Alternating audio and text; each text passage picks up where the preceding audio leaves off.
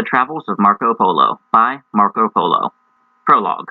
You, emperors, kings, dukes, marquises, earls, and knights, and all other people desirous of knowing the diversity of the races of mankind, as well as of kingdoms, provinces, and regions of all parts of the East, read through this book, and you will find in it the greatest and most marvelous characteristics of the peoples, especially of Armenia, Persia, India, and Tartary, as they are severally described in the present work by Marco Polo, a wise and learned citizen of Venice, who clearly states what things he saw and what things he has heard from others. For this book will be a truthful one. It must be known, then, that from the creation of Adam to the present day, no man, whether pagan or Saracen or Christian or other, of whatever progeny or generation he may have been, ever saw or inquired into so many and such great things as this Marco Polo, wishing in his private thoughts that the things he had seen and heard should be made public for the benefit of those who could not see them with their own eyes. He himself, being in the year of our Lord 1298 in prison in Genoa, caused the things contained in this present book to be written by Master Rosticello, a citizen of Pisa, who was with him in the same prison, and he divided it into 3 parts. Chapter 1. How the brothers Niccolo and Maffeo Polo set forth from Constantinople to traverse the world. It should be made known to the reader that at the time when Baldwin II was Emperor of Constantinople, where a magistrate representing the Doge of Venice then resided, and in the year of our Lord 1250, Niccolo Polo, the father of said Marco, and Maffeo, the brother of Niccolo, respectable and well-informed men, embarked in a ship of their own, with a rich and varied cargo of merchandise, and reached Constantinople in safety.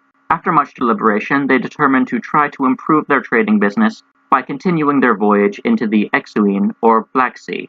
With this in view, they made purchases of many fine and costly jewels, taking their departure from Constantinople, navigated that sea to a port named Soldaya, Sudak, on the Crimean coast. From there, they traveled on horseback many days until they reached the court of a powerful chief of the Western Tartars, named Barka Khan, grandson of Genghis Khan, the ruler of the Tartars of southern Russia, who dwelt in the cities of Bulgara and Asara, or Sarai, and had the reputation of being one of the most liberal and civilized princes among the tribes of Tartary. He expressed much satisfaction at the arrival of these travelers and received them with marks of distinction. In return for this courtesy, they laid before him the jewels they brought with them, and seeing that their beauty pleased him, they presented them to him.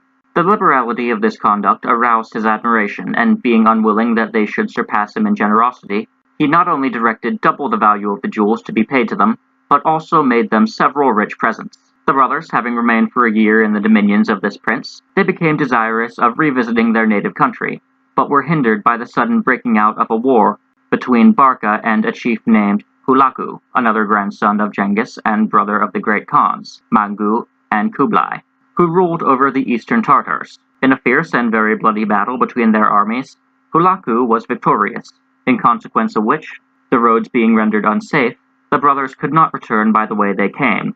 They were advised that the only practical way to reach Constantinople was to proceed in an easterly direction by an unfrequented route so as to skirt the limits of Barka's territories.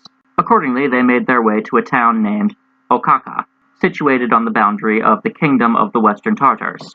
Leaving that place and advancing still further, they crossed the Tigris, actually the Volga, one of the 4 rivers of paradise, and came to a desert, the extent of which was 17 days' journey, wherein they found neither town, castle, nor any substantial building, but only Tartars and their herds, dwelling in tents on the plain.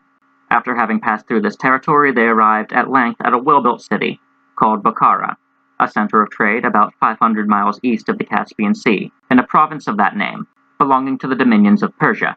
It is the noblest city of that kingdom and is governed by a prince named Barak. Unable to proceed further, they remained there 3 years. Chapter 2. How the brothers were persuaded to visit the court of the great Khan.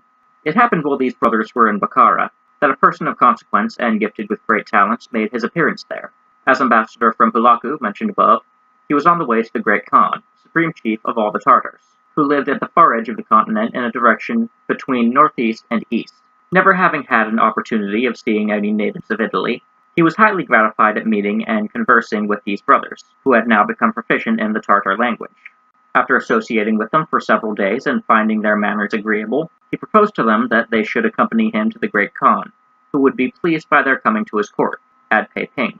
which had not been visited by any person from their country. He added assurances that they would be honorably received and rewarded with many gifts.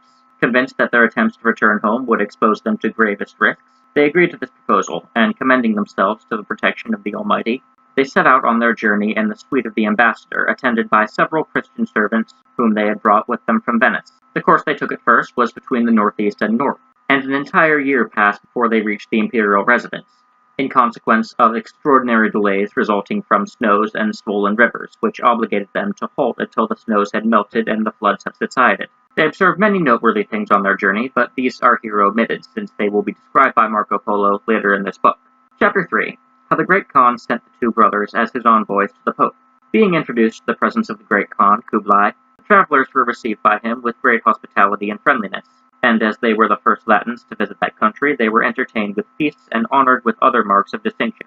Entering gracefully into conversation with them, he made earnest inquiries concerning the western parts of the world, and the Emperor of the Romans, and other Christian kings and princes. He wished to be informed of their relative importance, their possessions, the manner in which justice was administered in their kingdoms, and how they conducted themselves in warfare. Above all, he questioned them about the Pope, the affairs of the Church, and the religious worship and doctrine of the Christians. Being well-instructed and discreet men, they gave appropriate answers on all these points in the Tartar language, with which they were perfectly acquainted. The result was that the Great Khan, holding them in high esteem, frequently summoned them to talk with him. When he had obtained all the information that the two brothers could give him, he was well satisfied. Having decided to use them as ambassadors to the Pope, he proposed to them, with many kind entreaties, that they should accompany one of his barons, named Cogatal, on a mission to the See of Rome. His object, he told them, was to request His Holiness to send him 100 men of learning, thoroughly acquainted with the principles of the Christian religion, as well as with the 7 arts. They were to be qualified to prove to the learned of his dominions, by just and fair argument, that the faith professed by Christians is superior to, and founded upon more evident truth than, any other, that the gods of the Tartars, and the idols worshipped in their houses, are only evil spirits, and that they, and the people of the East in general, were under an error in revering them as divinities. He said, moreover, that he would be pleased if upon their return they should bring with him from Jerusalem some of the holy oil from the lamp which is kept burning over the sepulchre of our Lord Jesus Christ, whom he professed to hold in veneration, and to consider the true God. Having heard these commands by the Great Khan, they humbly prostrated themselves before him, declaring their willingness and insistent readiness to perform to the utmost of their ability whatever might be the royal will. Upon which he caused letters to be written in the Tartar language in his name to the Pope of Rome, and these he turned over to them. He likewise gave orders that they should be furnished with a golden tablet displaying the imperial cipher, according to the custom established by His Majesty. By virtue of this, the bearer, together with his whole suite, are safely conveyed and escorted from station to station by the governors of all places within the imperial dominions, and are entitled, during the time of their stay in any city, castle, town, or village, to a supply of provisions and everything necessary for their accommodation.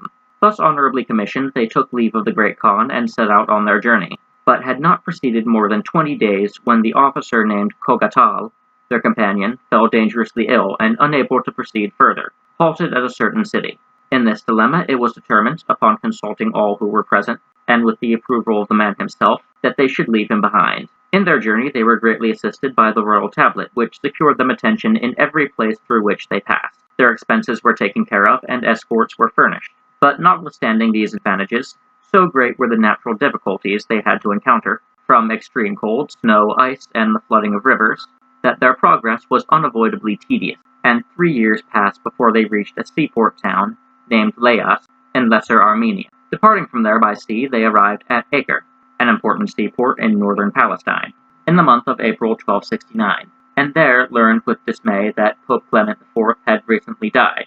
A legate, whom he had appointed, named Tadalo of Piacenza, was at this time resident in Acre, and to him they gave an account of the mission they had been given by the Great Khan of Tartary. He advised them by all means to await the election of another pope, and when that had taken place, to carry out their embassy. Approving of this, they determined to use the interval for a visit to their families in Venice. They accordingly embarked at Acre in a ship bound for Negropont, an island in the eastern Aegean Sea, and from there went on to Venice. There Niccolo Polo found that his wife, whom he had left with child at his departure, had died after having been delivered of a son. The boy had been named Marco, and was now 15 years of age. This is the Marco by whom the present work is composed, and who will give therein an account of all those matters of which he has been an eyewitness. The Travels of Marco Polo, Chapter 4. How the two brothers again departed from Venice on their way back to the Great Khan and took with them Marco, son of Messer Niccolo. In the meantime, the election of a pope was delayed by so many obstacles that they remained 2 years in Venice, continually expecting it to take place. At length, becoming fearful that the Great Khan might be displeased at their delay or might suppose they did not intend to revisit his country, they judged it wise to return to Acre, and on this occasion they took with them young Marco Polo. With the permission of the legate, they made a visit to Jerusalem, and there provided themselves with some of the oil from the lamp of the Holy Sepulchre, as the Great Khan requested. As soon as they were finished with letters from the legate to the Khan testifying their efforts to carry out his commission, and explaining that the Pope of the Christian Church had not yet been chosen, they proceeded to the before-mentioned port of Laias. Scarcely had they left, however, when the legate received messages from Italy, dispatched by the College of Cardinals, announcing his own elevation on September 1st, 1271, to the papal chair. He thereupon assumed the name of Gregory X.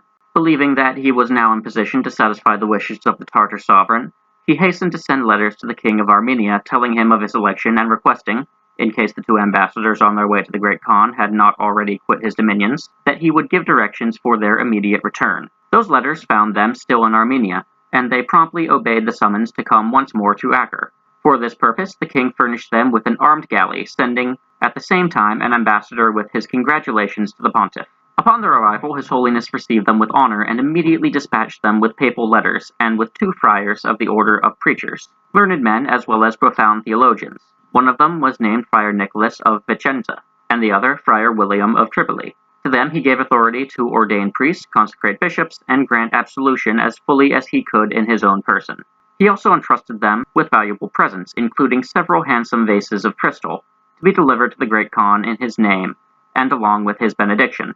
Having taken leave, they again steered their course to the port of Laias, where they landed, and from there proceeded into the country of Armenia. Here they received news that the Sultan of Babylonia, that is, Babylon of Egypt, an old name for Cairo, named Bundakdari, had invaded the Armenian territory with a large army and had overrun and laid waste much of the country.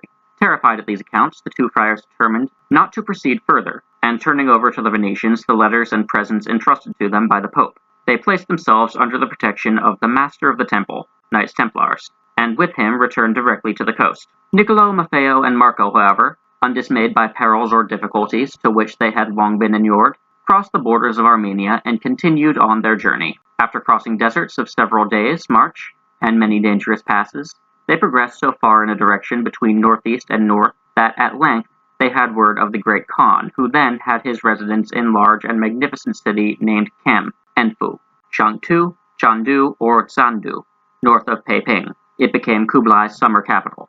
Their whole journey to this place occupied no less than 3 years and a half, 1271 to 1275. During the winter months, they had of course made little progress. The Great Khan had been notified of their approach while they were still far off, and being aware of how much they must have suffered from fatigue, sent men to meet them a distance of 40 days' journey, and gave orders to prepare in every place throughout which they were to pass whatever might be needed for their comfort. By these means, and through the blessing of God, they were conveyed in safety to the royal court. Chapter 5. How the brothers and Marco presented themselves before the Great Khan. Upon their arrival, they were honorably and graciously received by the Great Khan in a full assembly of his principal officers. When they drew near him, they paid their respects by prostrating themselves. He immediately commanded them to rise and give him an account of their travels, with all that had taken place in their negotiations with His Holiness the Pope. To their story, which was clear and well told, he listened with attentive silence. The letters and the presents from Pope Gregory were then laid before him, and upon hearing the former read, he commended the fidelity, zeal, and diligence of his emissaries. And receiving with due reverence the oil from the Holy Sepulchre, he gave directions that it should be preserved zealously. Upon his observing Marco Polo and inquiring who he was, Niccolo answered, "This is my son and your servant." Upon which the Great Khan replied, "He is welcome, and it pleases me much." And he caused him to be enrolled amongst his attendants of honor. And in recognition of their return, he ordered a great feast and rejoicing. And as long as the brothers and Marco remained in the court of the Great Khan, they were honored even above his own courtiers. Marco was held in high esteem and respect by all belonging to the court.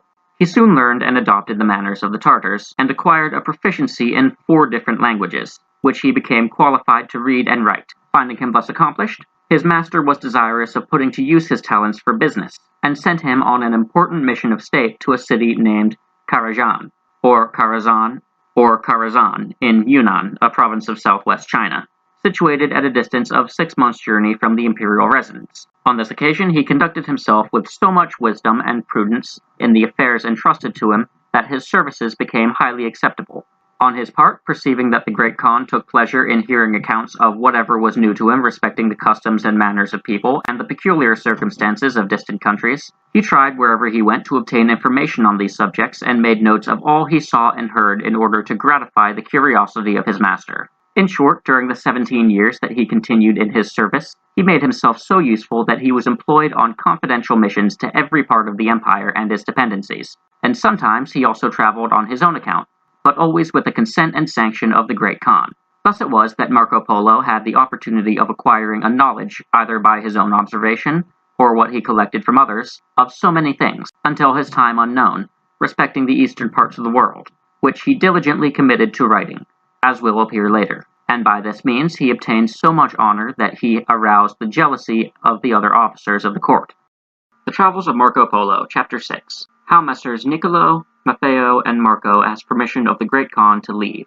Our Venetians, having now resided many years at the imperial court, and in that time having amassed considerable wealth in jewels and gold, felt a strong desire to revisit their native country, and, however honored and well treated by the sovereign, this sentiment was ever uppermost in their minds. It became even more decidedly their object when they thought of the very advanced age of the Great Khan, and the fact that his death, if it should occur before their departure, might deprive them of the assistance they would need to surmount the innumerable difficulties of so long a journey and reach their homes in safety. Niccolo Polo accordingly took an opportunity one day, when he observed the Khan to be more than usually cheerful, of throwing himself at his feet and appealed on behalf of himself and his family for permission to depart. But far from seeming disposed to comply, the Khan appeared hurt at the appeal and asked what motive they could have for wishing to expose themselves to all the hazards of a journey in which they would probably lose their lives. If gain, he said, was their object, he was ready to give them double what they possessed and to gratify them with honors to the full extent of their desires, but that, from the regard he had for them, he must positively refuse their petition. It happened about this period that a queen named Bolgana, Bulugan, the wife of Argun, sovereign of India, actually Persia, died, and her last request, which she repeated in a will, entreated her husband that no one might succeed to her place on his throne and in his affections who was not a descendant of her own family, which was now settled under the dominion of the Great Khan of Cathay. Wishing to comply with this solemn request, Argun appointed 3 of his barons, discreet men, whose names were Ulatai, Apushka, and Koya, together with a numerous retinue and his ambassadors to the Great Khan, with a request that the Khan find him a wife from among the relatives of his deceased queen. The application was taken in good part, and under the discretion of his majesty, choice was made of a damsel of 17, very beautiful and accomplished, whose name was Kokachin, and of whom the ambassadors highly approved. When everything was arranged for their departure, and a suite of attendants appointed to do honor to the future consort of King Argun, they received a gracious farewell from the Great Khan and set out on their return by the way they had come. Having traveled for 8 months, their progress was blocked and the roads shut against them by fresh wars that had broken out among the Tartar princes. Much against their will, they were forced to turn back to the court of the Great Khan and tell him of the interruption they had met with.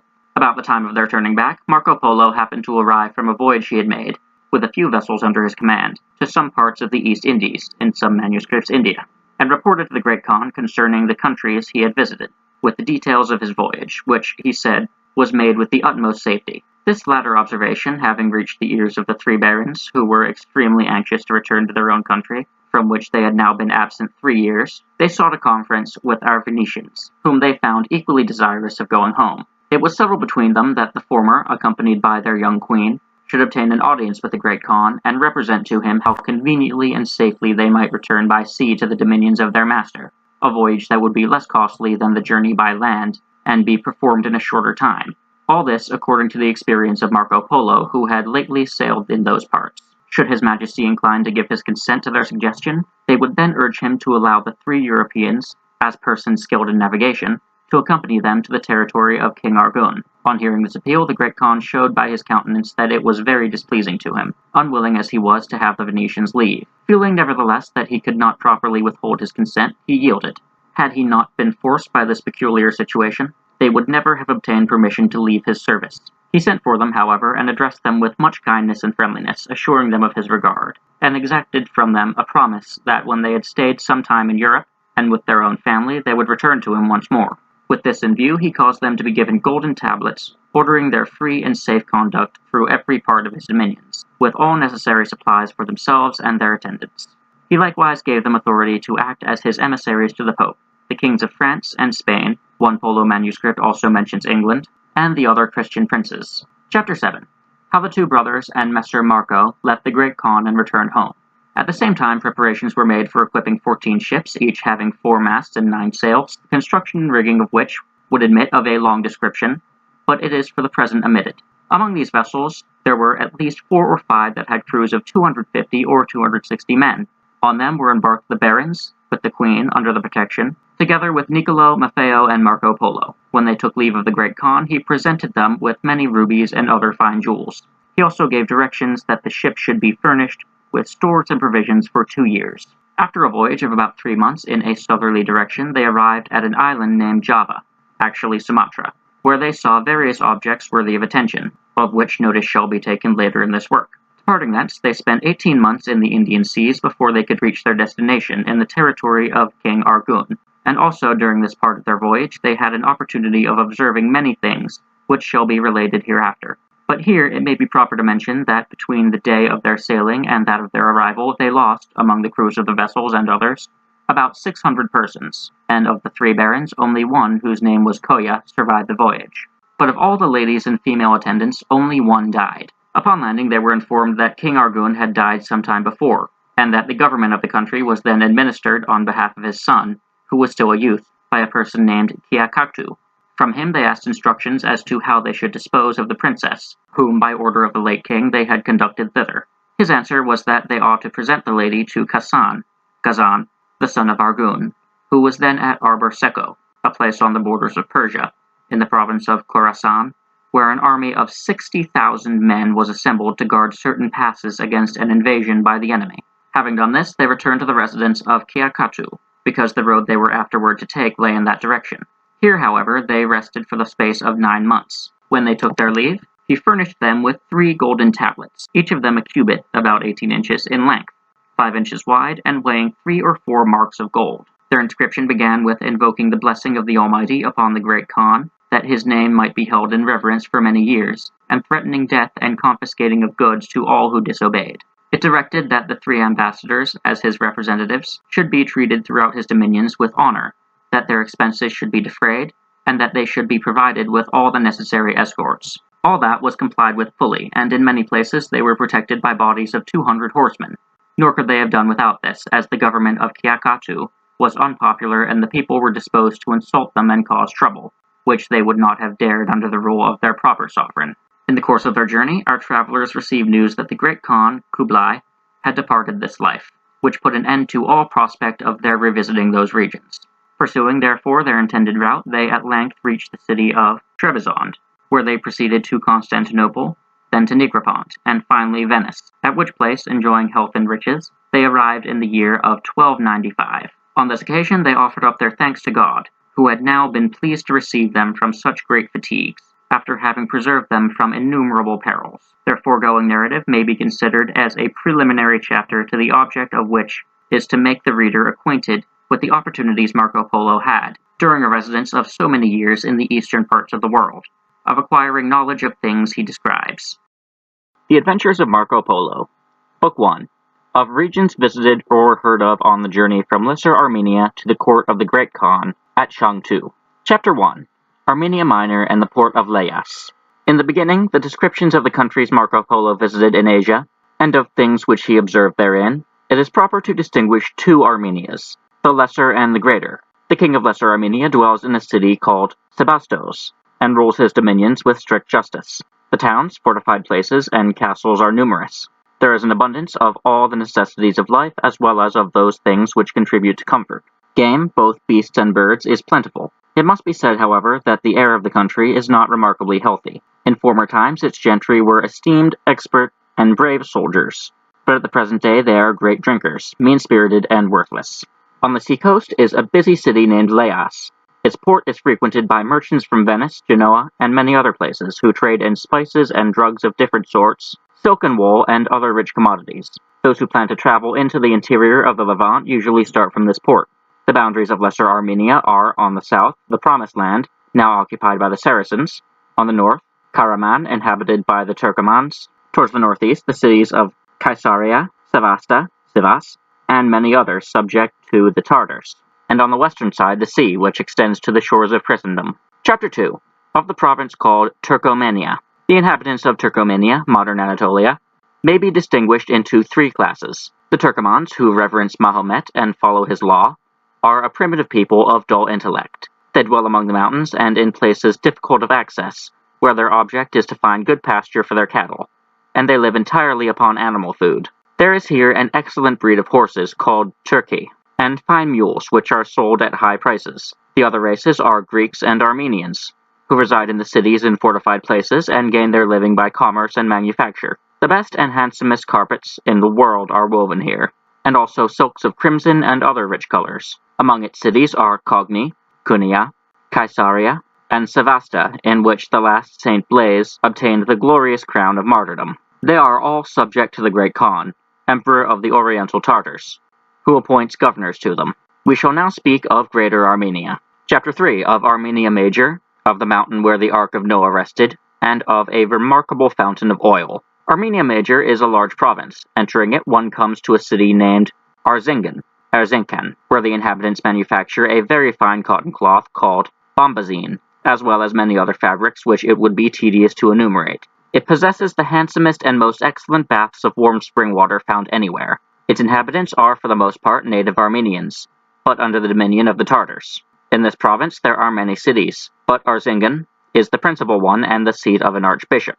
And the next in importance are Argiron and Darziz, Erzurum and Ersis. It is very extensive, and in the summer season, the station of a part of the army of the Eastern Tartars, on account of the good pasture it affords to their cattle. But on the approach of winter they are obliged to change their quarters, the fall of snow being so very deep that the horses cannot find fodder, and for the sake of warmth and fodder they go southward. At a castle named Piperth, which you meet with in going from Trebizond to Tabriz, there is a rich silver mine. In the central part of Armenia stands an exceedingly large and high mountain, upon which, it is said, Noah's Ark rested, and for this reason it is termed the Mountain of the Ark, Mount Ararat in eastern Turkey. Its height is 16,696 feet. Its base cannot be circled in less than 2 days. The ascent is impracticable on account of the snow towards the summit, which never melts, but goes on increasing with each successive fall. In the lower region, however, near the plain, the melting of the snow fertilizes the ground and encourages such an abundant vegetation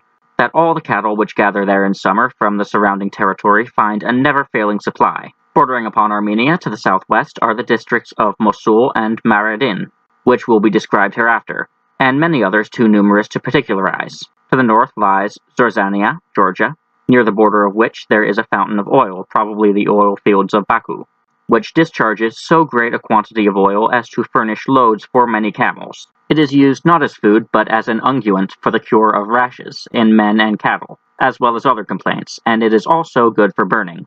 In the neighboring country, no other fuel is used in lamps, and people come from distant parts to procure it. Chapter 4. Of the province of Zorzania, the pass where Alexander the Great constructed the Iron Gate, and the miraculous fountain of Tiflis. In Zorzania, the king is usually styled David Melik, which in our language signifies David the King. One part of the country is subject to the Tartars, and the other part, in consequence of the strength of its fortresses, has remained in the possession of its native princes. It is situated between two seas, of which on the northern western side is called the Greater Sea, Black, and the other on the eastern side is called the Sea of Baku, Caspian. This latter is 2,800 miles in circuit, and is like a lake, for it does not connect with any other sea. It has several islands, with handsome towns and castles, some of which are inhabited by people who fled before the Grand Tartar, when he laid waste in the kingdom of Persia, and who took shelter in these islands, or in the fastness of the mountains. Some of the islands are uncultivated. The sea produces an abundance of fish, particularly sturgeon and salmon, at the mouths of the rivers, as well as others of a large sort. The common wood of the country is boxwood. I was told that in ancient times the kings of the country were born with the mark of an eagle on the right shoulder. The people are well-made, bold sailors, expert archers, and fair combatants in battle. They are Christians, observing the ritual of the Greek Church, and wear their hair short, in the manner of the Western clergy. This is the province into which, when Alexander the Great attempted to advance northwards, he was unable to penetrate by reason of the narrowness and difficulty of a certain pass. On one side, this pass is washed by the sea, and on the other side it is confined by high mountains and woods for a distance of 4 miles, so that very few men were capable of defending it against the whole world. Disappointed in this attempt, Alexander caused a great wall to be constructed at the entrance of a pass, and fortified it with towers, in order to prevent those who dwelt beyond it from molesting him. For its unusual strength, the pass got the name of the Iron Gate, and Alexander is commonly said to have enclosed the Tartars between 2 mountains. It is not correct, however, to call these people Tartars, because in those days they were not Tartars, but of a people called Kamanians, with a mixture of other nations. In this province there are many towns and castles. The necessities of life are abundant, and the country produces a great quantity of silk, and engages in the manufacture of silk interwoven with gold. Here are found large vultures of a species named avigi. The inhabitants in general gained their livelihood by trade and handicrafts. The mountainous nature of the country, with its narrow and strong defiles, has prevented the Tartars from completing the conquest of it. At a convent of monks dedicated to Saint Leonardo, the following miraculous events are said to take place. In a saltwater lake, 4 days' journey in circuit, upon the border of which the church is situated, the fish never make their appearance until the first day of Lent, and from that time to Easter Eve, they are found in vast abundance, but on Easter Day they are no longer to be seen, nor during the remainder of the year. It is called the Lake of Gelushalat. The great rivers, Herdil, Gihon, Kur, Araz, respectively the Volga, Amudarya, Kura, and Araxes, and many others empty into the aforementioned Sea of Baku, which is surrounded by mountains. Genoese merchants have recently begun to navigate it, and they bring from there a kind of silk called geli. In this province there is a handsome city named Tiflis, around which there are suburbs and many fortified posts. It is inhabited by Armenian and Georgian Christians, as well as by some Mahometans and Jews, but these last are not numerous. The manufactures of silk and many other articles is carried there. Its inhabitants are subjects of the great Khan of the Tartars. Although we speak only of a few of the principal cities in each province, it should be understood that there are many others, which it would be pointless to enumerate unless they happen to contain something remarkable. Having spoken of the countries bordering Armenia to the north, we shall now mention those which lie to the south and to the east. Chapter 5.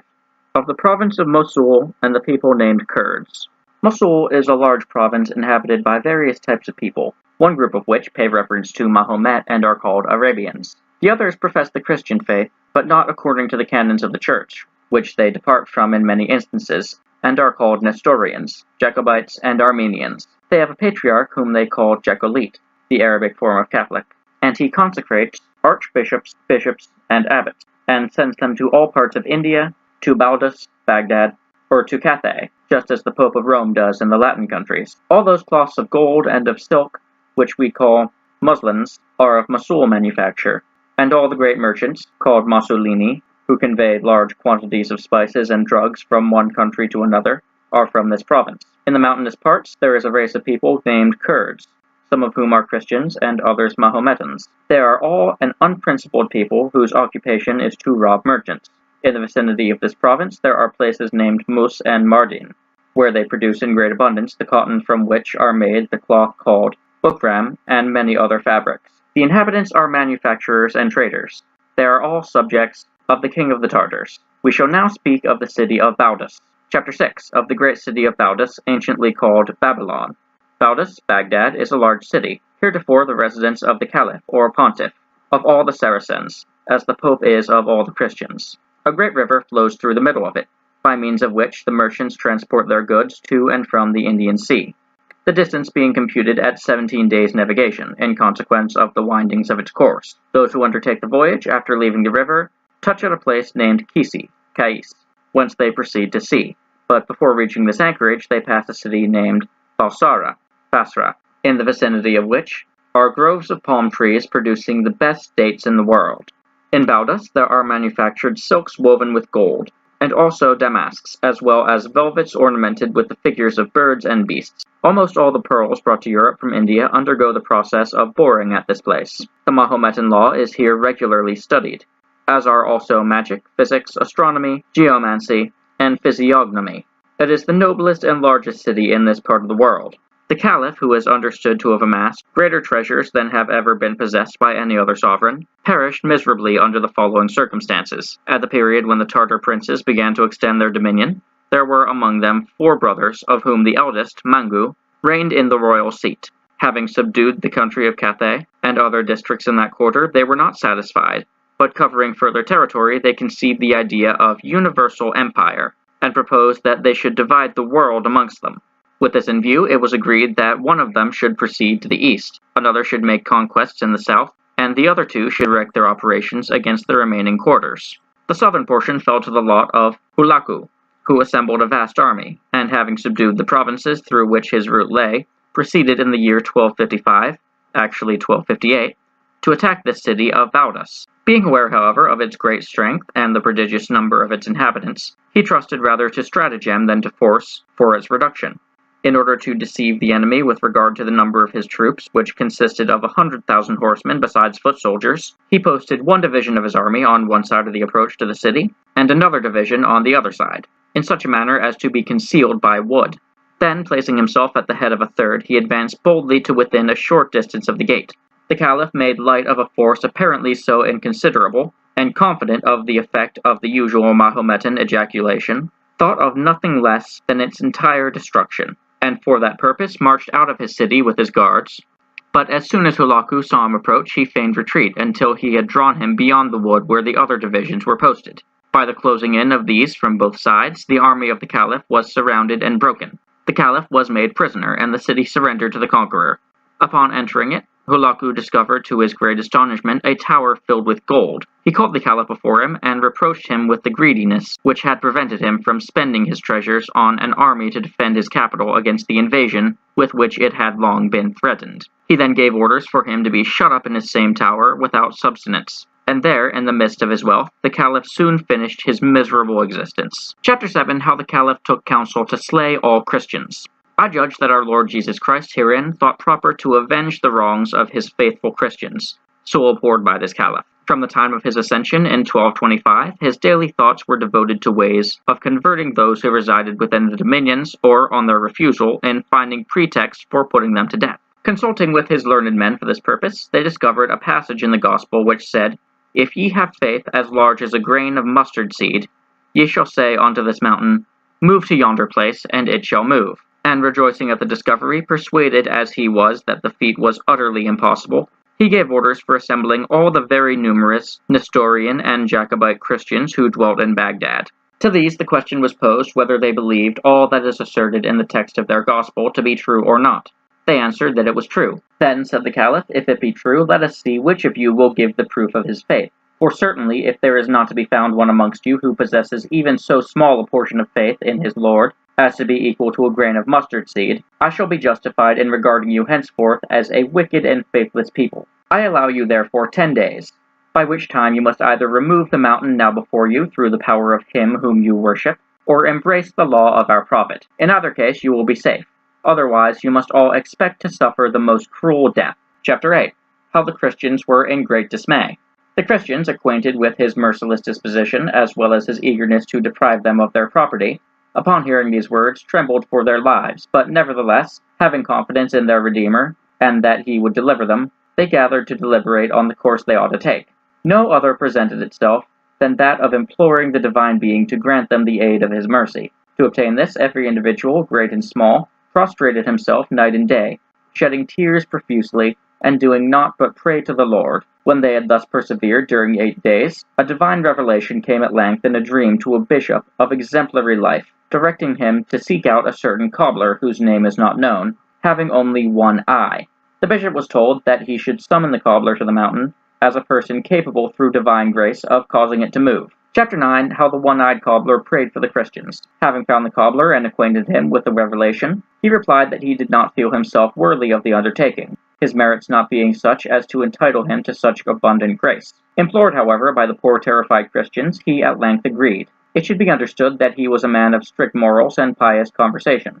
with a mind pure and faithful to his God, regularly attending the celebration of Mass and other divine offices, fervent in works of charity, and strict in the observance of feasts. It once happened that a handsome young woman who came to his shop in order to be fitted with a pair of shoes accidentally exposed a part of her leg while presenting her foot. The beauty of the leg excited in him momentary sinful thoughts. Calling to mind the words of the Gospel, "If thine eye offend thee, pluck it out, and cast it from thee. For it is better to enter the kingdom of God with one eye than, having 2 eyes, to be cast into hellfire," he immediately, with an instrument of his trade, scooped out his right eye. By this act you can judge the degree of his faith.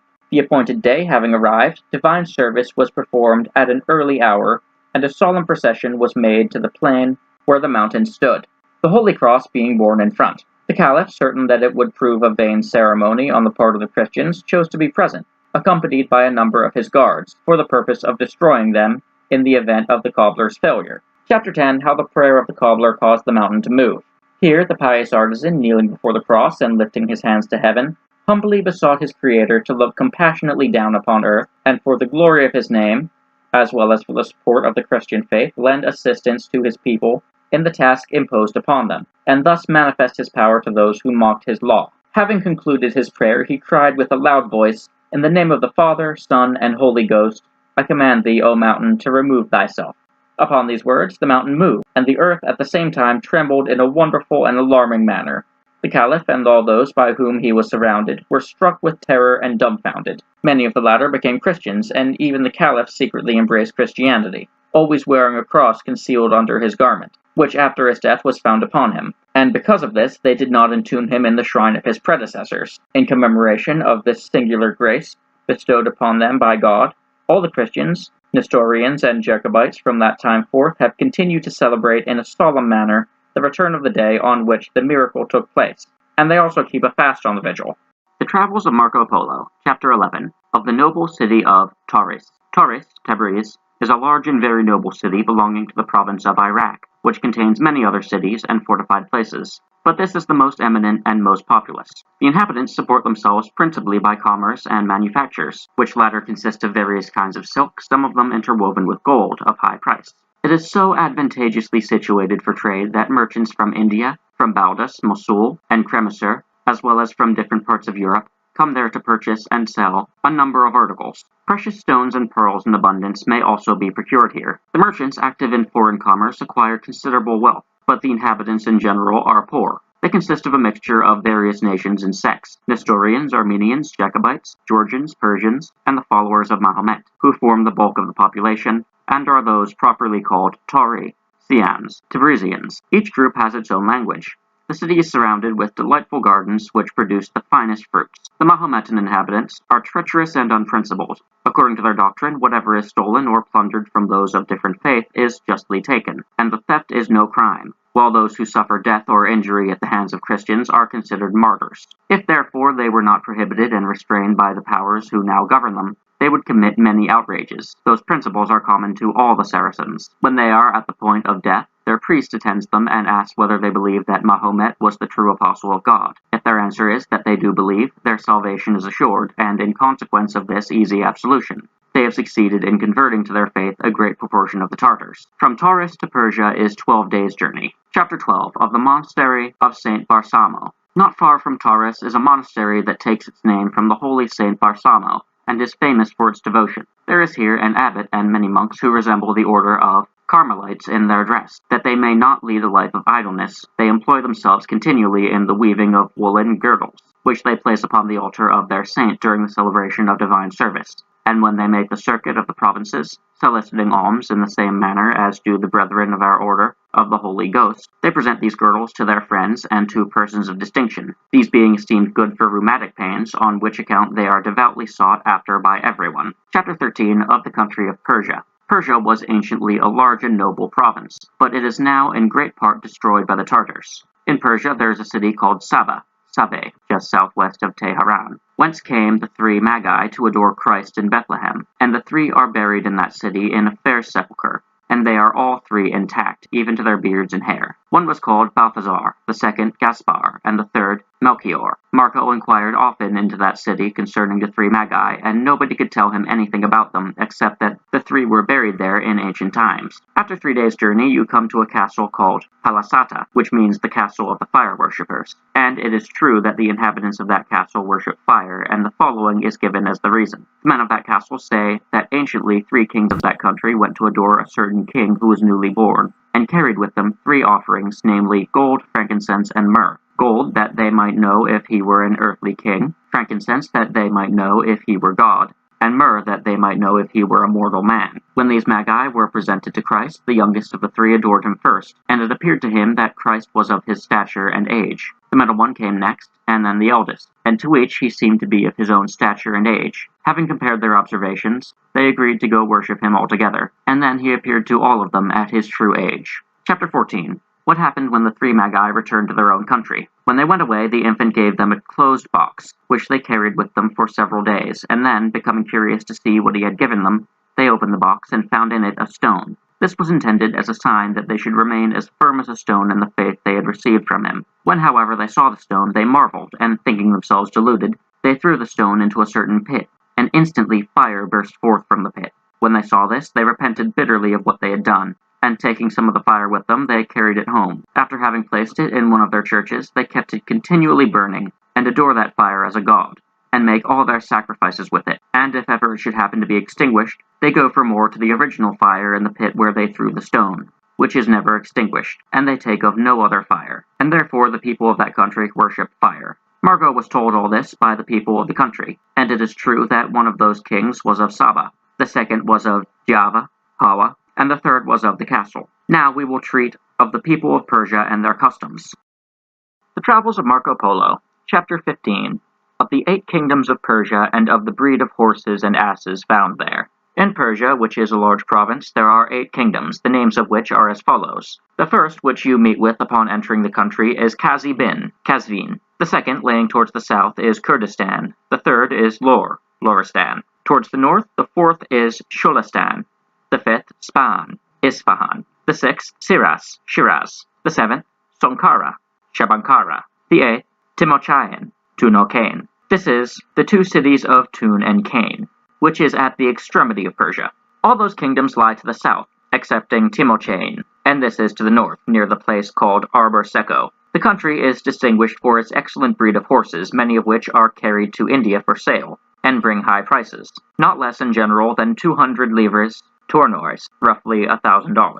It produces also the largest and handsomest breed of asses in the world, which sell on the spot at higher prices than the horses, because they are more easily fed, are capable of carrying heavier burdens, and travel further in a day than either horses or mules, which cannot stand as much fatigue. The merchants, therefore, who in traveling from one province to another must pass through vast deserts and tracts of sand, where no kind of herbage is to be met with, and where, on account of the distance between wells or other watering places, it is necessary to make long journeys during the day, prefer asses because they get over the ground sooner and need less food. Camels also are used here, and these in like manner carry great weights and are maintained at little cost, but they are not so swift as the asses. The traders of these parts convey the horses to Kisi, to Hormuz, and to other places on the coast of the Indian Sea, where they are purchased by those who plan to carry them to India. In consequence, however, of the greater heat of that country, they do not last many years, being natives of a temperate climate. In some of these districts, the people are savage and bloodthirsty, making a common practice of wounding and murdering each other. They would not refrain from doing injury to the merchants and travelers, were they not in terror of the Eastern Tartars, who cause them to be severely punished. There is also a regulation in that all roads where danger is anticipated, the inhabitants shall be obliged, if required by merchants, to provide trustworthy guards for their guidance and security between one district and another. These to be paid at the rate of 2 or 3 groats for each loaded beast, according to the distance. They are all followers of the Mahometan religion. In the cities there are merchants and numerous artisans who manufacture a variety of stuffs of silk and gold. Cotton grows abundantly in this country, as do wheat, barley, millet, and several other sorts of grain, and also grapes and every species of fruit. Should any one assert that the Saracens do not drink wine, being forbidden by their law, it may be answered that they salve their consciences on this point by persuading themselves that if they boil it over a fire, by which it is partially consumed and becomes sweet, they may drink it without infringing the commandment, for having changed its taste, they change its name and no longer call it wine, although it is such in fact. Chapter 16 of the city of Yasti. Yasti, Yezd is a considerable city on the border of Persia, where there is much traffic. A species of cloth of silk and gold manufactured there is known as Yazdi, and is carried thence by merchants to all parts of the world. Its inhabitants are of the Mahometan religion. Those who travel from that city spend 8 days in passing over a plain, in the course of which they find only 3 places that afford accommodation. The road lies through extensive groves of the date-bearing palm, in which there is abundance of game, including beasts as well as partridges and quails, and those travelers who are fond of the amusements of hunting may here enjoy excellent sport. A handsome breed of wild asses are also very numerous here. At the end of 8 days you arrive at a kingdom named Kerman.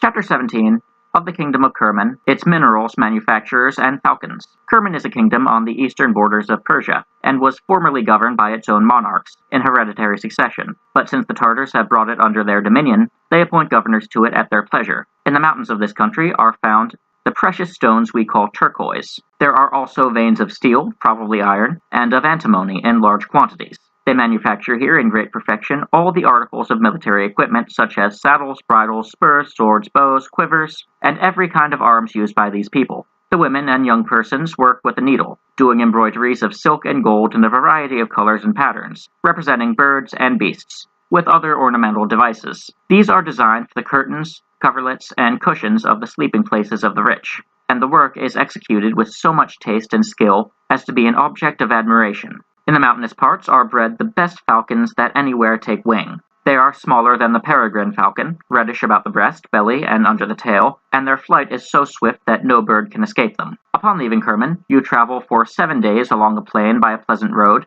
which is rendered still more delightful by the abundance of partridges and other game. You also meet frequently with towns and castles, as well as scattered habitations, until at length you arrive at a mountain whence there is a considerable descent, which occupies 2 days. Fruit trees are found there in great numbers, the district having formerly been populated, though at present without inhabitants, except for the herdsmen attending their flocks. In the part of the country which you pass before you reach the descent, the cold is so severe that a man can barely manage to protect himself against it by wearing many garments and furs. The Travels of Marco Polo, Chapter 18, of the city of Kamandu and the district of Rio Barle, of certain birds found there, a peculiar kind of oxen, and a tribe of robbers. At the end of the desert of this mountain you arrive at a plain that extends in a southern direction to the distance of 5 days' journey. At the commencement of this, there is a town named Kamandu, Kamadin, formerly a very large place, and of much consequence, but not so at this day, having been repeatedly laid waste by the Tartars. The neighboring district is called Rio Barle, Rudbar. The temperature of this plain is very warm. It produces wheat, rice, and other grains. On that part of it which lies nearest the hills, dates, pomegranates, quinces, and a variety of other fruits grow, among which is one called Adam's apple, which is unknown in our cool climate.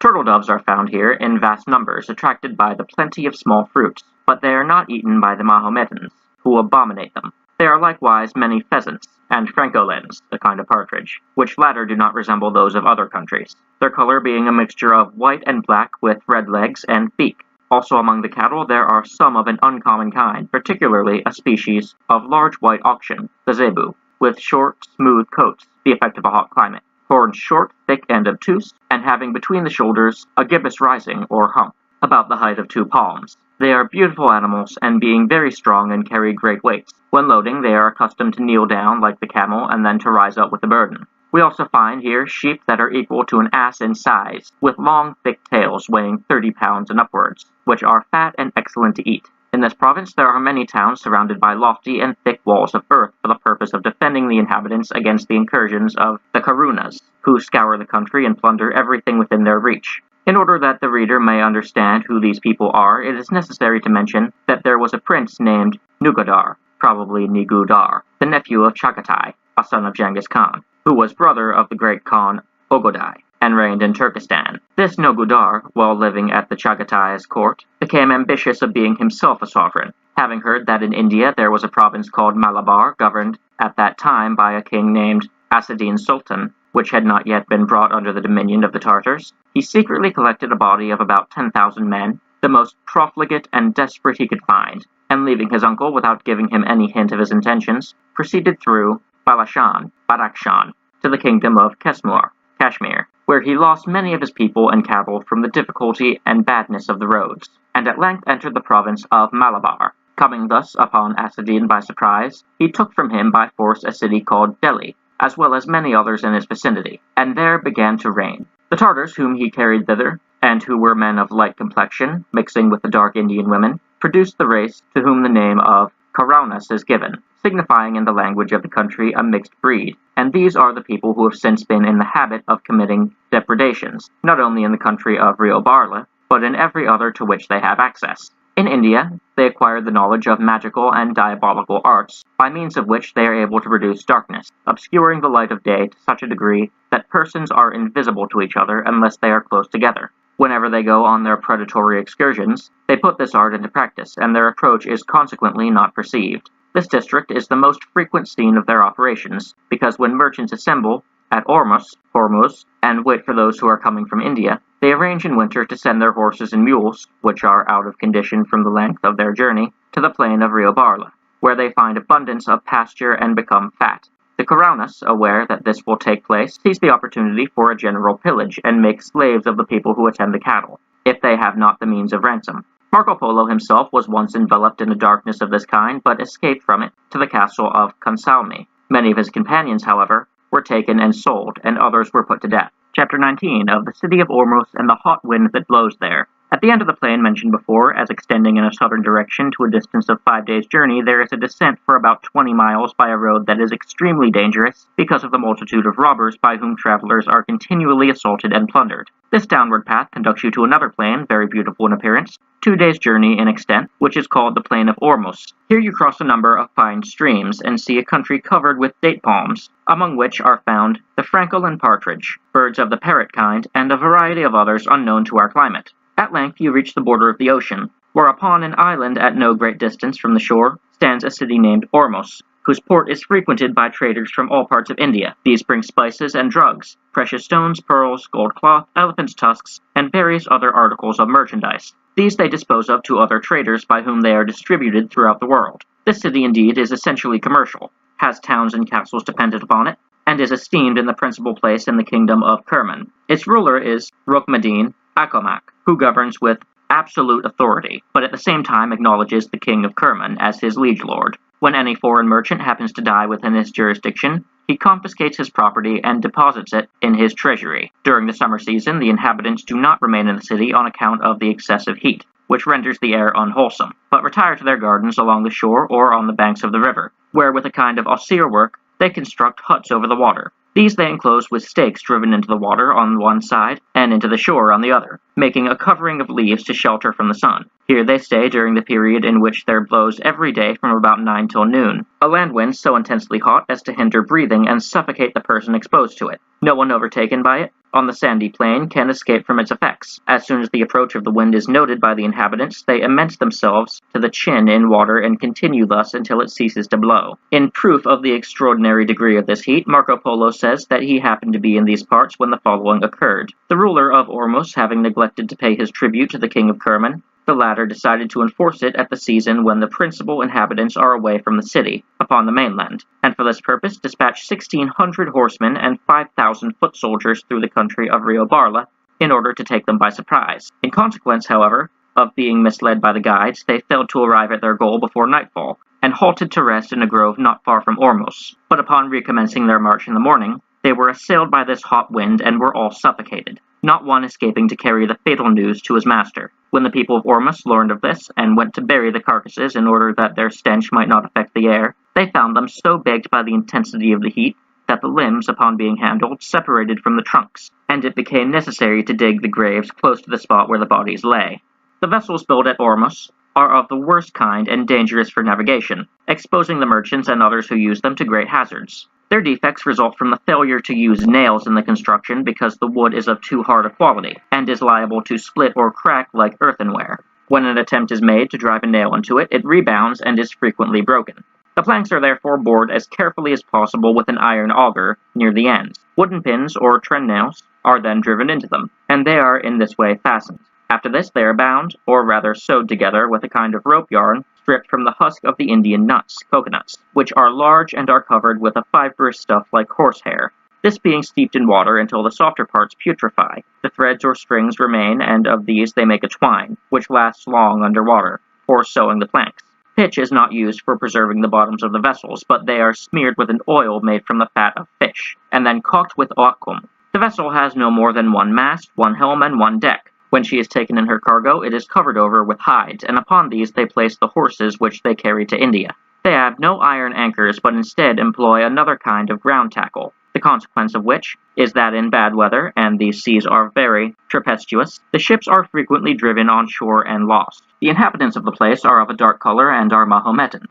They sow their wheat, rice, and other grain in the month of November and reap their harvest in March. They also gather fruits in that month, with the exception of dates, which are collected in May. Out of these, along with other ingredients, they make a good kind of wine. When, however, it is drunken by persons not accustomed to it, it causes an immediate flux, diarrhea. But upon their recovering from its first effects, it proves beneficial to them and helps make them fat. The food of the natives is different from ours, for were they to eat wheaten bread and meat, their health would be injured. They live chiefly upon dates and salted fish, such as the tunny, sipple, and others which from experience they know to be wholesome. Excepting in marshy places, the soil of this country is not covered with grass because of the extreme heat, which burns up everything. Upon the death of men of rank, their wives loudly bewail them once each day for 4 successive weeks. There are also people here who make such lamentations a profession, and are paid for uttering them over the corpses of persons to whom they are not related. Having spoken of Ormuz, I shall for the present defer treating of India, intending to make it the subject of a separate book, and now return to Kerman,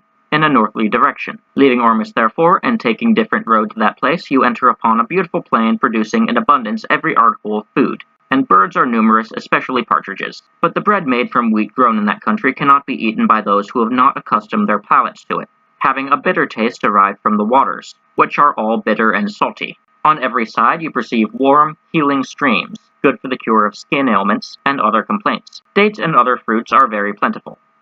The Travels of Marco Polo, Chapter 20, of the great desert country between Kerman and Kobiam, and of the bitter quality of the water. Upon leaving Kerman and traveling 3 days, you reach the borders of a desert extending to a distance of 7 days' journey, at the end of which you arrive at Kobiam, Kubanan. During the first 3 days, but little water is to be met with, and that little is impregnated with salt, and is as green as grass, and so nauseating that none can drink it. Should even a drop of it be swallowed, frequent calls of nature will result, and the effect is the same from eating a grain of the salt made from this water. In consequence of this, persons who travel over the desert are obliged to carry water along with them. The cattle, however, are compelled by thirst to drink such as they find, and a flux immediately ensues. In the course of these 3 days, not one habitation is to be seen. The whole is arid and desolate. Cattle are not found there because there is no sustenance for them. On the 4th day you come to a river of fresh water, but one which has its channel for the most part underground. In some parts, however, there are abrupt openings caused by the force of the current, through which the stream becomes visible for a short space. Water is abundant. Here the wearied traveler stops to refresh himself and his cattle after the fatigues of the preceding journey. The circumstances of the latter 3 days resemble those of the former and bring him at length to a town of Kobiam. Chapter 21 of Kobiam and its manufactures. Kobiam is a large town, the inhabitants of which observe the law of Mahomet. They have plenty of iron, and Ondanik, Indian steel, famous for its use in swords. Here they make mirrors of highly polished steel, of a large size and very handsome. Much antimony or zinc is found in the country, and they procure tuddy, which makes an excellent collyrium, eye salve, together with spodium, by the following process. They take the crude ore from a vein that is known to yield such as is fit for the purpose, and put it to a furnace. Over the furnace they place an iron grating formed of small bars set close together. The smoke or vapor ascending from the ore and burning clings to the bars, and as it cools becomes hard. This is the tuddy, while the gross and heavy part, which does not ascend, but remains as cinder in the furnace, becomes the spodium. Chapter 22, of the journey from Kobiam to the province of Timochain, and of a particular species of tree. Leaving Kobiam, you proceed over a desert of 8 days' journey, exposed to great drought. Neither fruits nor any kind of trees are met with, and what water is found has a bitter taste. The travelers are therefore obliged to carry with them as much as may be necessary for their sustenance.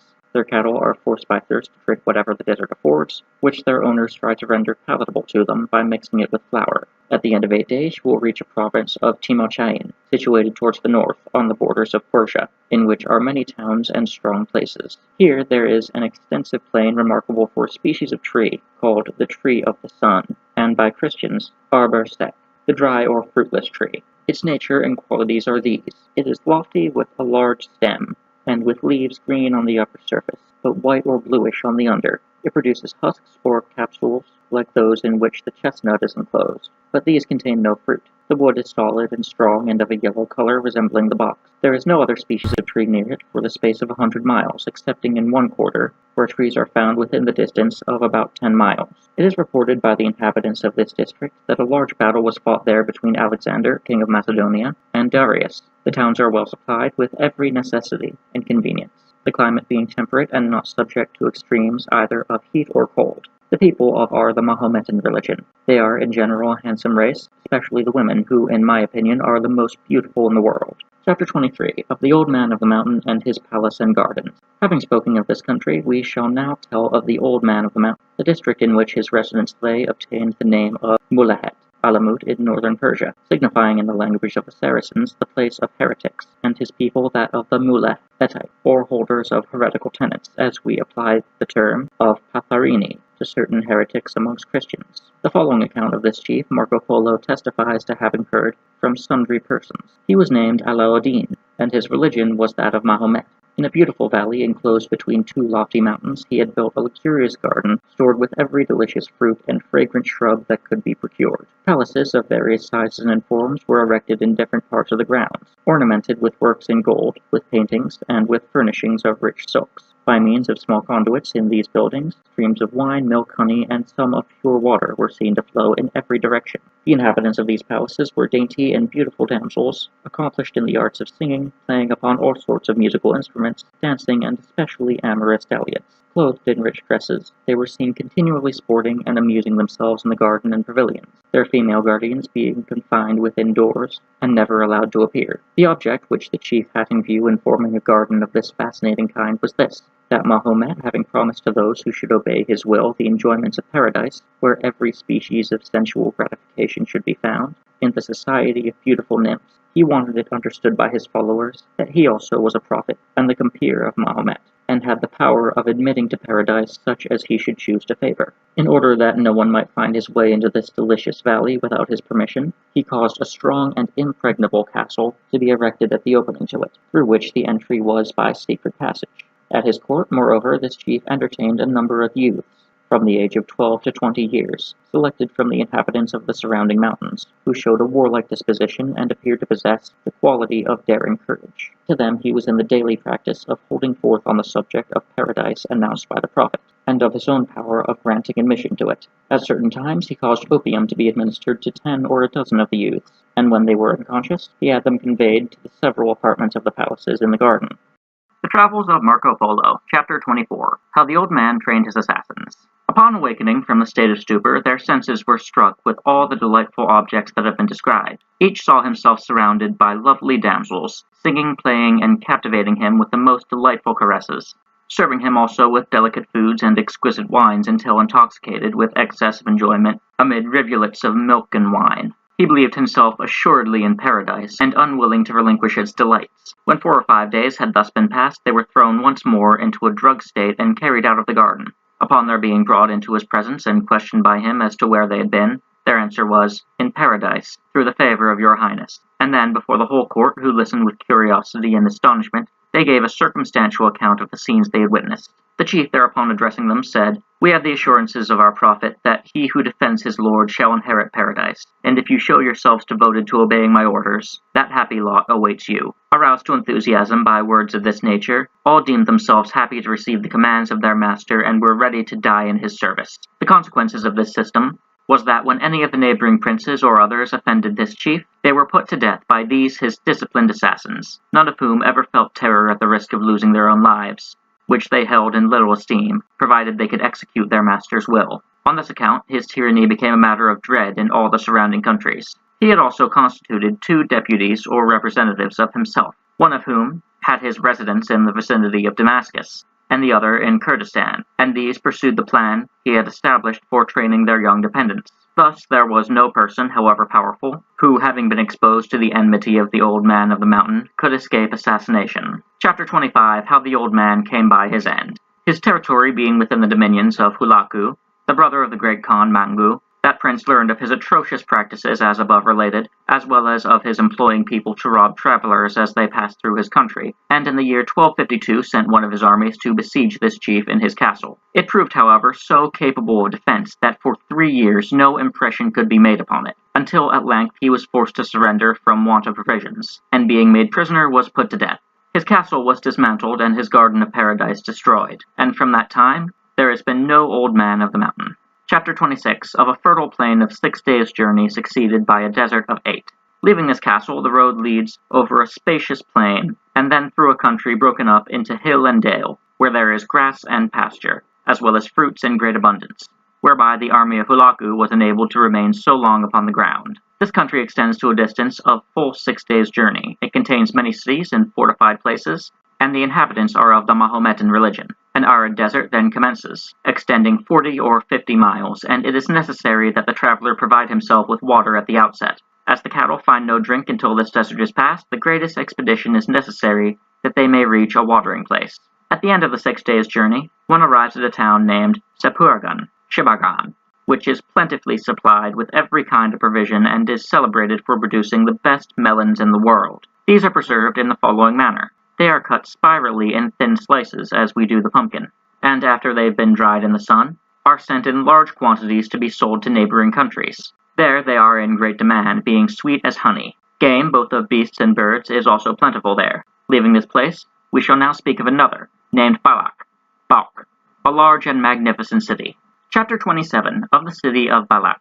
Balak was formerly larger, but has sustained much damage from the Tartars, who in their frequent attacks have partly demolished its buildings. It contained many palaces constructed of marble, and spacious squares, still visible although in a ruinous state. It was in this city, according to the report of the inhabitants, that Alexander took to wife the daughter of King Darius. The Mahometan religion prevails here also. The dominion of the Lord of Eastern Tartars extends to this place, and to it the limits of the Persian Empire extend in a northeastern direction. Upon leaving Balak and holding the same course for 12 days, you traverse a country that is destitute of every sign of habitation, the people having all fled to strong places in the mountains in order to safeguard themselves against the attacks of lawless marauders, by whom these districts are overrun.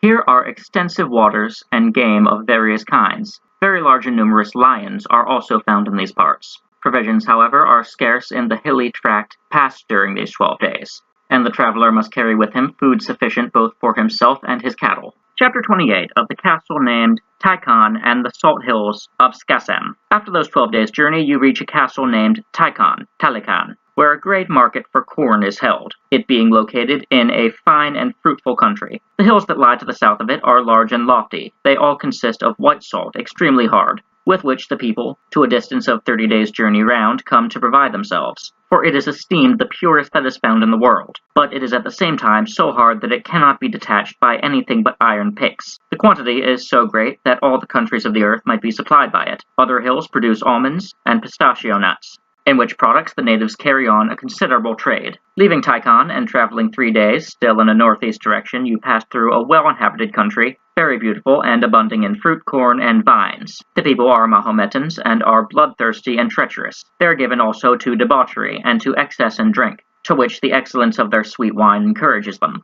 They wear nothing on the head but a cord about 10 spans in length, which they wind around it. They are keen sportsmen and take many wild animals, wearing no other clothing but the skins of the beasts they kill, of which their shoes are also made. They are all taught to prepare the skins. During a journey of 3 days, there are cities and many castles, and at the end of the distance you reach a town named Skasem, Ish-Kasham, governed by a chief of whose title is equivalent to that of our barons or counts, and among the mountains he possesses other towns and strong places. Through the middle of this town runs a river of tolerable size. Here are found porcupines which roll themselves up when the hunters set their dogs at them, and with great fury shoot out the quills or spines with which their skins are furnished, wounding both men and dogs. The people of this country have their own peculiar language. The herdsmen who attend the cattle live among the hills and caverns they form for themselves.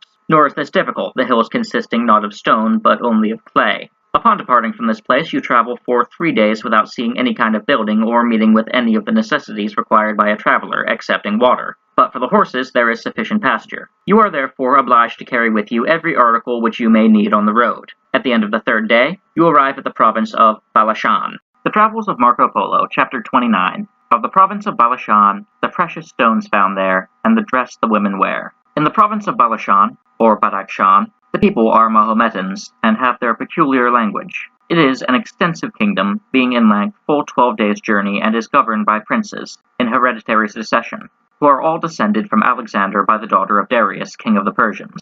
All these have borne the title in the Saracenic tongue of Zulkarnain, which is the equivalent of Alexander. In this country are found the precious stones called balas rubies, of fine quality and great value, and so called from the name of the province. They are embedded in the high mountains, but are sought for only in one named Sekenan.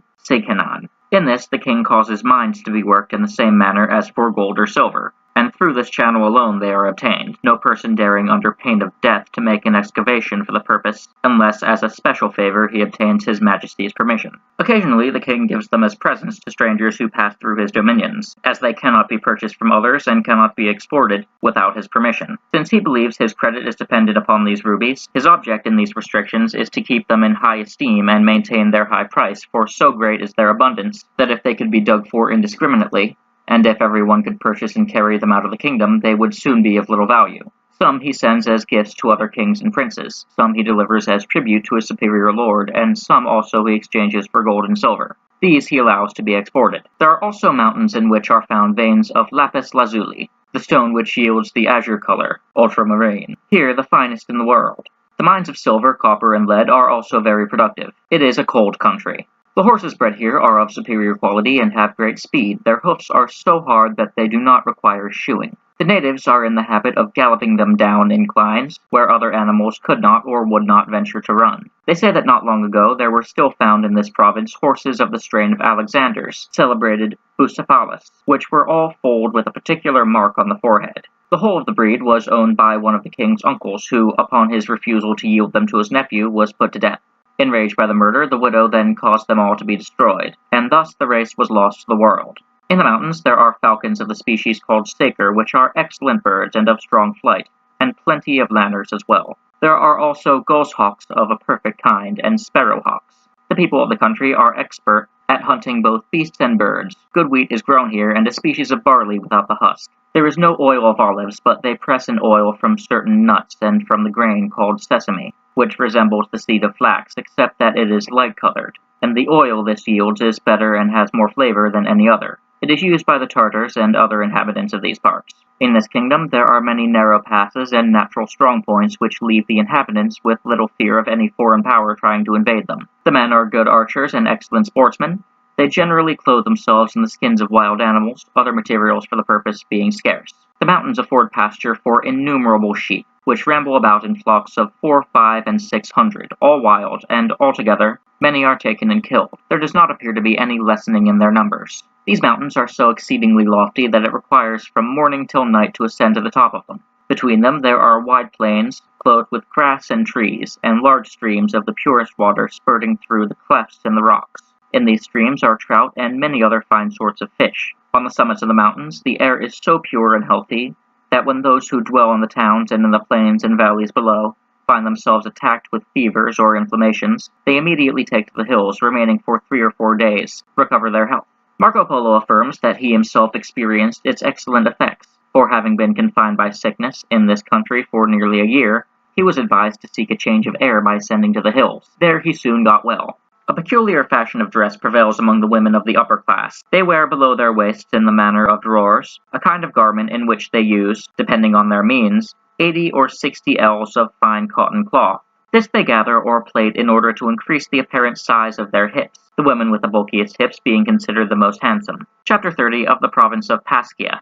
Leaving Balishan and traveling in a southerly direction for 10 days, you reach the province of Paskia, the people of which have their own peculiar language. They worship idols, are of a dark complexion, and of evil disposition. They are skilled in the art of magic, and in the invocation of demons, a study to which they continually apply themselves. They wear in their ears pendant rings of gold and silver adorned with pearls and precious stones. The climate of the province is in some parts extremely hot. The food of the inhabitants is meat and rice. Chapter 31 of the province of Kashmir, and of its inhabitants who are skilled in magic, and of a class of hermits. Kashmir, is a province 7 days distant from Paskia. Its inhabitants also have their own peculiar language. They are adepts beyond all others in the art of magic, to such a degree that they can compel their idols, although dumb and deaf, to speak. They can likewise obscure the day and perform many other miracles. They are preeminent among the idolatrous nations, and from them come the idols worshipped in other parts. From this country there is communication by water with the Indian Sea. The natives are of a dark complexion, but by no means black, and the women, although dark, are very beautiful. Their food is meat with rice and other grains, yet they are in general of temperate habits. The climate is moderately warm. In this province, besides the capital, there are many other towns and strong places. There are also woods, desert tracts, and difficult passes in the mountains, which ensure inhabitants against invasion. Their king is not tributary to any power. They have among them a particular class of devotees who live in communities, observe strict abstinence in regard to eating, drinking, and the intercourse of the sexes, and refrain from every kind of sensual indulgence in order that they might not give offense to the idols whom they worship. These persons live to a considerable age. They have several monasteries in which certain superiors exercise the functions of abbots, and they are held in great reverence by the mass of the people. The natives of this country do not deprive any creature of life nor shed blood, but if they are inclined to eat meat, it is necessary that the Mahometans who reside among them should slay the animal. The coral that is brought here from Europe is sold at a higher price than in any other part of the world. If I were to proceed in the same direction, it would lead me to India, but I have judged it proper to reserve the description of that country for a third book, and shall therefore return to Balishan, intending to pursue from there the straight road to Cathay, southern China, and to describe, as has been done from the beginning of the work, not only the countries through which the route lies, but also those in its vicinity. The Travels of Marco Polo, Chapter 32, of the Province of Volcan and an Ascent for 3 days, and the Effect of the Great Elevation upon Fires.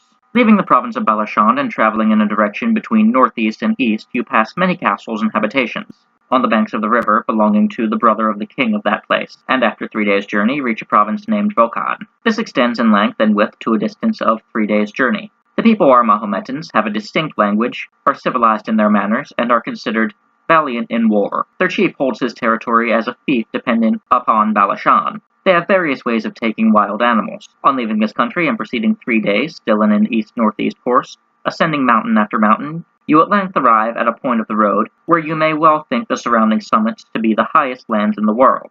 Here, between two ranges, you see a large lake from which flows a handsome river, a tributary of the upper Oxus River, that follows a course along an extensive plain covered with the richest verdure. Such indeed is its quality that the leanest cattle turned out upon it would become fat in the course of 10 days. In this plain there are wild animals in great numbers, particularly sheep of a large size, having horns 3, 4, and even 6 palms in length. Out of these the shepherds make ladles and vessels for holding their victuals, and with the same materials they construct fences for enclosing their cattle and safeguarding them against the wolves, with which, they say, the country is filled, and which destroy many of these wild sheep or goats. Their horns and bones being found in large quantities, heaps are made of them at the side of the road for the purpose of guiding travelers when the road is buried in snow. For 12 days the course is along this elevated plain, which is named Pamir Plateau, and as during all that time you do not meet with any habitations, it is necessary to make provision at the outset accordingly. So great is the height of the mountains that no birds are to be seen near their summits, and however extraordinary it may be thought, it is affirmed that from the rareness of the air, fires, when lighted, do not give the same heat as in lower locations,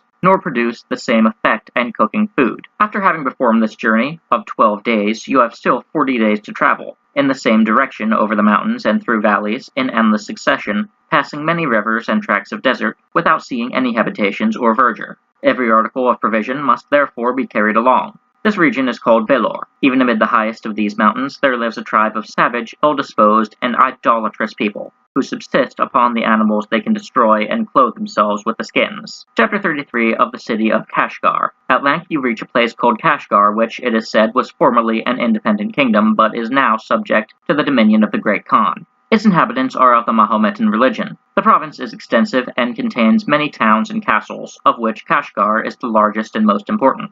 The language of the people is peculiar to themselves. They subsist by commerce and manufacture. They have handsome gardens, orchards, and vineyards. An abundance of cotton is produced here, as well as flax and hemp. Merchants from this country travel to all parts of the world, but in truth they are a wretched, sordid race, eating badly and drinking worse. Besides the Mahometans, there are among the inhabitants several Nestorian Christians, who are permitted to live under their own laws and to have their churches. The extent of the province is 5 days' journey. The Travels of Marco Polo, Chapter 34, of the city of Samarkand and the miraculous column in the church of St. John the Baptist. Samarkand is a noble city adorned with beautiful gardens and surrounded by a plain in which are produced all fruits that man can desire. The inhabitants, who are partly Christians and partly Mahometans, are subject to a nephew of the Great Khan, with whom, however, he is not upon amicable terms.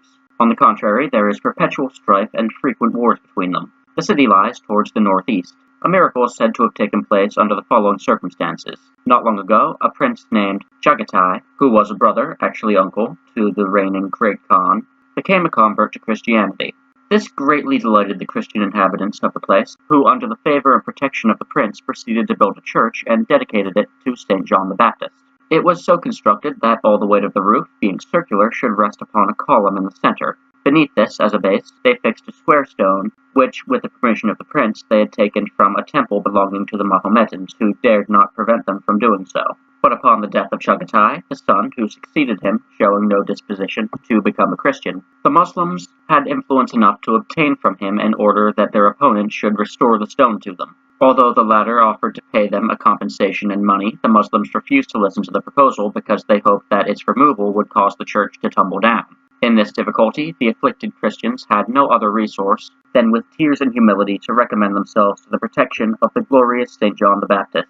When the day arrived on which they were to make restoration of the stone, it came to pass that through the intercession of the saint, the pillar raised itself from its base to the height of 3 palms in order to facilitate the removal of the stone, and in that situation, without any kind of support, it remains to the present day. Enough being said of this, we shall now proceed to the province of Yarkand. Chapter 35 of the province of Karkan, and the inhabitants of which are troubled with goiters. Departing thence, you enter the province of Karkan, which extends to a distance of 5 days' journey. Its inhabitants, for the most part Mahometans, with some Nestorian Christians, are subjects of the Great Khan. The provisions are here in abundance, as is also cotton. The people are expert artisans. They are, in general, afflicted with swellings in the legs as well as tumors in the throat resulting from the water they drink. In this country there is nothing further that is worthy of note. Chapter 36 of the city of Khotan. Following a course between northeast and east, you come to the province of Khotan, the extent of which is 8 days' journey. It is under the dominion of the Great Khan, and the people are Mahometans. It contains many cities and fortified places, but the principal city, and the one that gives its name to the province, is Khotan. Everything necessary for human life is here in the greatest plenty. It likewise yields cotton, flax, hemp, grain, wine, and other articles. The inhabitants cultivate farms and vineyards, and they have numerous gardens. They support themselves also by trade and manufactures. But they are not good soldiers. We shall now speak of a province named Payan. Chapter 37 of the province of Payan, the chalcedony and the jasper found in its river, and a peculiar custom with regard to marriages. Payan, is a province of 5 days' journey in extent, and is in the direction of east-northeast. It is under the dominion of the Great Khan, and contains many cities and strong places, the principal one of which is likewise named Payan. Through this flows a river, and in its bed are found many of those stones called chalcedony and jasper, varieties of Chinese jade. All kinds of provision are obtained here. Cotton also is produced in this country. The inhabitants live by manufacture and trade. They have this custom that if a married man goes a distance from home to be absent 20 days, his wife has a right, if she is inclined, to take another husband, and the man, on the same principle, marry wherever they happen to reside. All the before-mentioned provinces, that is to say Kashgar, Khotan, Payan, and as far as the desert of Lop, are within the limits of Turkestan. Next follows the province of Charchan. Chapter 38 of the province of Charchan. Charchan is also a province of Turkestan lying in an east-northeast direction. In former times it was flourishing and productive, but it has been laid waste to by the Tartars. The people are Mahometans. Its chief city is likewise named Charchan. Through this province run several large streams in which chalcedony and jasper are also found. These are carried to Cathay for sale, and such is their abundance that they form an important article of commerce. The area from Payan to this district, as well as throughout its whole extent, is all sand, and the water is, for the most part, bitter and unpalatable, although in a few places sweet and good. If a hostile army of Tartars passes through these places, the inhabitants are plundered of their goods, and if a friendly one, their cattle are killed and devoured. For this reason, when they become aware of the approach of any body of troops, they flee with their families and cattle into the sandy desert, going a distance of 2 days' journey towards some spot where they can find fresh water, and by that means survive. From the same fear, when they collect their harvest, they deposit the grain in caverns among the sands, taking monthly from the stores as much as may be needed. Nor can any person besides themselves find the places they use for this purpose, because their footprints are soon effaced by the wind. Upon leaving Charchan, the road runs for 5 days over sands, where the water is generally, but not in all places, bad. Nothing else occurs here that is worthy of remark. At the end of these 5 days, you arrive at the city of Lop, on the borders of the Great Desert. The Travels of Marco Polo, Chapter 39, of the town of Lop, the vast desert, and the strange noises heard on it. The town of Lop is situated towards the northeast near the commencement of the Great Desert, which is called the Desert of Lop. It belongs to the dominions of the Great Khan, and its inhabitants are of the Mahometan religion. Travelers who intend to cross the desert usually halt for a considerable time at this place in order to rest from their fatigue as well as to make the necessary preparations for their further journey. For this purpose, they load a number of stout asses and camels with provisions and with their merchandise. Should the former be consumed before they've completed their passage, they kill and eat both kinds of animals. But camels are commonly here employed in preference to asses, because they carry heavy burdens and require less food. Provisions for a month should be laid in, that time being required for crossing the desert even in the narrowest part. To travel it in the direction of its length would prove a vain attempt, as little less than a year would be needed, and to carry stores for such a period would be impracticable. During these 30 days, the journey is invariably over either sandy plains or barren mountains, but at the end of each day's march you stop at a place where water is procurable. Not indeed in such quantity for large numbers, but enough to supply 100 persons together with their beasts of burden. At 3 or 4 of these halting places the water is salt and bitter, but at the others, amounting to about 20, it is sweet and good. In this tract neither beasts nor birds are met with, because there is no kind of food for them. It is asserted as an established fact that this desert is the abode of many evil spirits which lure travelers into their destruction with the most extraordinary illusions. If during the daytime any persons remain behind on the road, either when overtaken by sleep or delayed by natural functions, until the caravan has passed a hill and is no longer in sight, they are startled to hear themselves called by their names, and in a tone of voice to which they are accustomed. Supposing the call to come from their companions, they are led away by it from the road, and not knowing in what direction to advance, they are left to perish. In the night-time they are persuaded they hear the march of a large cavalcade of people, on one side or the other of the road, and concluding the noise to be that of their party, they direct their steps to the quarter whence it seems to come. But at break of day they find they have been misled and drawn into danger. Sometimes during the day these spirits assume the appearance of their traveling companions, address them by name, and try to lead them out of the proper road. It is said also that some persons, while crossing the desert, have seen what appeared to be a body of armed men advancing towards them, and fearful of being attacked and plundered, have taken to flight. Having thus abandoned the right path, and not knowing how to regain it, they perish miserably of hunger.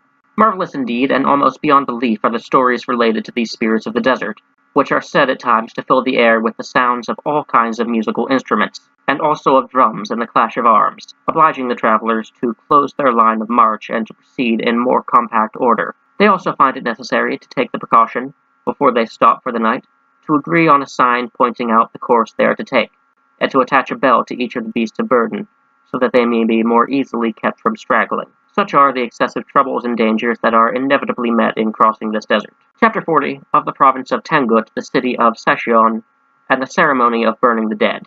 When the journey of 30 days across the desert has been completed, you arrive at a city called Sechau, which belongs to the Great Khan. The province is named Tangut. The people are worshippers of idols. There are Turkomans among them, and a few Neostrian Christians, and Mahometans. Those who are idolaters have a language distinct from the others. This city lies towards the east-northeast. They are not a commercial, but an agricultural people, having much wheat. There are in this country a number of monasteries and abbeys, which are filled with idols of various kinds. To these, which they regard with the profoundest reverence, they offer sacrifices, and on the birth of a son they recommend him to the protection of one of their idols. In honor of this deity, the father rears a sheep in his house until the end of the year, and then, on the idol's holiday, they conduct their son together with a sheep into its presence, and there sacrifice the animal. They boil the flesh and lay it before the idol, and stand in front of it until they have finished a long prayer in which they beg the idol to preserve the health of their child, and they believe that during this interval, it has sucked in all the savory juices of the meat. The remaining substance they then carry home, and assembling all their relations and friends, eat it with much devout festivity. Finally, they collect the bones and preserve them in handsome urns. The priests of the idol have for their portion the head, the feet, the intestines, and the skin, together with part of the flesh. With respect to the dead, too, these idolaters have special ceremonies. Upon the death of a person of rank whose body they plan to burn, the relations call together the astrologers and tell them the year, day, and hour whereupon these proceed to examine the horoscope, and having ascertained the constellation or sign and the planet presiding therein, declare the day on which the funeral ceremony shall take place. If it should happen that the same planet is not then in the ascendant, they order the body to be kept a week or more, and sometimes for even 6 months, before they allow the ceremony to be performed. In the hope of a favorable aspect, and dreading unfavorable influence, the relations do not dare to burn the corpse until the astrologers have prescribed the proper time. It being therefore often necessary that the body remain long in the house, they guard against the consequences of putrefaction by fitting a coffin made of boards of palm in thickness, well fitted together and painted, in which they deposit the corpse, and along with it sweet-scented gums, camphor, and other drugs. The joints or seams they smear with a mixture of pitch and lime, and the whole is then covered with silk. During this period, the table is spread every day with bread, wine, and other provisions, which remain long enough for the dead one to eat a meal, as well as for the spirit of the deceased, which they suppose is present, to satisfy itself with the aroma of the victuals. Sometimes the astrologers tell the relations that the body must not be taken from the house through the main door, because they've discovered from the aspect of the heavens or otherwise that this would be unlucky, and it must therefore be taken out from a different side of the house. In some instances, indeed, they oblige them to break through the wall and convey the corpse through that opening, persuading them that if they refuse to do so, the spirit of the dead will be incensed against the family and do them some injury. Accordingly, when any misfortune befalls a house, or any person belonging to it meets with an accident or a loss or an untimely death, the astrologers attribute the event to a funeral not having taken place during the ascendancy of the planet under which the dead relative was born, but on the contrary, under the evil influence, or to its not having been conducted through the proper door. As the ceremony of burning the body must be performed outside the city, they erect at intervals along the road on which the procession is to pass small wooden buildings with a portico, which they cover with silk, and under each of these the body is set down. They place before it meats and liquors, and this is repeated until they reach the appointed spot, believing as they do that the spirit is thereby refreshed and acquires energy to attend the funeral pyre. Another ceremony also is performed on these occasions. They provide pieces of paper made of the bark of a certain tree, upon which are painted the figures of men, women, horses, camels, pieces of money, and dresses, and these they burn along with the corpse in the conviction that in the next world the deceased will enjoy the services of the servants, cattle, and all the articles depicted on the paper. Throughout these proceedings, all the musical instruments belonging to the place are sounded with an incessant din. Having told of this city, others lying towards the northwest, near the head of the desert, shall now be mentioned. The Travels of Marco Polo, Chapter 41, of the district of Camul, and some peculiar customs respecting the entertainment of strangers. Camul is a district within the great province of Tengut. It is subject to the Great Khan, and contains many towns and castles, of which the principal city is also named Camul. The district lies between two deserts, that is to say, the Great Desert already described, and another of smaller extent, being only about 3 days' journey across. The inhabitants are worshippers of idols and have their own peculiar language. They subsist on the fruits of the earth, which they possess in abundance, and are able to supply the needs of travelers. The men are addicted to pleasure, and attend to little else besides playing upon instruments, singing, dancing, reading, writing according to the custom of their country, and the pursuit, in short, of every kind of amusement. When strangers arrive and desire lodging and accommodation at their houses, it affords them the highest gratification. They give positive orders to their wives, daughters, sisters, and other female relatives to indulge their guests in every wish, while they themselves leave their homes and retire into the city.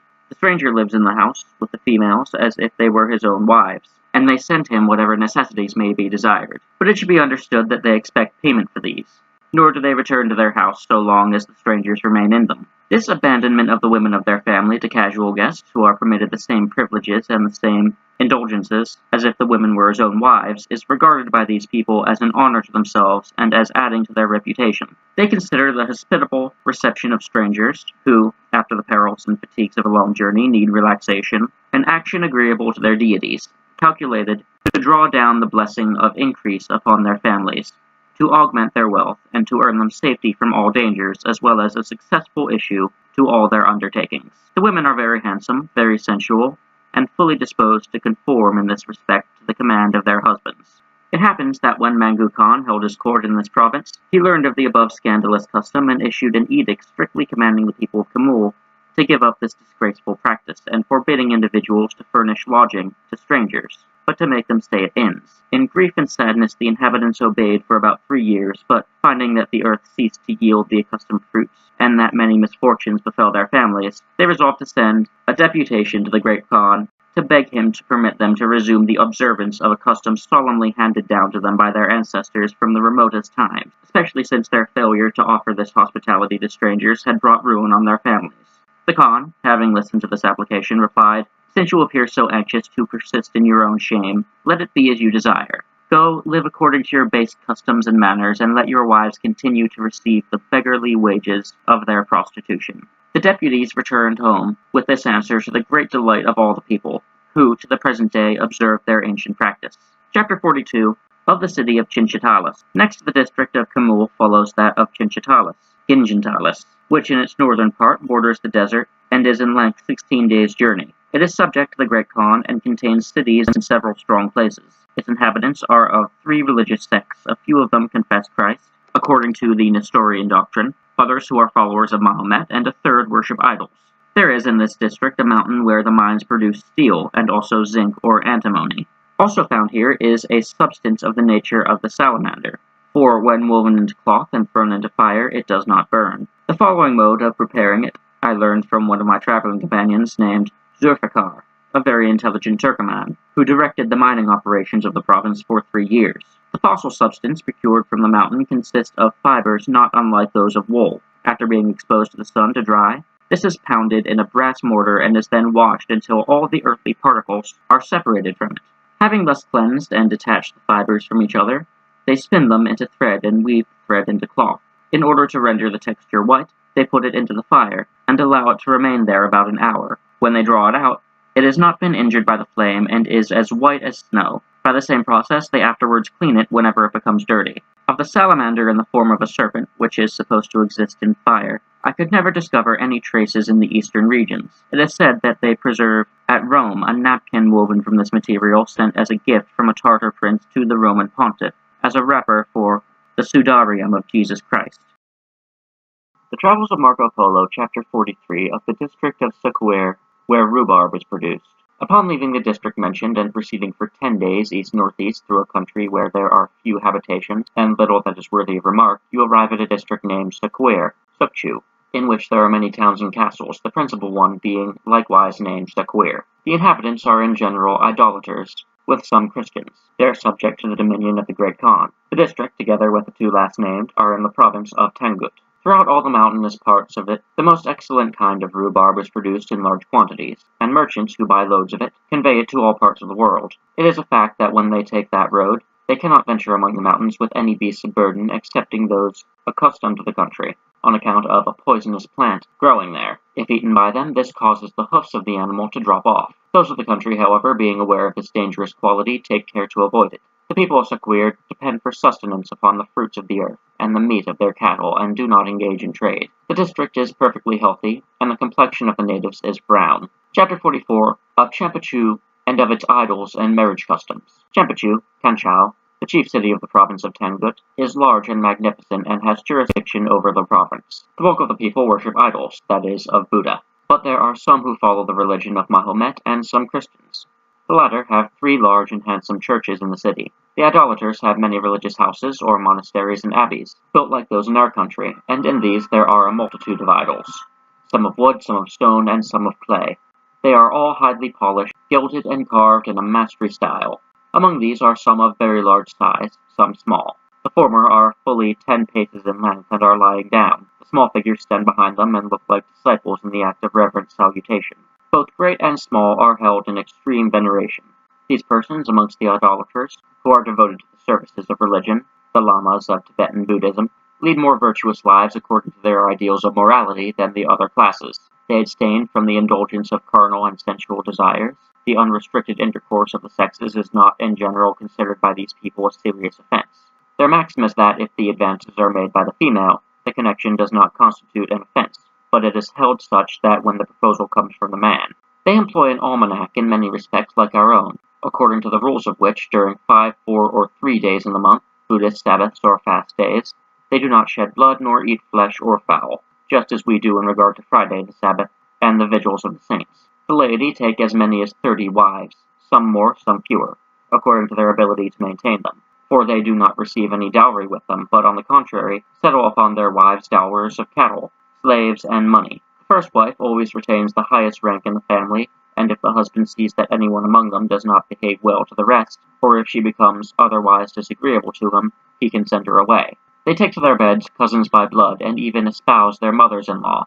Many other mortal sins are regarded by them with indifference, and they live in the respect like the beasts of the field. In this city Marco Polo remained, along with his father and uncle, about the space of 1 year, which their business required.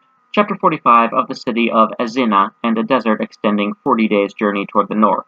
Leaving the city of Campechu and traveling for 12 days in a northerly direction, you come to a city named Azina, at the commencement of the sandy desert and within the province of Tangut. The inhabitants are idolaters. They have camels and much cattle of various sorts. Here you find lanner falcons and many excellent sakers. The fruits of the soil and the meat of the cattle supply the wants of the people, and they do not concern themselves with trade. Travelers passing through the city lay in a store of provisions for 40 days, because upon their leaving it to go northwards, they take that long to cross a desert, in which there are no dwellings or any inhabitants, except a few among the mountains and in some valleys during the summer. In these areas, frequented by wild asses and other wild animals, they find water and pine woods. Having passed this desert, the traveler arrives at a city on the northern side of it, named Karakorum.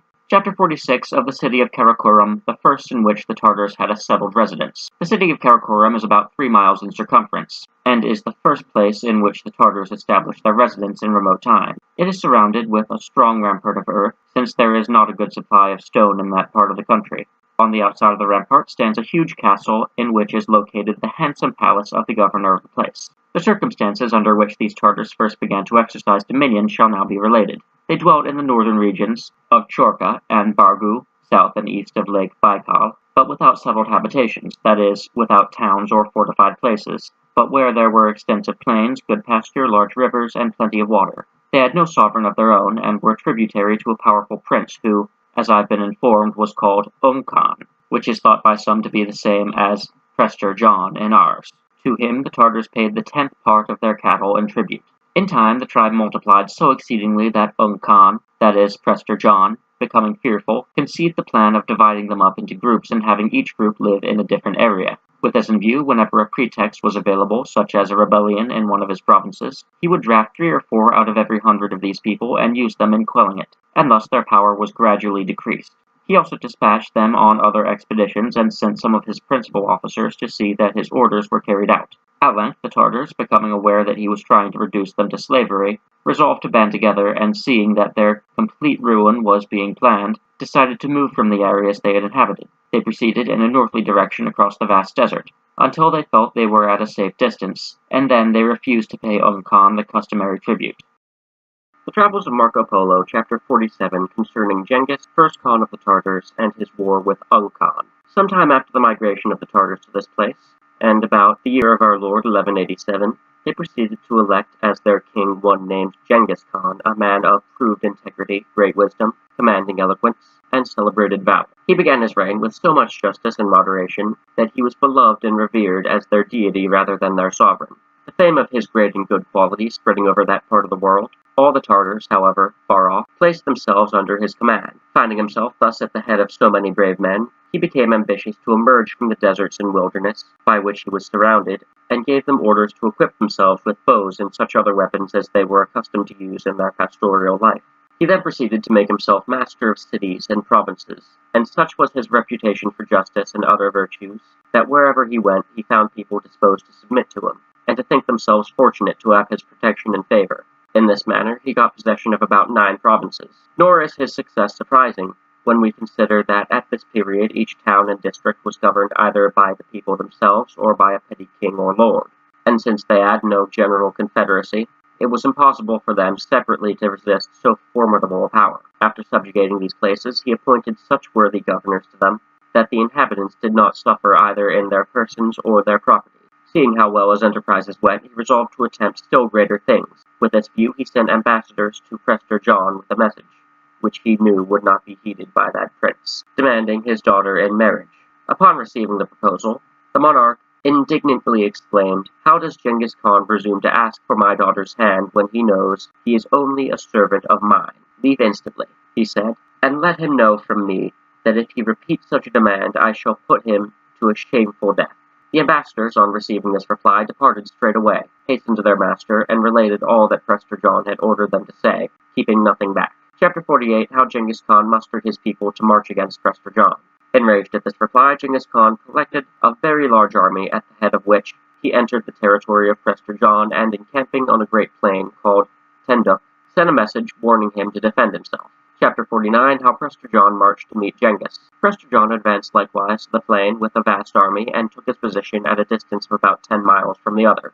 At this juncture, Genghis Khan commanded his astrologers and magicians to tell him which of the two armies would win in the approaching conflict. Upon this, they took a green reed, and dividing it lengthways into two parts, they wrote on one part the name of their master, and on the other the name of Prester John.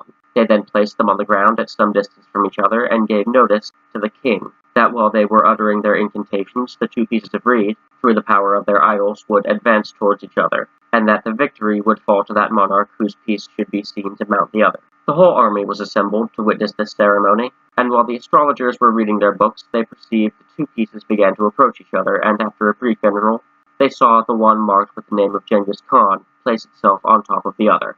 Chapter 50, The Battle between Genghis Khan and Prester John. Upon witnessing this, the king and his band of Tartars marched with exultation to attack the army of Prester John, broke through its ranks, and entirely routed it. Prester John himself was killed, his kingdom fell to the conqueror, and Genghis Khan espoused his daughter. After this battle, he continued for 6 years to make himself master of an additional kingdoms and cities until at length, in the siege of a castle named Taigin, he was struck in the knee by an arrow, and dying of the wound, he was buried in the Altai Mountains. Chapter 51, of 6 successive emperors to the Tartars, and their burial ceremonies.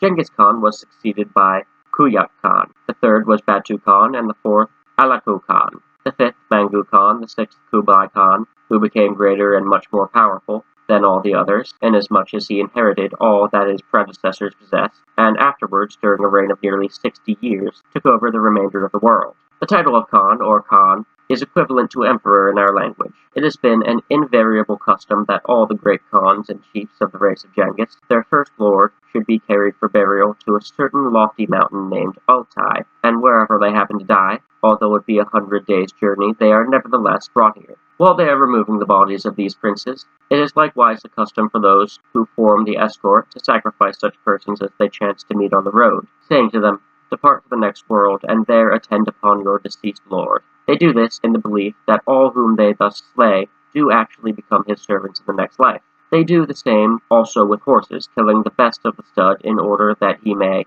have use of them. When the corpse of Mangu Khan was transported to this mountain, the horsemen who accompanied it slew upwards of 20,000 persons who fell in their path. The Travels of Marco Polo, Chapter 52, of the wandering life of the Tartars, of their domestic manners, their food, and the virtue of their women. Now that I've begun speaking of the Tartars, I will tell you more about them. The Tartars never remain in one place, but as the winter approaches, move to the plains of a warmer region in order to find sufficient pasture for their cattle. In summer, they frequent cold areas in the mountains, where there is water and vegetation, and where their cattle are free from horseflies and other biting insects. During 2 or 3 months, they progressively climb to higher ground to seek fresh pasture, the grass in any one place not being adequate to feed the multitudes of their herds and flocks. Their huts or tents are formed of rods covered with felt, and being perfectly round and neatly put together, they can gather them into one bundle and make them up as packages, which they carry along with them upon a sort of cart of 4 wheels. When they have occasion to set them up, they always face the entrance to the south. Besides these carts, they have a better kind of vehicle upon 2 wheels, also covered with a black felt, and so effectually as to protect those within from wet throughout the whole day of rain. These are drawn by oxen and camels, and serve to carry their wives and children, their utensils, and such provisions as they require. It is the women who attend to their traveling concerns, who buy and sell, and provide everything necessary for their husbands and families, the time of the men being entirely devoted to hunting, hawking, and matters that relate to the military life. They have the best falcons in the world, and also the best dogs. They subsist entirely upon flesh and milk, eating the game they catch, and a certain small animal called Pharaoh's mice, the jerboa, which is not unlike a rabbit and which is found during the summer season in great abundance in the plains. But they likewise eat meat of every description, including horses, camels, and even dogs, provided they are fat. They drink mare's milk, which they prepare in such a manner that it has the qualities and flavor of white wine. Their women are not excelled for chastity and decency of conduct, nor for love and duty to their husbands. Infidelity to the marriage bed is regarded by them as a vice not merely dishonorable, but of the most infamous nature. It is also wonderful to see the loyalty of the husbands toward their wives, among whom, although there are perhaps 10 or 20, there is a unity and accord that is very praiseworthy. No offensive language is ever heard, their attention being fully occupied with their own affairs and their domestic duties, such as providing food for the family, the management of the servants, and the care of the children, who are cared for in common. The men are allowed as many wives as they want, their expense to the husband is not great, and on the other hand, the benefits he derives from their training and the work they do is considerable. For each, he first makes payment to the mother. The first wife has the most privileges and is held to be the most truly legitimate, and this extends also to the children born by her. In consequence of this unlimited number of wives, they have more children than any other people. Upon the death of the father, the son may take for himself the wives he leaves behind, with the exception of his own mother. They cannot marry their sisters, but upon the death of their brothers, they can take their sisters-in-law. Every marriage is solemnized with great ceremony. Chapter 53 of the God of the Tartars and of Tartar Dress. The doctrine and faith of the Tartars are these. They believe in a deity whose nature is sublime and heavenly. To him they burn incense and offer up prayers for the enjoyment of intellectual and bodily health.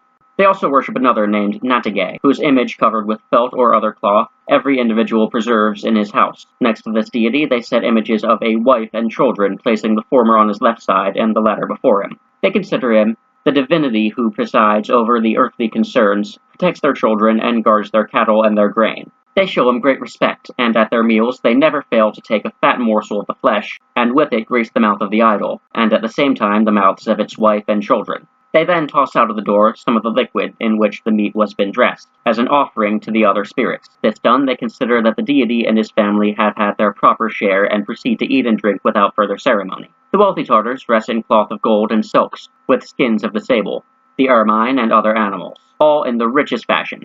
Chapter 54, concerning the Tartar customs of war. Their arms are bows, iron maces, and in some instances spears, but the first of these is the weapon at which they are the most expert, being accustomed from childhood to use it in their sports. They wear armor made from buffalo hides and those of other beasts, dried by fire and thus rendered extremely hard and strong. They are brave in battle, almost to desperation, setting little value upon their lives and exposing themselves without hesitation to all manner of danger. Their disposition is cruel. They are capable of enduring every kind of privation, and when there is a necessity for it, can live for a month on the milk of their mares, kumis, a favorite drink of Asiatic nomads, and upon such wild animals as they may chance to catch. Their horses are fed upon grass alone, and do not require barley or other grain. The men are trained to remain on horseback for 2 days and nights without dismounting, and sleep in that position while their horses graze. No people on earth can surpass them in fortitude under difficulties, nor show greater patience under privation of every kind. They are most obedient to their chiefs, and are maintained at little cost. It is because of these qualities, so essential to the making of a soldier, that they are fitted to subdue the world, as in fact they have done to a considerable portion of it. When one of the great Tartar chiefs proceeds on an expedition, he puts himself at the head of an army of 100,000 horsemen, and organizes them in the following manner. He appoints an officer to the command of every 10 men, and others to command 100, 1,000, and 10,000 men, respectively. Thus, 10 of the officers commanding 10 men take their orders from the one who commands 100. Of these, each 10 from him who commands 1,000, and each 10 of these latter from him who commands 10,000. By this arrangement, each officer has only to attend to the management of 10 men or 10 groups of men, and all are implicitly obedient to their respective superiors. Every company of 100 men is dominated by a tuk, and 10 of these constitute a toman.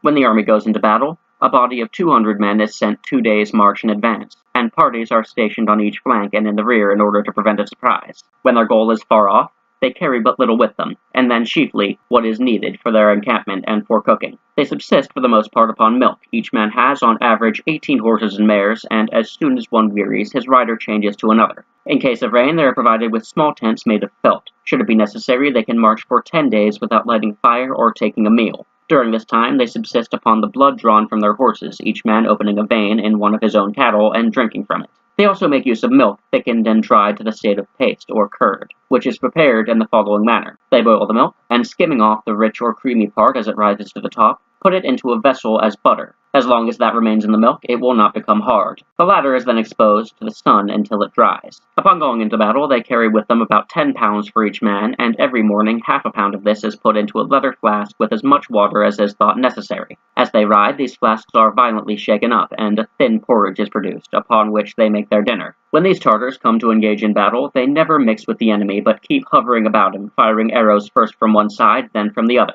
occasionally pretending to fly, and during their flight, shooting arrows backwards at their pursuers, killing men and horses as easily as if they were fighting face to face. In this sort of warfare, the adversary imagines he has gained a victory when in fact he has lost the battle, for the Tartars, noting the damage they have done to him, wheel about and, renewing the fight, overpower his remaining troops and make them prisoners in spite of their utmost exertions. Their horses are so well trained that upon a given signal, they instantly turn in any direction. By such rapid maneuvers, they have won many victories. All that has been here related concerns the early Tartar chiefs. At present day, they are much degenerated. Those who dwell in Cathay forsake their own laws and have adopted the customs of the people who worship idols. And those who inhabit the eastern provinces, the Levant, have adopted the manners of the Saracens. The Travels of Marco Polo, Chapter 55, of the laws and of an imaginary kind of marriage between deceased children. Justice is administered by them in the following manner. When a person is convicted of a robbery not meriting the punishment of death, he is condemned to receive a certain number of strokes with a rod 7, 17, and 27, 37, 47, or as many as 107, according to the value of the article stolen and the circumstances of the theft. Many die from this punishment. When a man is condemned to death for stealing a horse or other article, the sentence is executed by cutting his body in two with a sword. But if the thief can pay 9 times the value of the property stolen, he escapes all further punishment. It is usual for every chief of a tribe or other person possessing cattle, such as horses, mares, camels, oxen, or cows, to distinguish them by his mark and then to allow them to graze at large in any part of the plains or mountains without herdsmen to look after them. If any of them should happen to mix with the cattle of other proprietors, they are restored to the person whose brand they bear. Sheep and goats, however, have shepherds to tend them. Their cattle of every kind are good-sized, fat, and exceedingly handsome. When one man has had a son and another man a daughter, although both have been dead for 7 years, they have a custom of arranging a marriage between their deceased children and of bestowing the girl upon the youth. At the same time, they paint upon pieces of paper human figures representing servants with horses and other animals, dresses of all kinds, money and furniture, and all these together with a marriage contract, which is regularly drawn up. They commit to the flames in order that, through the smoke, these things may be conveyed to their children in the other world, that they may become husband and wife in due form. After this ceremony, the fathers and mothers consider themselves mutually related, just as if a real connection had taken place between their living children. Having thus given an account of the manners and customs of the Tartars, although not yet of the brilliant acts and enterprises of their great Khan, who is lord of all the Tartars, we shall now return to our former subject, that is, to the wide plain which we were crossing when we stopped to relate the history of this people. Chapter 56 of the plain of Bargu, its inhabitants, the ocean, and the falcons in this country. Upon leaving Karakorum and the mountains of Altai, the burial place, as has been said, of the imperial Tartar family, you proceed in a northerly direction through the country called the plain of Bargu, around Lake Baika, in Siberia, extending to a distance of about 40 days' journey. The people who dwell there are called Makrit, a rude tribe who live upon the flesh of animals, the largest of which are like stags, and these they also use for the purpose of traveling. They likewise feed upon the birds that live in their numerous lakes and marshes, as well as upon flesh. At the molting season, or during the summer, the birds seek these waters, and being then unable to fly for lack of feathers, they are taken by the natives without difficulty. This plain borders on the ocean, Lake Baikal, at its northern extremity. The customs and manners of the people resemble those of the Tartars that have been described, and they are subjects of the Great Khan. They have neither corn nor wine, and although in summer they live on what they can catch, in winter the cold is so excessive that neither birds nor beasts can remain there. Upon traveling 40 days, as was said, you reach the ocean. On a mountain near this, as well as in the neighboring plains, vultures and peregrine falcons have their nests. Neither men nor cattle are found there, and of birds there is only a species called bargarlak, and the falcons which prey on them. The former are about the size of a partridge, have tails like the swallow and claws like those of the parrot, and are swift of flight. When the Great Khan wants a brood of peregrine falcons, he sends to this place for them. Gerfalcons are found in such numbers in an island lying off the coast that His Majesty may be supplied with as many of them as he pleases. It must not be supposed that the gerfalcons sent from Europe for the use of the Tartars go to the court of the Great Khan. They go only to some Tartar or other chief of the Levant, bordering on the countries of the Kamanians and the Armenians. This island is situated so far to the north that the North Star appears to be behind you, and you have in part a southerly bearing. Having thus spoken of the regions in the vicinity of the Northern Ocean, we shall now describe provinces lying nearer to the residence of the Great Khan, returning to that of Kampichu, which has already been mentioned. Chapter 57 of the Kingdom of Erginul and the province of Sinju, and of the customs of that country and the beauty of the women. Upon leaving Kampichu, Kanchal, and proceeding 5 days' journey towards the east, in course of which travelers are frequently terrified at night by the voices of spirits, they reach a kingdom named Erginul, Kokonor, subject to the Great Khan and included in the province of Tangut. Within the limits of this kingdom are several principalities, the inhabitants of which are in general idolaters, with some few Nestorian Christians and worshippers of Mahomet. Among many cities and strong places, the principal one is Arganol. Proceeding thence in a southeasterly direction, the road takes you to Cathay, and on that route you find a city called Singui, in a district of the same name. It has many towns and castles, also belonging to the Tangut, and under the dominion of the Great Khan. The population of this country consists chiefly of idolaters, but there are also some Mahometans and Christians. Here are found many wild cattle, wild yaks, that in point of size may be compared to the elephants. Their color is a mixture of white and black, and they are very beautiful. The hair on their bodies lies flat, excepting upon the shoulders, where it stands up to the height of about 3 palms. This hair, or rather wool, is white and more soft and delicate than silk. Marco Polo carried some of it to Venice as a great curiosity. As such, it was esteemed by all who saw it. Many of these cattle, taken wild, have been domesticated, and the breed produced between them and the common cow are noble animals, and better able to resist fatigue than any other kind. They are accustomed to carry heavier burdens, and to do twice as much work as the ordinary sort, being both active and powerful. It is in this country that the finest and most valuable musk is procured. The animal which yields it is no larger than the female goat, but in form resembles the antelope. It is called gutter in the Tartar language. Its coat is like that of the larger kind of deer. Its feet and tail are those of the antelope, but it does not have horns. It has 4 projecting teeth or tusks, each 3 inches in length, 2 in the upper jaw pointing downward and 2 in the lower jaw pointing upward. They are small in proportion to their length, and as white as ivory. Upon the whole, it is a handsome creature. The musk is obtained in the following manner. At the time when the moon is at the full, a bag or sac of coagulated blood forms around the navel. Those whose occupation it is to take the animal avail themselves of moonlight for that purpose. Cut off the membrane and afterwards dry it with its contents in the sun. It provides the finest musk and produces that powerful perfume. Great numbers are caught, and the meat is esteemed good to eat. Marco Polo brought with him to Venice the dried head and the feet of one of them. The inhabitants of this country occupy themselves in trade and manufacture. They have grain in abundance. The extent of the province is 25 days' journey. Pheasants are found in it that are twice the size of ours, but somewhat smaller than the peacock, and with tail feathers 8 or 10 palms in length. There are also other pheasants in size and appearance like our own, as well as a great variety of other birds, some of which have beautiful plumage. The inhabitants are idolaters. In person they are inclined to be fat, and their noses are small. Their hair is black, and they have scarcely any beard, or only a few scattered hairs on the chin. The women of the upper class are similarly free from superfluous hairs. Their skin is fair, and they are well formed. The men like female company, and according to their laws and customs, they may have as many wives as they please, provided they are able to maintain them. If a young woman is poor but attractive, and a rich man wants to marry her, he must make valuable presents to her parents and relations, beauty alone being the quality held in high esteem. We shall now take leave of this district and proceed to speak of another, situated further to the eastward.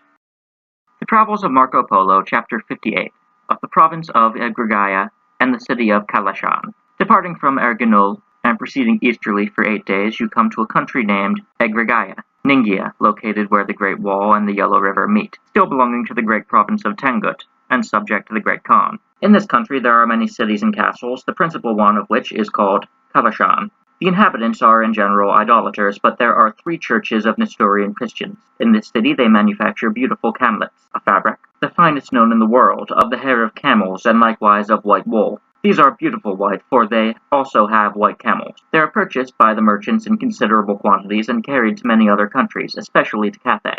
Leaving this province, we shall now speak of another situated to the east, and shall thus enter the territory of Prester John. Chapter 59 of the province of Tenduk, which is governed by princes of the race of Prester John. Tenduk, belonging to the territory of Prester John, is an eastern province with many cities and castles. It is subject to the rule of the Great Khan, all the princes of that family having remained dependent since Genghis, the first emperor, subdued the country. The capital is likewise named Tenduk. Tokoto. The greater part of the inhabitants are Christians. The king now reigning, named George, holds this country as a fief of the Great Khan, not indeed the entire country of the original Prester John, but a portion of it. The Khan always gives his daughters and other females of the royal family in marriage to him and other princes of his house. In this province, the stone that produces azure coloring is found in abundance and is of fine quality. Here, likewise, they manufacture fabrics of camel's hair. The people gain their livelihood by agriculture, trade, and mechanical work. Among the inhabitants, however, there are both worshippers of idols and followers of the law of Mahomet, as well as Christians. The rule of the province is in the hands of the Christians. There is likewise a class of people known by the name of Argon, because they result from a mixture of 2 races, namely those natives of Tenduk, who are idolaters, that is, Buddhists, and the Mahometans. The men of this country are fairer complexioned and better looking than those in the other countries of which we have been speaking. They are also better trained and more skillful traders. In this province of Tenduk is located the principal seat of government of the sovereign styled Prester John, when they ruled over the Tartars of this and the neighboring countries, which their successors still occupy. George, the present king, is the fourth in descendant from Prester John, of whose family he is regarded as the head. There are two regions in which they exercise dominion, and in our part of the world they are known as Gog and Magog, but by the natives as Ung and Mongol. In each of these there is a distinct race. In Ung they are Gog, and in Mongol they are Tartars. Traveling 7 days through this province in an easterly direction, toward Cathay, you pass many towns inhabited by idolaters as well as by Mahometans and Nestorian Christians. They gain their living by trade and manufacture, weaving, gold cloths ornamented with mother-of-pearl, and silks of diverse textures and colors, not unlike those of Europe, together with a variety of woolen cloth. These people are all subjects of the Great Khan. One of the towns, Sindachu, is celebrated for the manufacture of all kinds of arms and every article for the equipment of troops. In the mountainous part of the province, there is a place called Yedifu, Yochao, in which is a rich mine of silver, whence large quantities of that metal are obtained. There are also plenty of birds and beasts. Chapter 60 of the city of Chagan Nor and of cranes, partridges, and quails. Leaving the city and province last mentioned and traveling 3 days, you arrive at a city named Chagan Nor, which signifies the White Pool. At this place the Khan has a great palace, which he is fond of visiting because it is surrounded by lakes and streams, which are the haunt of many swans. There is also a fine plain where cranes, pheasants, partridges, and other birds are found in great numbers. He derives the greatest amusement from sporting them with gerfalcons and hawks, the game most abundant here. Of the cranes they reckon 5 species. The first sort are entirely black as coals and have long wings. The second sort have wings still longer than the first, but are white, and the feathers of the wings are full of eyes, round like those of the peacock, but of a gold color and very bright. The head is red and black and well formed, the neck is black and white, and the general appearance of the bird is very handsome. The third sort are the size of ours. The fourth are small cranes, having the feathers prettily streaked with red and azure. The fifth are of a gray color, with the head red and black, and are of a larger size. Near this city is a valley frequented by great numbers of partridges and quail, for whose food the Great Khan causes millet and other grains that attract such birds to be sown along the sides of it every season, and gives strict command that no person shall reap the seed. Many keepers are also stationed there to see that the game is not taken or destroyed, as well as to spread the millet for the birds during the winter. So accustomed are they to this feeding that, when the grain is scattered and the man whistles, they immediately assemble from every quarter. The Great Khan also directs that a number of small buildings be prepared for their shelter during the night. In consequence of these attentions, he always finds abundant sport when he visits this country. Even in the winter, when on account of the severity of the cold, he does not stay there. He has camel loads of the birds sent wherever his court may happen to be. Chapter 61 of the Great Khan's beautiful palace in the city of Shandu and the ceremonies performed there. Departing from the city last mentioned and proceeding 3 days' journey in a northeasterly direction, you arrive at a city called Shangtu, built by the Great Khan Kublai, now reigning. In this he caused a palace to be erected of marble and other handsome stones, admirable for the elegance of its design, as well as for the skill of its execution. The halls and chambers are all gilt, and very handsome. One front faces the interior of the city, and the other towards the wall, and from each extremity of the building runs another wall, to such an extent as to enclose 16 miles of the adjoining plain, to which there is no entrance but through the palace. Within the bounds of this royal park there are rich and beautiful meadows, watered by many rivulets, where a variety of animals of the deer and goat kind are pastured to serve as food for the hawks and other birds employed in the chase, whose pens are also in the grounds. The number of these birds is more than 200, without counting the hawks, and the Great Khan goes in person once every week to inspect them. Frequently, when he rides about this enclosed forest, he has one or more small leopards carried on horseback, behind their keepers, and when he feels like ordering them to be slipped, they instantly seize a stag, goat, or fallow deer, which he gives to his hawks, and in this manner he amuses himself. In the center of the grounds is a beautiful grove of trees in which he has built a royal pavilion supported upon a colonnade of handsome pillars, gilt and varnished. Round each pillar a dragon, likewise gilt, entwines its tail, while its head supports the projection of the roof, and its talons or claws are extended to the right and left. The roof, like the rest, is of bamboo cane, and so well varnished that no wetting can injure it. The bamboos used for this purpose are 3 palms in girth and 10 to 15 paces in length, and being cut at the joints are split into 2 equal parts so as to form gutters, and with these, laid concave and convex, the pavilion is covered. But to secure the roof against the wind, each of the bamboos is tied at the ends to the frame. The building is supported on every side like a tent by more than 200 very strong silken cords, or, because of the lightness of the materials, it might otherwise be overturned by force of high winds. The whole is constructed with so much ingenuity that all the parts may be taken apart, removed, and set up again at His Majesty's pleasure. He has selected this spot for his recreation on account of its mild temperature and healthful air, and he accordingly makes it his residence during the 3 months of the year, namely June, July, and August. Every year, on the 28th day of the moon, in August, it is his custom to proceed to an appointed place in order to perform certain sacrifices in the following manner. It should be added that the Khan keeps up a stud of about 10,000 horses and mares, which are white as snow. Of the milk of these mares no person can presume to drink who is not of the family descended of Genghis Khan, with the exception only of one other family, named Horiat, to whom that monarch gave the privilege in reward for valorous deeds performed in battle and in his own presence. So great indeed is the respect shown to these horses, that even when they are at pasture in the royal meadows or forests, no one dares to place himself before them or otherwise hinder their movements. The astrologers whom he entertains in his service, and who are deeply versed in the diabolical art of magic, have pronounced it his duty annually, on the 28th day of the moon in August, to scatter in the wind the milk taken from these mares in propitiation of all the spirits and idols whom they adore. On such occasion, these astrologers, or magicians as they may be termed, sometimes display their skill in a wonderful manner, for if it should happen that the sky becomes cloudy and threatens rain, they ascend the roof of the palace where the great Khan resides, and by incantations prevent the rain from falling and halt the tempest. The sorcerers who perform these miracles are from Tibet and Kashmir,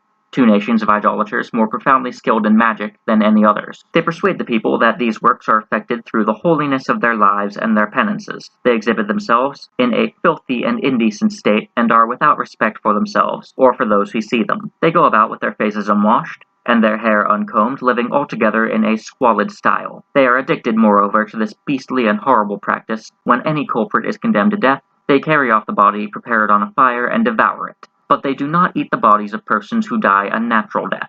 Besides the marvels before mentioned, by which they are distinguished from each other, they are likewise termed Bakshi, Buddhist begging priests called lamas in Tibet, which applies to their religious sect or order. So expert are they in their infernal art that they can do whatever they will, and one instance shall be given, although it may be thought to exceed the bounds of credibility. When the great Khan sits at meals, in his hall of state, as will be described in the following book, the table, which is placed in the center, is elevated to a height of about 8 cubits, and at a distance from it stands a large buffet where all the drinking vessels are arranged. Now, by means of their supernatural art, they cause the flagons of wine, milk, or any other beverage to fill the cups spontaneously without being touched by the attendants, and the cups to move through the air the distance of 10 paces until they reach the hand of the great Khan. As he empties them, they return to the place whence they came, and this is done in the presence of such persons as are invited by His Majesty to witness the performance. When the festival days of their idols draw near, these Bakshi go to the place of the great Khan and thus address him, "Sire, be it known to your Majesty that if honors and offerings are not paid to our deities, they will affect us with bad seasons, with blight on our grain, pestilence on our cattle, and with other plagues. On this account we beg your Majesty to grant us a certain number of sheep with black heads, together with so many pounds of incense and aloes wood, in order that we may perform the customary rites with due solemnity." Their words, however, are not spoken directly to the great Khan, but to certain great officers who tell him about it. Upon receiving it, he never fails to comply with the whole of their request. Accordingly, when the day arrives, they sacrifice the sheep, and by pouring out the liquor in which the meat has been cooked, in the presence of their idols, perform the ceremony of worship. In this country there are great monasteries and abbeys, so extensive indeed that they might pass for small cities, some of them containing as many as 2,000 monks, who are devoted to the service of their divinities, according to the established religious customs of the people. These are clad in a better style of dress than the other inhabitants. They shave their heads and their beards, and celebrate the festivals of their idols with the utmost possible solemnity, including bands of singers and burning tapers. Some of this class are allowed to take wives. There is likewise another religious order, the members of which are named Senshin, probably Senseng, ascetic Taoist priests, who observe strict abstinence and lead very austere lives, having no other food than bran, which they mix in warm water. That is their food, bran, and nothing but bran, and water for their drink. This sect sometimes pay adoration to fire and are considered by the others as heretics, because they do not worship idols. There is a material difference between the rulers of the two orders. The last described never marry in any instance. They shave their heads and beards like the others and wear hempen garments of a black and blue color, but even if the material were silk, the color would be the same. They sleep upon coarse mats and suffer greater hardships in their mode of living than any people in the world. We shall now quit this subject and proceed to speak of the wonderful acts of the Supreme Lord of Lords, the great Emperor of the Tartars, Kublai Khan. The Travels of Marco Polo, Book 2 of the Great Kublai Khan, and of Provinces Visited on Journeys Westward and Southward. Part 1, The Great Khan Kublai, His Capital, Court, and Government. Chapter 1, of the Deeds of Kublai Khan, the Emperor now reigning. In this book, it is our design to tell you of the great achievements of the Great Khan now reigning, who is styled Kublai Khan. The latter title means in our language Lord of Lords, and surely he has every right to such a title, for in respect to number of subjects, extent of territory, and amount of revenue, he surpasses every sovereign that has ever been or now is in this world. Nor has any other been served with such implicit obedience by those whom he governs. This will be made so evident in the course of our work as to satisfy everyone of the truth of our assertion.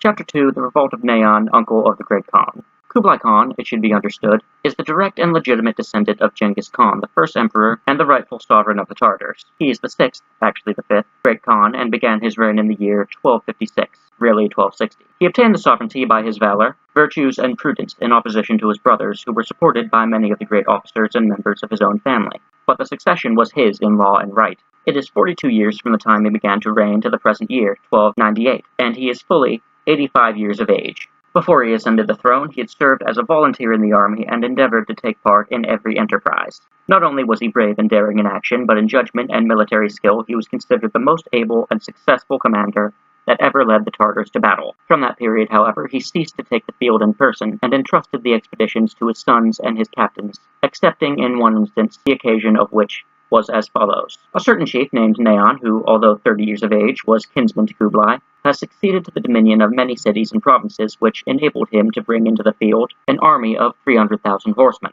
His predecessors, however, had been vassals of the Great Khan. Motivated by youthful vanity upon finding himself at the head of so great a force, he resolved to throw off his allegiance and seize the sovereignty. With this in view, he privately dispatched messengers to Kaidu, another powerful chief whose territories lay toward Greater Turkey, Turkestan. Although a nephew of the Great Khan, Kaidu was in rebellion against him, and was his bitter enemy as a result of the fear of punishment for former offenses. To Kaidu, therefore, the propositions made by Nayan were highly satisfactory, and he promised to bring to Nayan's assistance an army of 100,000 horsemen. Both princes immediately began to assemble their forces, but this could not be done secretly, as not to come to the knowledge of Kublai. Chapter 3, How the Great Khan marched against Nayan.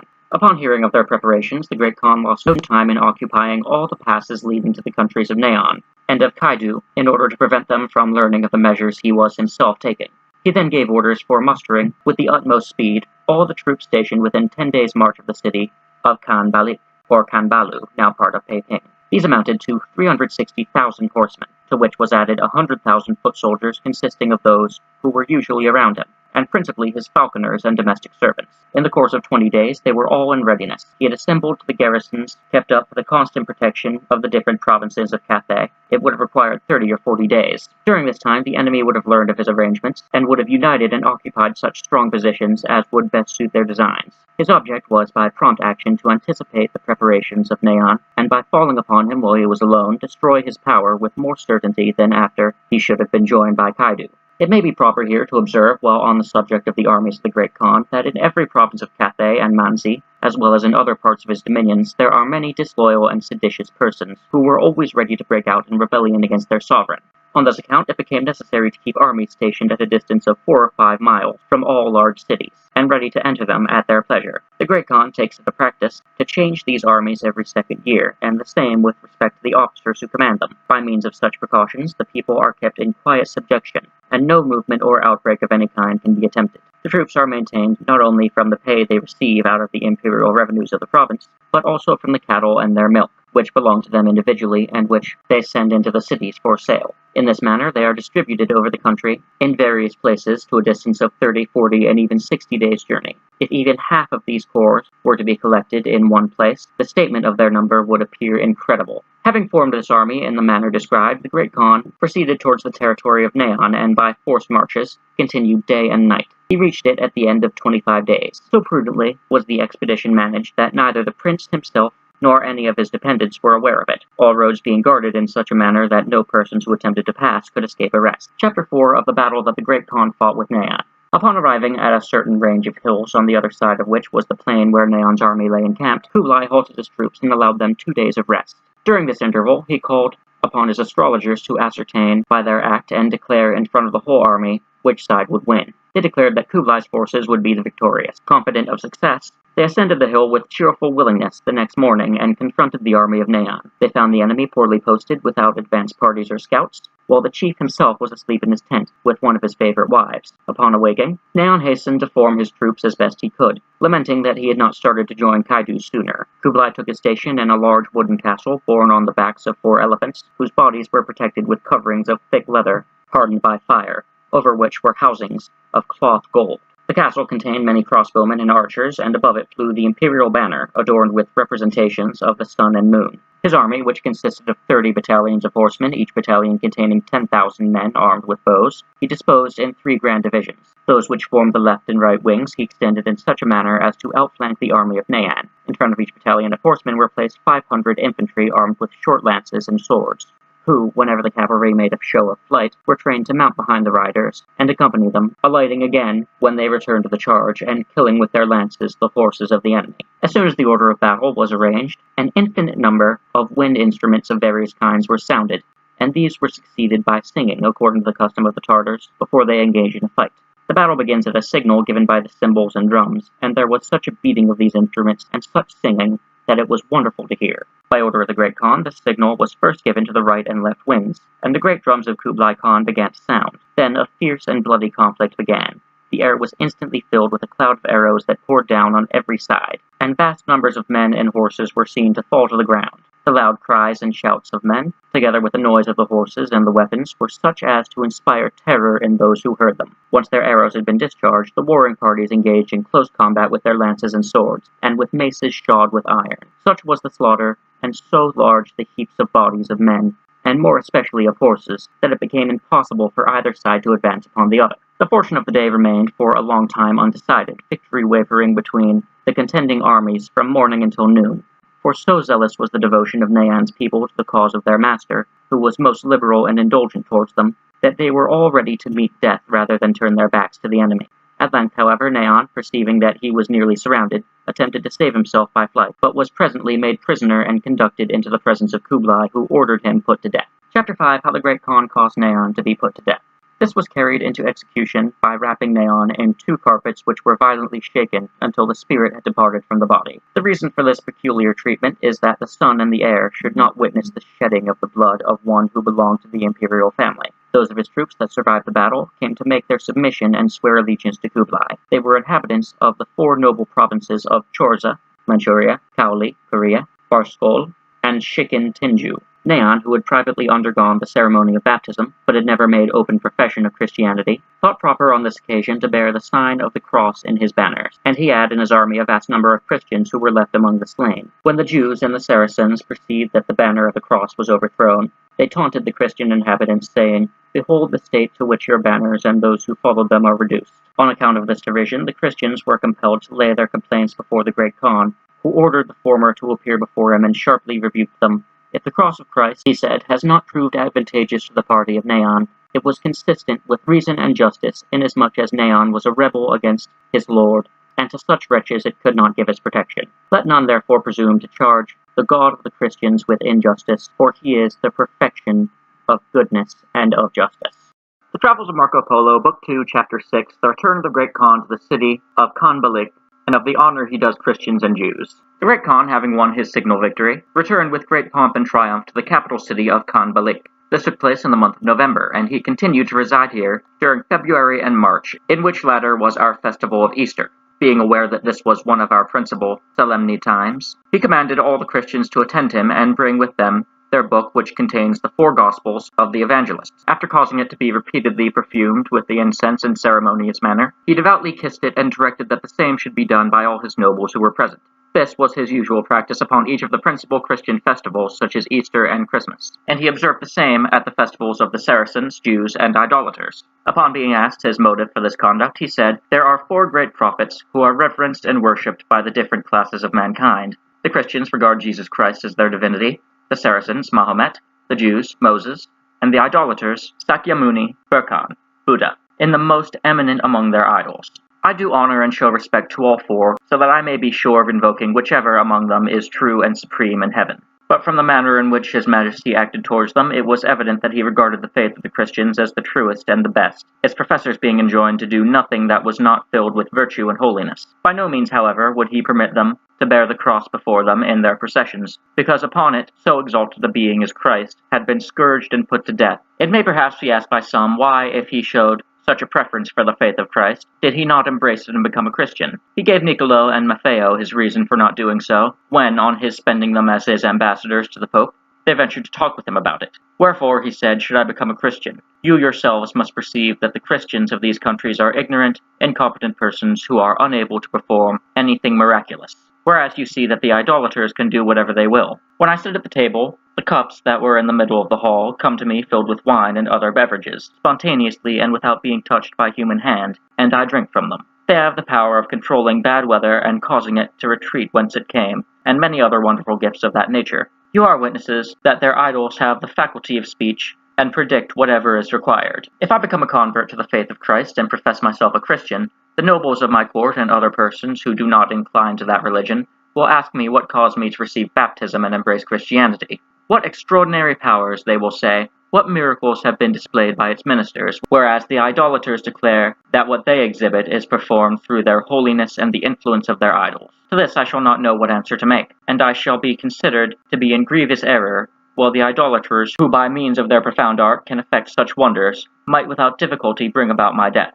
But return to your Pope and request him in my name to send hither 100 persons learned in your law, who, being confronted with the idolaters, shall have power to counter them and show that they themselves are endowed with similar art, but refrain from exercising it, because it is derived from evil spirits, and thus shall compel them to give up such practices in their presence. When I witness this, I shall ban them and their religion, and shall allow myself to be baptized. All my nobles will then also receive baptism, and this will be imitated by my subjects in general. In the end, the Christians of these parts will exceed those in your own country. From this, it must be evident that if the Pope had sent out persons duly qualified to preach the gospel, the Great Khan would have embraced Christianity, for it is certain that he had a strong leaning toward it. To return to our subject, we shall now speak of the rewards and honors he bestows on such as distinguish themselves in battle. Chapter 7 of the rewards granted to those who distinguish themselves in battle. The Great Khan appointed 12 of his most intelligent nobles to acquaint themselves with the conduct of the officers and men of his army, particularly on expeditions and in battles, and to present reports to him.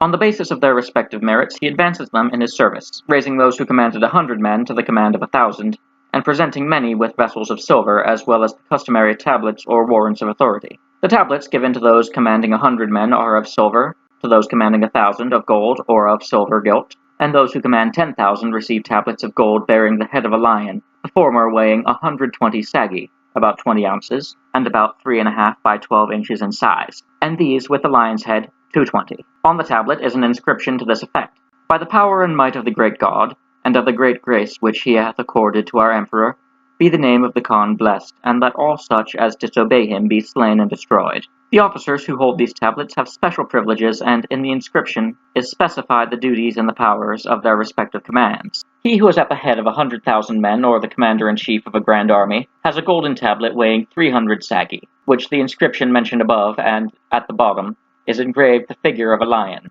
together with the sun and moon. He exercises also the privileges of his high command, as set forth in the magnificent tablet. Whenever he rides in public, an umbrella is carried over his head denoting the rank and authority he holds, and when he is seated, it is always upon a silver chair. The Great Khan likewise confers upon certain of his nobles tablets on which are represented figures of the gerfalcon, in virtue of which they have the power to take with them as their guard of honor the whole army of any great prince. They can also use the horses of the imperial stud at their pleasure, and can appropriate the horses of any officers of lower rank.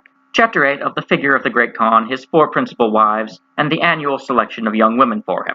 Kublai, who is styled the Great Khan, or Lord of Lords, is of middle stature, that is, neither tall nor short, and there is a just proportion in his whole figure. His complexion is fair and occasionally suffused with red, like the bright tint of the rose, which adds much grace to his countenance. His eyes are black and handsome, his nose well-shaped and prominent.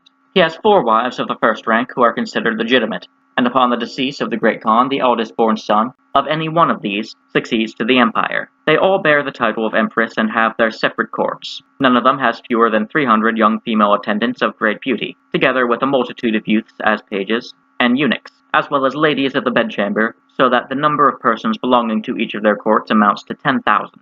When His Majesty desires the company of one of his empresses, he either sends for her or goes himself to her chamber. Besides these, he has many concubines provided for his use by a province of Tartary named Kong-Urat, the inhabitants of which are distinguished for beauty of features and fairness of complexion. Every second year, or oftener, as suits his pleasure, the Great Khan sends thither his officers, who select 100 or more of the handsomest of the young women, according to the standards of beauty set forth in their instructions.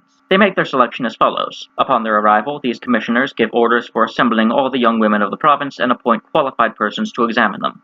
The examiners, upon careful inspection of each of them, that is to say, of the hair, countenance, eyebrows, mouth, lips, and other features, as well as the symmetry of these, estimate their value at 17, 18, 20 or more marks, according to the degree of beauty. If the Great Khan asks for those who were rated at perhaps 20 or 21 marks, these are then selected from the rest and they are conveyed to his court.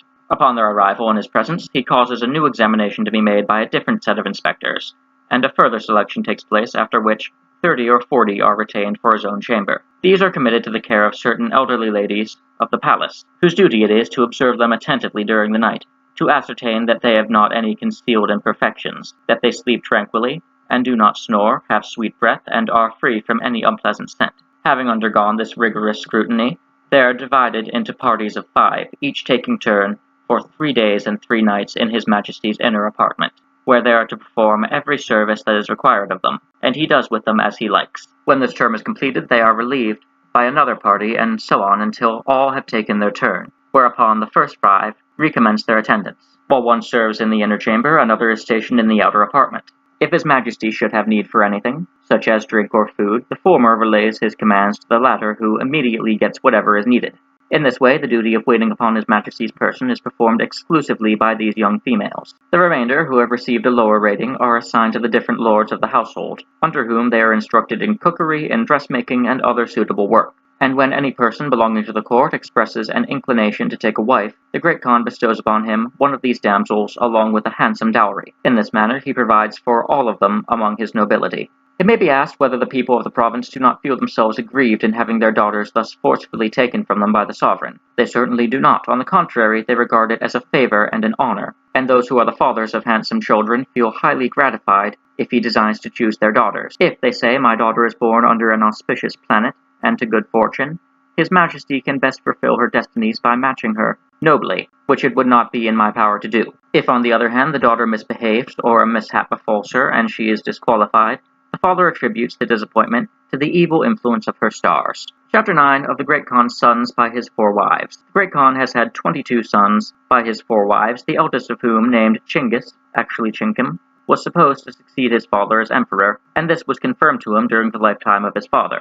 But he died, leaving a son whose name is Temur, who is to succeed the dominion. The disposition of this prince is good, and he is endowed with wisdom and valor. Of the latter he has given proofs in several successful battles. Besides these, His Majesty has 25 sons by his concubines, all of them brave soldiers, having been continually active in military affairs. These he has placed in the rank of nobles. Of his legitimate sons, 7 are at the head of extensive provinces and kingdoms, which they govern with wisdom and prudence, as might be expected of the children of one whose great qualities have not been surpassed by any person of the Tartar race.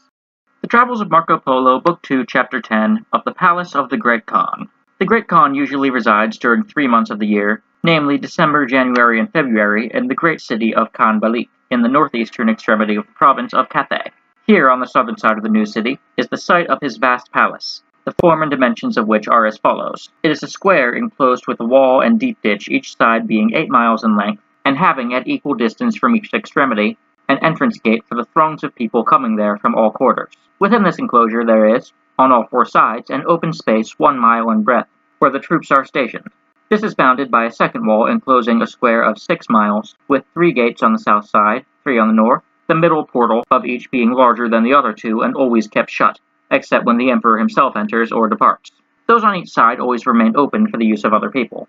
In the middle of each section of these walls is a handsome and spacious building. Consequently, within the enclosure there are 8 such buildings, in which are deposited the royal military stores, one building being devoted to each class of stores. Thus, for instance, the bridle, saddles, stirrups, and other equipment of cavalry occupy one storehouse, the bow, strings, quivers, arrows, and other articles belonging to archery occupy another, cuirasses, corselets, and other armor, formed of leather, a third storehouse, and so of the rest. Within this walled enclosure there is still another, of great thickness and full 25 feet in length. The battlements, or notched parapets, are all white. This forms a square 4 miles in extent, each side being 1 mile, and it has 6 gates, distributed like those of the former enclosure.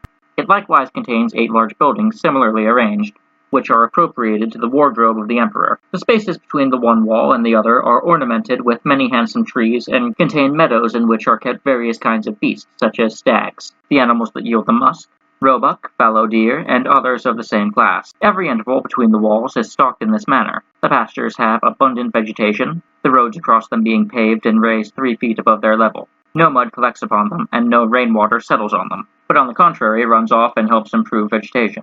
Within these walls, which constitute the boundary of 4 miles, stands the palace of the Great Khan, the most expensive that has ever yet been known. It reaches from the northern to the southern wall, leaving only a vacant court, where persons of rank and the military guards pass. It has no upper floor, but the roof is very lofty. The paved foundation or platform on which it stands is raised 10 spans above the level of the ground, and a wall of marble 2 paces wide resides on all sides. This wall serves as a terrace, where those who walk on it are visible from without. Along the exterior edge of the wall is a handsome balustrade with pillars, which the people are allowed to approach. The sides of the great halls and the apartments are ornamented with dragons in carved work and gilt, figures of warriors, birds, and beasts, and with representations of devils.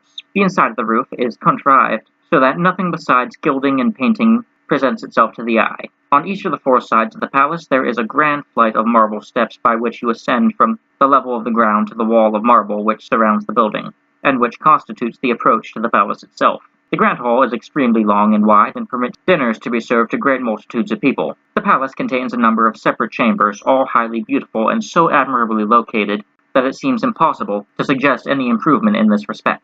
The exterior of the roof is adorned with a variety of colors, red, green, azure, violet, and the covering is so strong as to last for many years. The glazing of the windows is so well wrought and so delicate as to have the transparency of crystal. In the rear of the body of the palace, there are large buildings containing several apartments, where are kept the private possessions of the monarch, or his treasure in gold and silver bullion, precious stones and pearls, and also his vessels of gold and silver plate. Here are likewise the apartments of his wives and concubines, and in this privacy he dispatches business at his convenience, free from every kind of interruption. On the other side of the grand palace, opposite to that in which the emperor resides, is another palace in every respect similar, which is the residence of Chinggis, his eldest son. At his court are observed all the same ceremonials as at that of his father. Not far from the palace, on the northern side, and about a bowshot distance from the surrounding wall, is an artificial hill of earth, the height of which is fully 100 paces, and the circuit at the base about a mile. It is covered with the most beautiful evergreen trees, for wherever His Majesty hears of a handsome tree growing in any place, he causes it to be dug up with all its roots, and the earth around it, and however massive it may be, he has it transported by means of elephants to the mound and adds it to the verdant collection. Because the growth on this hill is always green, it has acquired the name of the Green Mount. On its summit is erected an ornamental pavilion, which is likewise entirely green. Altogether, the mound itself, the trees, and the building form a delightful and wonderful scene. In the northern quarter also, and equally within the precincts of the city, there is a large and deep excavation, carefully shaped, the earth from which was used in building the mound. It is furnished with water by a small rivulet, and has the appearance of a fish pond, but is used for watering the cattle. The stream, passing along an aqueduct at the foot of the Green Mount, proceeds to fill another great and very deep excavation formed between the private palace of the emperor and that of his son, and the earth from this has also served to increase the height of the mound. In this latter basin there is a great variety of fish, from which the table of His Majesty is supplied with any quantity that may be wanted. The stream discharges at the farther end of the pond, and to prevent the escape of the fish, gratings of copper or iron have been set at the entrance and outlet. It is stocked also with swans and other water birds. From the one palace to the other there is a bridge across the water. Such is the great palace. We shall now speak of the city of Taidu, or the Great Court, the Tartar city.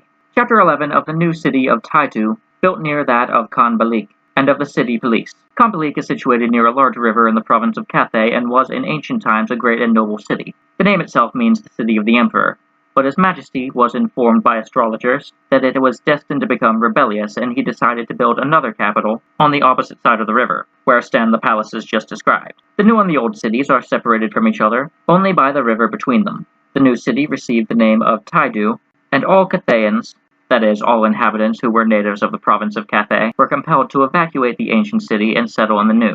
Some inhabitants, of whose loyalty he did not entertain any suspicion, were, however, suffered to remain, especially because the new one could not hold all of them. The new city is perfectly square, and is 24 miles in circumference. It is enclosed with earthen walls that at the base are about 10 paces thick, but gradually diminish towards the top, which is not more than 3 paces. All the battlements are white. The whole plan of the city was laid out in lines, and the streets in general are consequently so straight that when a person on the wall over one of the gates looks straight forward, he can see the gate on the opposite side of the city. In the public streets there are, on each side, booths and shops of every description. All building lots throughout the city are square and exactly on a line with each other, each being sufficiently spacious for handsome buildings, with corresponding courts and gardens. Each of these was assigned to the head of a family.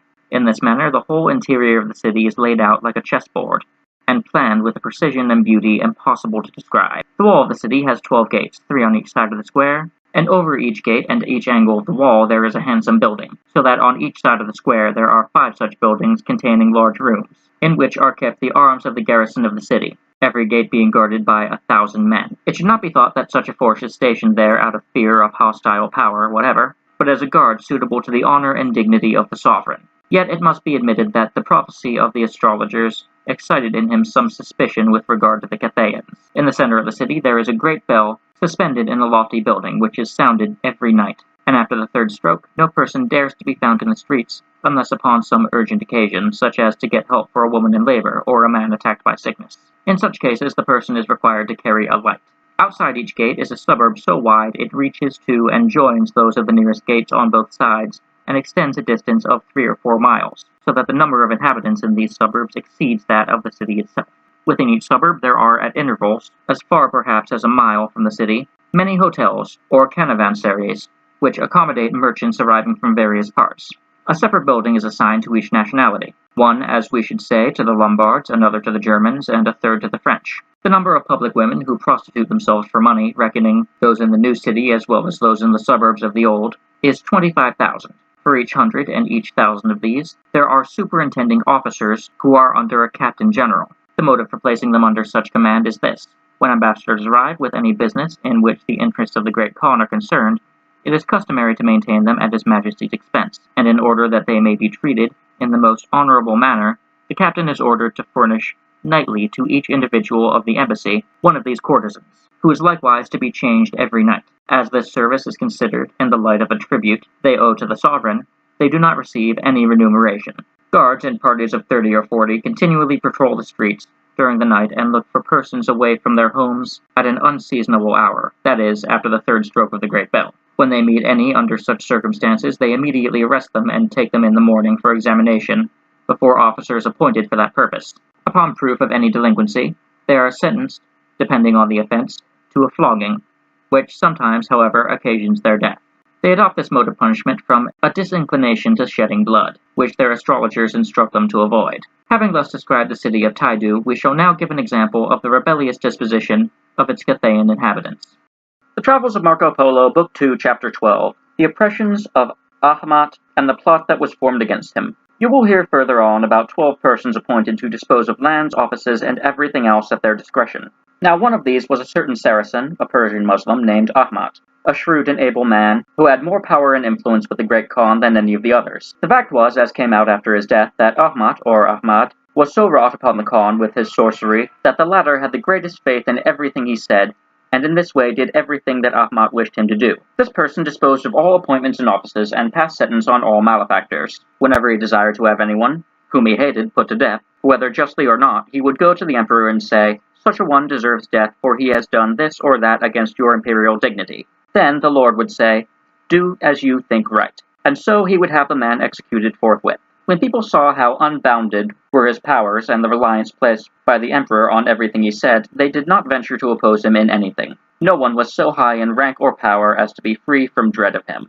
If anyone was accused by him to the emperor of a capital offense and desired to defend himself, he was unable to present testimony in his own defense, for no one would stand by him, since no one dared to oppose Ahmat, and thus the latter caused many to perish unjustly. Moreover, there was no beautiful woman whom he desired that he did not manage to possess, forcing her to be his wife if she was unmarried, or otherwise compelling her to yield to his desires. Whenever he learned of anyone who had a pretty daughter, certain ruffians of his would go to the father and say, "What do you say? Here is this pretty daughter of yours. Give her in marriage to the Bailo, that is, Lord Lieutenant, Ahmat, and we will arrange for him to give you such a post or office for 3 years." Thus tempted, the man would surrender his daughter, and Ahmat would go to the emperor and say, "Such an office is vacant or will be vacant on such a day, so-and-so is a good man for the post." And the emperor would reply, "Do as you think best." And the father of the girl was immediately appointed to the government. Thus, either through the ambition of parents or through fear of the minister, all the beautiful women were at his beck, either his wives or mistresses. Also, he had some 25 sons who held offices of importance, and some of these, under the protection of their father's name, committed crimes like his own and did many other evil deeds. This Ahmat also had amassed a great fortune, for everybody who wanted office sent him a heavy bribe. In such authority did this man continue for 22 years. At last the people of the country, that is, the Cathayans, utterly wearied with the endless outrages and crimes he committed against either their wives or their own persons, conspired to slay him and revolt against the government. Among the rest there was a certain Cathayan named Che'enhu, a commander of 1,000, whose mother, daughter, and wife had all been violated by the minister. Now this man, full of bitter resentment, began to plot the destruction of the minister with another Cathayan whose name was Wanhu, a commander of 10,000. They came to the conclusion that the time to do the deed would be during the Great Khan's absence from Khan Balik, for after stopping there 3 months he used to go to Shangtu and stay 3 months, and at the same time his son Chinkim used to go away to his usual haunts, leaving Ahmat in charge of the city and in a position to obtain the Khan's orders from Shangtu when any emergency arose. Having come to this conclusion, the two plotters imparted it to some leading Cathayans, and then, by common consent, sent word to their friends in many other cities that they had determined on such a day, at the signal given by a beacon, to massacre all men with beards, and that the other cities should stand ready to do the same. The reason they spoke of massacring bearded men was that the Cathayans naturally have no beards, while beards are worn by the Tartars, Saracens, and Christians. And it should be known that all the Cathayans detested the Great Khan's rule, because he set over them governors who were Tartars or more frequently Saracens, and these they could not endure, for they were treated by them just like the slaves. You see, the Great Khan had not succeeded to the dominion of Cathay by hereditary right, but held it by conquest, and thus having no confidence in the natives, he put all authority into the hands of Tartars, Saracens, or Christians who were attached to his household and devoted to his service, and were foreigners in Cathay. Therefore, on the day appointed, the aforesaid Wanhu and Che'enu having entered the palace at night, Wanhu sat down and caused a number of lights to be kindled before him. He then sent a messenger to Ahmat, who lived in the old city, as if to summon him to the presence of Chinkim, the Great Khan's son, who it was pretended had arrived unexpectedly. When Ahmat heard this, he was much surprised, but made haste to go, for he feared the prince greatly.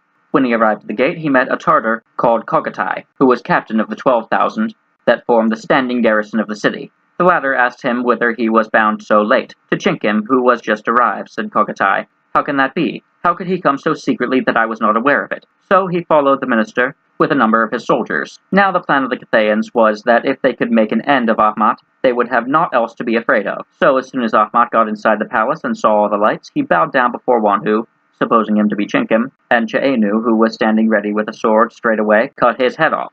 As soon as Kogatai, the Tartar captain who had halted at the entrance, saw this, he shouted, "Treason," and instantly let fly an arrow at Wanhu, and shot him dead as he sat. At the same time, he called his people to seize Che'enu, and sent out a proclamation that anyone found in the streets would be instantly put to death. The Cathayans saw that the Tartars had discovered the plot, and that they had no longer any leader, since one was killed and the other seized. So they kept to their houses, and were unable to pass the signal for the rising of the other cities, as had been agreed. Kogatai immediately dispatched messengers to the Great Khan, giving a full report of the whole affair, and the Khan sent back orders for him to make a careful investigation and to punish the guilty as they deserved. In the morning, Kogatai examined the Cathayans and put to death a number whom he found to be the ringleaders in this plot. The same was done in the other cities, when it was found that they too had been in the plot. After the Great Khan had returned to Khan Balik, he was very anxious to discover what had led to this affair. He then learned about all the endless outrages of the abominable Ahmat and his sons. He found that he and 7 of his sons had forced no end of women to be their wives, besides those whom they had ravished. The Great Khan then ordered all the treasure that Ahmat had accumulated in the old city to be transferred to his treasury in the new city, and it was found to be an enormous amount. He also ordered the body of Ahmat to be dug up and cast into the streets for the dogs to tear, and commanded those of the sons who had followed the father's evil example to be flayed alive. These circumstances called the Khan's attention to the accursed doctrine of the Saracens, which excuse every crime, yea, even murder itself, when committed against any who are not of their religion. Seeing that this doctrine had led the vile Ahmat and his sons to act as they did without any sense of guilt, the Khan was led to entertain the greatest disgust and abhorrence for it. So he summoned the Saracens and prohibited their doing many things which their religion enjoined. Thus he ordered them to regulate their marriages by the Tartar law, and prohibited their cutting the throats of animals that are killed for food, commanding them to slit the stomach in the Tartar way. Now, when all this happened, Messer Marco was on the scene. Chapter 13 of the Personal Guard of the Great Khan. The bodyguard of the Great Khan consists of 12,000 horsemen who are termed Keshikten, which signifies soldiers devoted to their lord. It is not, however, out of fear that he is surrounded by this guard, but as a matter of state. These 12,000 men are commanded by 4 superior officers, each of whom is at the head of 3,000. And each 3,000 does constant duty in the palace during the 3 successive days and nights, at the end of which they are relieved by another division. When all the 4 have completed their period of duty, the first group takes its turn again. During the day, the 9,000 who are off guard do not quit the palace unless when employed in the service of His Majesty, or when individuals are called away on urgent private business, in which case they must obtain leave. Chapter 14 of the Style in which the Great Khan holds court. When His Majesty holds public court, those who attend it are seated in the following order. The table of the sovereign is placed above the others, and he takes his seat on the northern side with his face turned towards the south, and next to him on his left hand sits the empress. On his right hand, upon seats somewhat lower, are placed his sons, grandsons, and other persons connected with him by blood, so that their heads are on a level with the emperor's feet. The other princes and other nobility have their places at still lower tables, and the same rules are observed with respect to the females, the wives of the sons, grandsons, and other relatives of the Great Khan, being seated on the left hand, each lower than the preceding. Then follow the wives of the nobility and military officers, so that all are seated according to their respective ranks and dignities. The tables are arranged in such a manner that the Great Khan on his elevated throne can overlook the whole. However, not all who assemble on such occasions can be accommodated at tables. The greater part of the officers, and even of the nobles, eat while sitting upon carpets, and on the outside stand a great multitude of persons, some of them petitioners who come from different countries and bring with them many rare and curious articles. In the middle of the hall, where the Great Khan sits at a table, there is a magnificent piece of furniture in the form of a square coffer, each side of which is 3 paces in length, exquisitely carved with figures of animals and gilded. It is hollow and holds a golden vase of great capacity. On each of its 4 sides stands a smaller vessel containing about a hogshead, one of which is filled with mare's milk, another with the milk of the camel, and the others with the other kinds of beverage in use. Within this buffet are also all the vessels for serving the liquors to His Majesty. Some of them are of beautiful gilt plate. Their size is such that when filled with wine or other liquor, the quantity would be sufficient for 8 or 10 men. Before every 2 persons at the tables, one of these flagons is placed, together with a kind of ladle in the form of a cup with a handle, also of plate. This is to be used not only for taking the wine out of the flagon, but for lifting it to the mouth. It is also done this way for the women. The quantity and richness of the plate belonging to His Majesty is quite incredible. Officers of rank are likewise appointed to see that all strangers who happen to arrive at the time of the festival, and are unacquainted with the etiquette of the court, are suitably accommodated with places. These stewards are continually moving about the hall, inquiring of the guests if there is anything they lack or whether they want wine, milk, meat, or anything else, in which case it is immediately brought to them by the attendants. At each door of the grand hall, or of whatever part the Great Khan happens to be in, stand 2 gigantic men, one on each side, armed with staves to prevent persons from stepping on the threshold. If by chance anyone is guilty of this offense, these guards take his garment,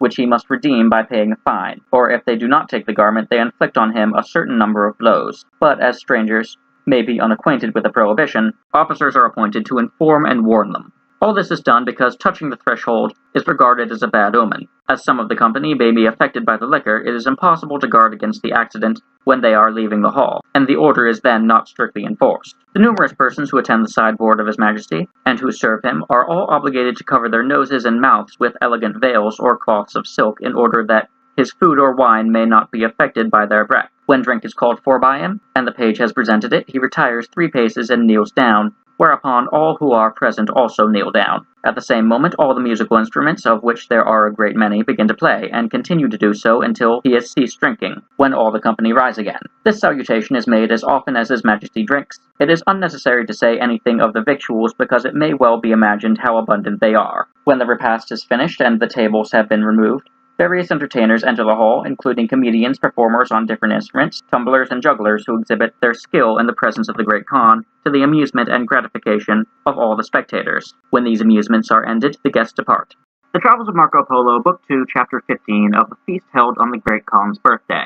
All the Tartar and other subjects of the Great Khan celebrate as a festival the day of His Majesty's birth, which took place on the 28th day of September. This is their greatest festival, excepting the one kept on the first day of the year, which shall be hereafter described. Upon this anniversary, the Great Khan appears in a superb dress of cloth of gold, and full 20,000 nobles and military officers are clad by him in similar dresses, but made of less costly materials. They are, however, of silk and of the color of gold, and along with the vest they receive a girdle of chamois leather, curiously worked with gold and silver thread, and also a pair of boots. Some of the dresses are ornamented with precious stones and pearls, to the value of 10,000 bazants of gold, and are given to those nobles who, from their confidential employments, are nearest to His Majesty's person. The dresses are worn on the 13 solemn festivals in the year, and those clad in them make an appearance that is truly royal. When His Majesty assumes any particular dress, the nobles of his court wear corresponding but less costly garments, which they always have in readiness.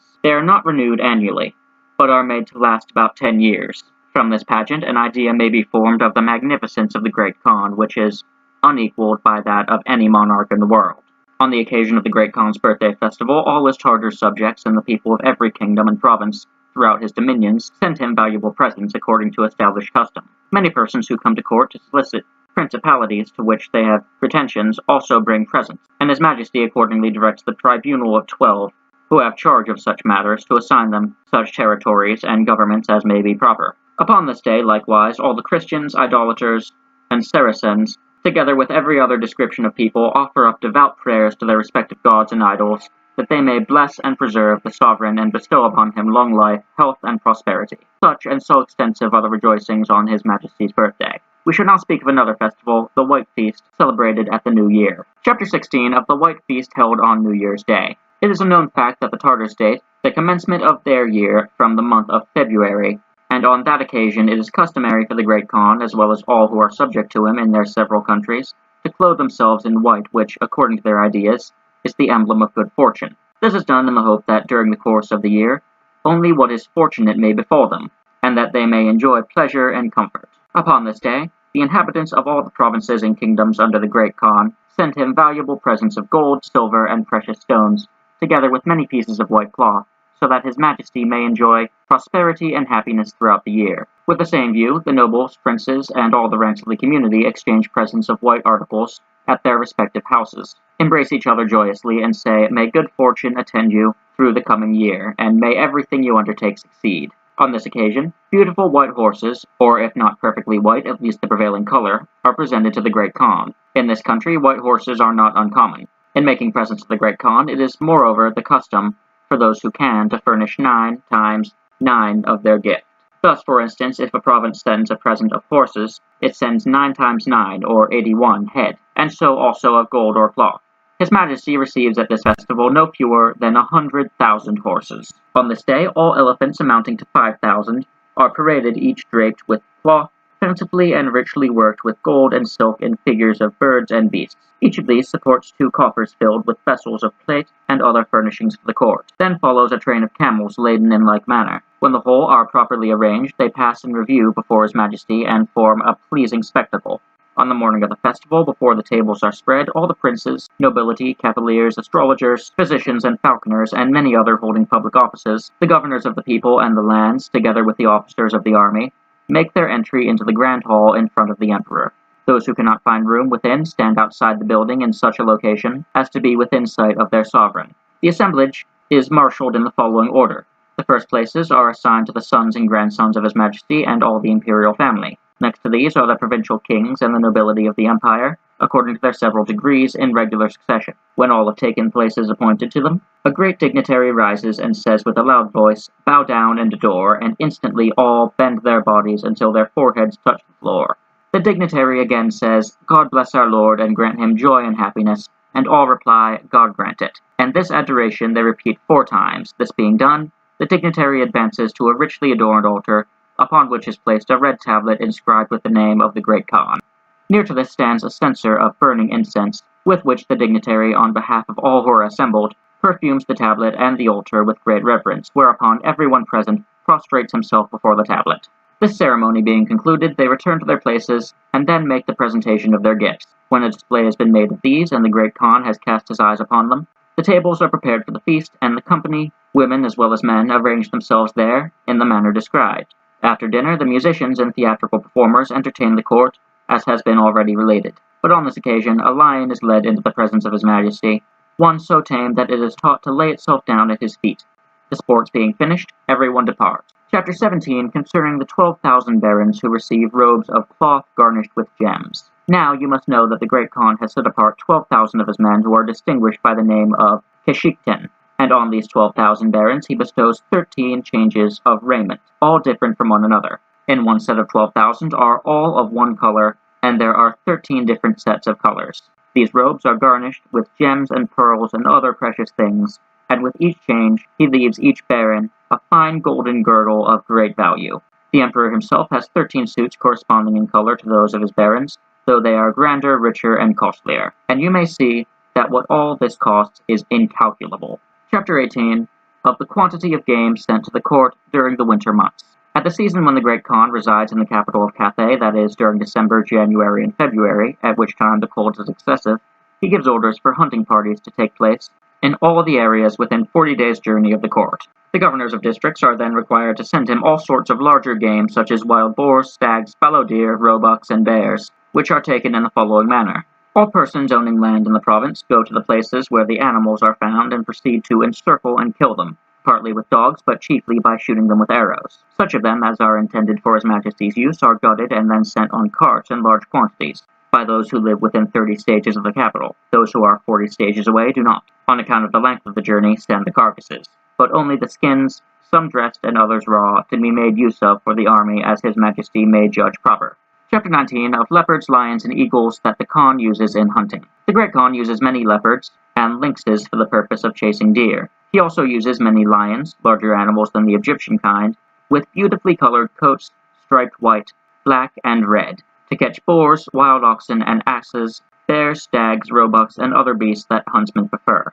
It is a rare sight when the lion is let loose in pursuit of the animal, to see the savage eagerness and speed with which he overtakes it. His Majesty has them carried in cages on carts, along with a little dog, with which they become familiar. The reason for thus shutting them up is that they would otherwise become so ferocious at the sight of the game, it would be impossible to restrain them. It is necessary to lead them against the wind so that they may not be scented by the game, which would immediately run off. His Majesty also has eagles that are trained to catch wolves, and such is their size and strength that none, however large, can escape from their talons. Chapter 20, of two brothers who are keepers of the Khan's hounds. His Majesty has in his service 2 barons, brothers, one named Bayan and another Mengan, who are, in the language of the Tartars, Kuyukchi, that is to say, keepers of the mastiffs. They have charge of the hounds, both fleet and slow, and of the mastiffs. Each has 10 men, those under one brother wearing a red uniform, and those under the other a blue, whenever they accompany the Khan to the chase. The dogs of different kinds, which accompany them, are not fewer than 5,000. One brother with his division advances on the right hand of the emperor, and the other on the left, and each advances in regular order until they have enclosed a tract to the extent of a day's march. By this means no beast can escape them.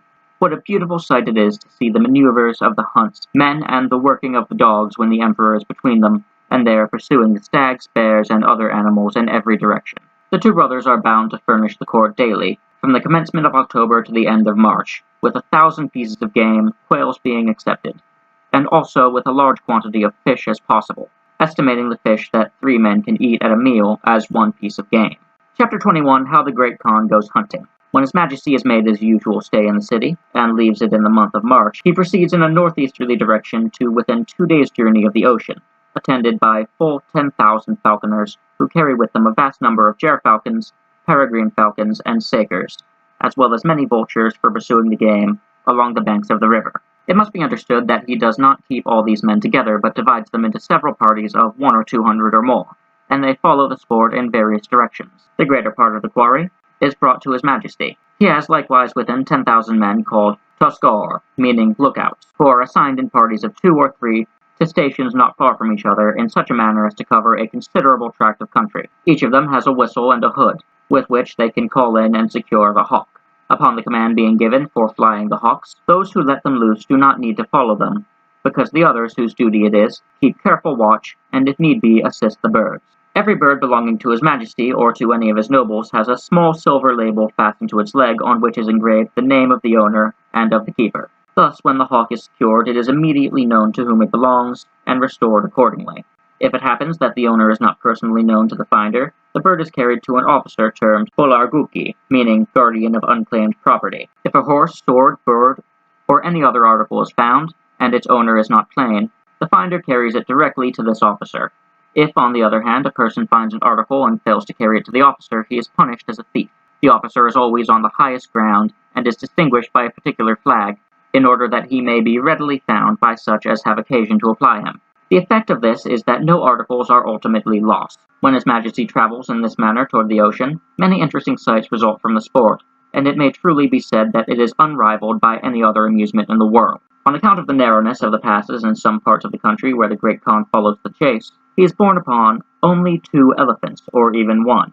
Otherwise he makes use of 4, on the backs of which is placed a pavilion of wood handsomely carved, the inside lined with cloth of gold and the outside covered with the skins of lions, a kind of conveyance made necessary by the fact that he is troubled by gout. In the pavilion he always carries with him 12 of his best gerfalcons, with 12 favorite officers to keep him company and amuse him. Those who are on horseback by his side give him notice of the approach of cranes or other birds, whereupon he raises the curtain of the pavilion and gives directions for letting fly the gerfalcons, which seize the cranes and overpower them after a long struggle. Watching this sport as he lies upon his couch gives great pleasure to His Majesty as well as to the officers and horsemen by whom he is surrounded.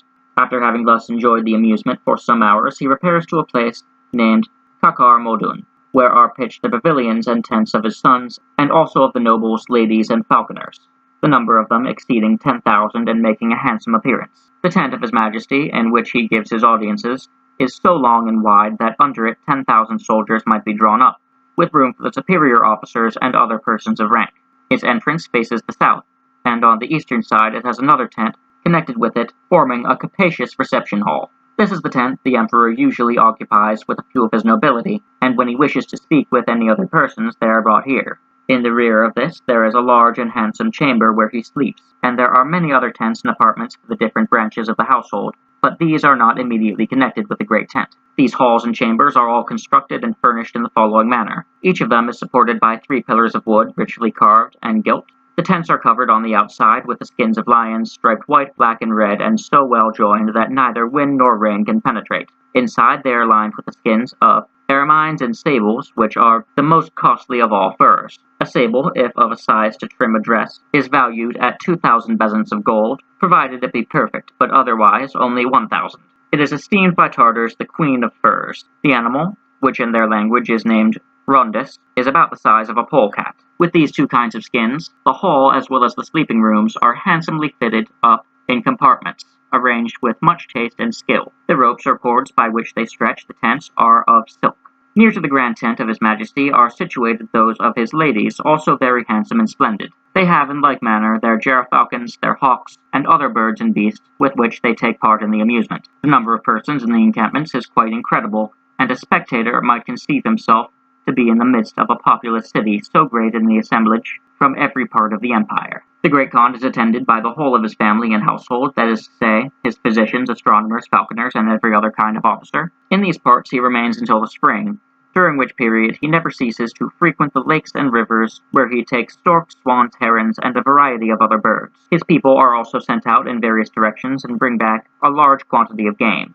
In this manner, during this season, he enjoys himself to a degree that no person who has not seen it can conceive, the excellence and variety of the sport being beyond description. It is strictly forbidden to every tradesman, mechanic, or peasant throughout His Majesty's dominions to keep a vulture, hawk, or any other bird for the pursuit of game, or any sporting dog. Nor may a nobleman or cavalier presume to chase beast or bird in the neighborhood where His Majesty takes up residence. The ban being 5 miles, for example, on one side, 10 on another, and perhaps 15 in a third direction, unless his name be on a list kept by the Grand Falconer, or he has a special privilege to that effect. Beyond those limits, it is permitted. There is an order, however, which prohibits every person throughout all countries subject to the Great Khan from daring to kill hares, roebucks, fallow deer, stags, or other animals of that kind, or any large birds between the months of March and October. This is to ensure that they may increase and multiply, since any breach of this order is punished. Game of every description increases prodigiously. When the usual time has elapsed, His Majesty returns to the capital by the same route he came,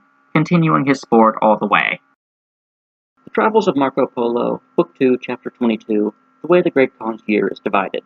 Upon the return of the Great Khan to his capital, he holds a grand court which lasts 3 days, in the course of which he gives feasts and otherwise entertains those by whom he is surrounded. The amusements of these 3 days are indeed remarkable. He then quits his palace and proceeds to the city which he has built. As I told you before, and which is called Shangtu, where he has the Grand Park and Palace of Cane. To escape the heat, he spends his summer there, for the location is a cool one. Here he remains from May until the end of August, when he returns again to his capital and remains until February and the time of the grand feast of the New Year. The hunting expedition towards the sea takes place in March, April, and May. Thus is his year spent, 6 months at the capital, 3 months in hunting, and 3 months at the Cane Palace. In this manner he passes his time with the greatest enjoyment, not to speak of many little journeys in this or that direction at his pleasure. Chapter 23. Concerning the city of Khanbalik, its vast population and commerce. The multitude of inhabitants, and the number of houses in the city of Khanbalik, as also in the 12 suburbs outside the city, corresponding to the 12 gates, is greater than the mind can comprehend. The suburbs are even more populous than the city, and it is there that the merchants and others whose business brings them to the capital stay. Wherever indeed his majesty holds court, there these people flock from all quarters in pursuit of their several objects. In the suburbs there are also as handsome houses and stately buildings as in the city, with the exception only of the palace of the Great Khan. No corpse is suffered to be buried within the city, and those of the idolaters whose custom it is to burn their dead are carried to the usual spot beyond the suburbs. There likewise all public executions take place. Women who live by prostituting themselves for money dare not, unless secretly, exercise their profession in the city, but must confine themselves to the suburbs where, as has already been stated, there reside above 25,000.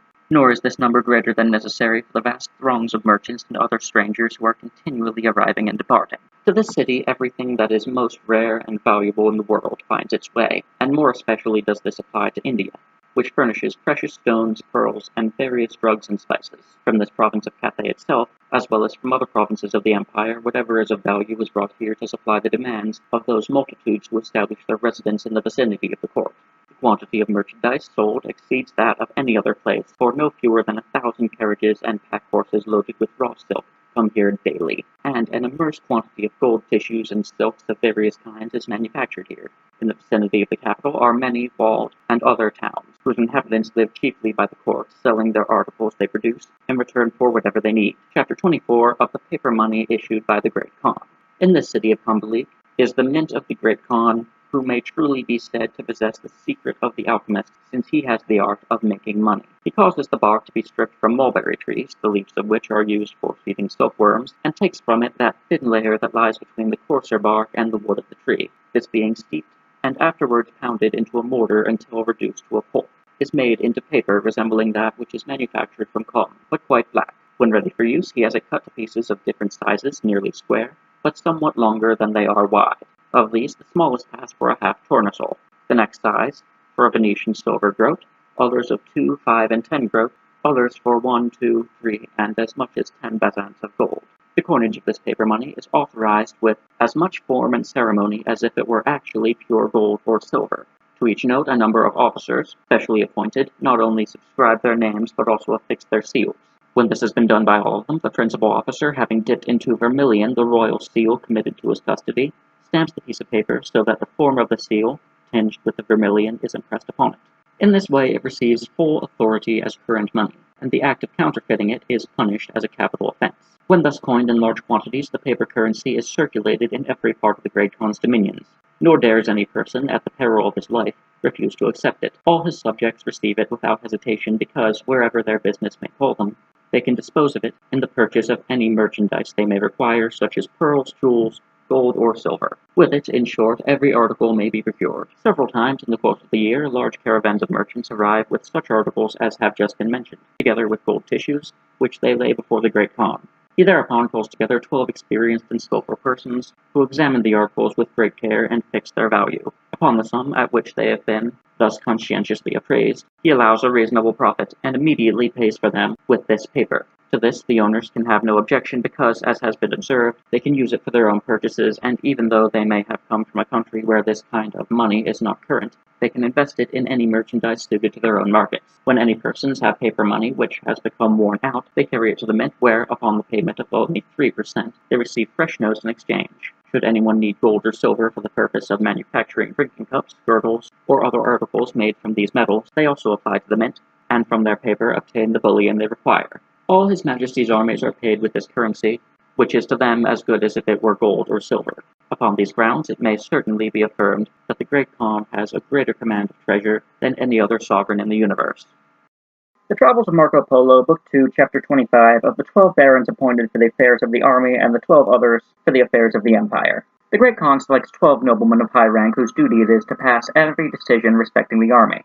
This includes the movements of troops from one area to another, changes of command, the employment of a force where it may be judged necessary, and the numbers to be used in any particular service. Besides these, it is their business to promote officers who have given proofs of valor in combat, and to degrade those who have shown themselves base and cowardly. All this, however, is done subject to the approval of His Majesty, to whom they report their opinion of the officer, and who, upon confirming their decision, grants to him who is promoted the tablet or warrant belonging to his rank, as before described. He also confers on him large presents in order to excite others to merit the same rewards. The tribunal, composed of those 12 nobles, is named Tai, denoting a supreme court as being responsible to no other than the sovereign. Besides this, there is another tribunal, likewise of 12 nobles, appointed to supervise the government of the 34 provinces of the empire. These have in Khanbalik a large and handsome palace or court, containing many chambers and halls. For the business of each province, there is a presiding legal officer, together with several clerks, who have apartments in the court and there transact business for the province to which they belong, under the direction of the tribunal of 12.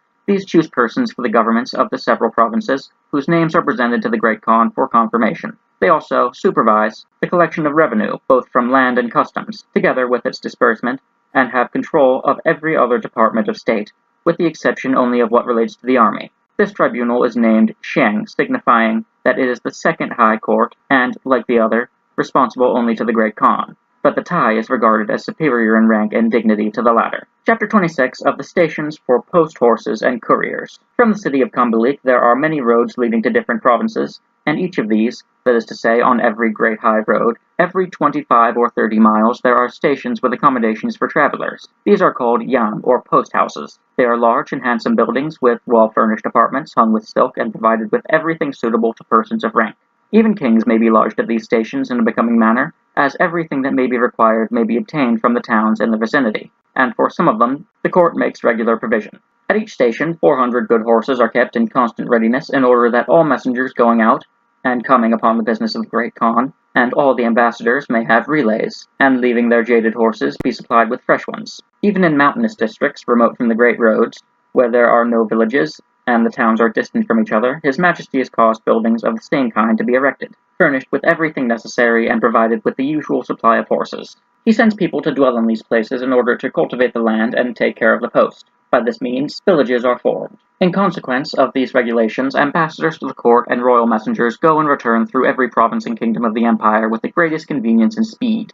In the management of all this, the Great Khan exhibits a superiority over every other emperor or king on earth. In his dominions, no fewer than 200,000 horses are thus employed, and 10,000 buildings with suitable furniture are kept up. It is indeed so wonderful a system and so effective in its operation as it is scarcely possible to describe. If it be asked how the population of the country can supply sufficient men for these duties, and by what means they can be supported, we may answer that all the idolaters and likewise the Saracens keep 6, 8, or 10 women according to their circumstances, by whom they have a prodigious number of children. Some of them have as many as 30 sons capable of following their fathers in arms, whereas with us a man has only one wife, and even although she should prove barren, he is obliged to pass his life with her, and is thus deprived the chance of raising a family. Hence it is that our population is so much smaller than theirs. With regard to food, there is no shortage of it, for these people, especially the Tartars, Cathayans, and inhabitants of the province of Manzi, subsist for the most part upon rice, panicum, and millet, and these grains yield in their soil 100 measures for one.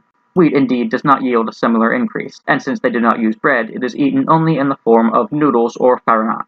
The former grains they boil in milk or stew with their meat. No spot on earth that can possibly be cultivated is suffered to lie idle, and their cattle multiply exceedingly, insomuch that when they take to arms, there is scarcely an individual that does not carry with him 6, 8, or more horses for his own personal use. All this will explain why they have so large a population and such abundance to support it.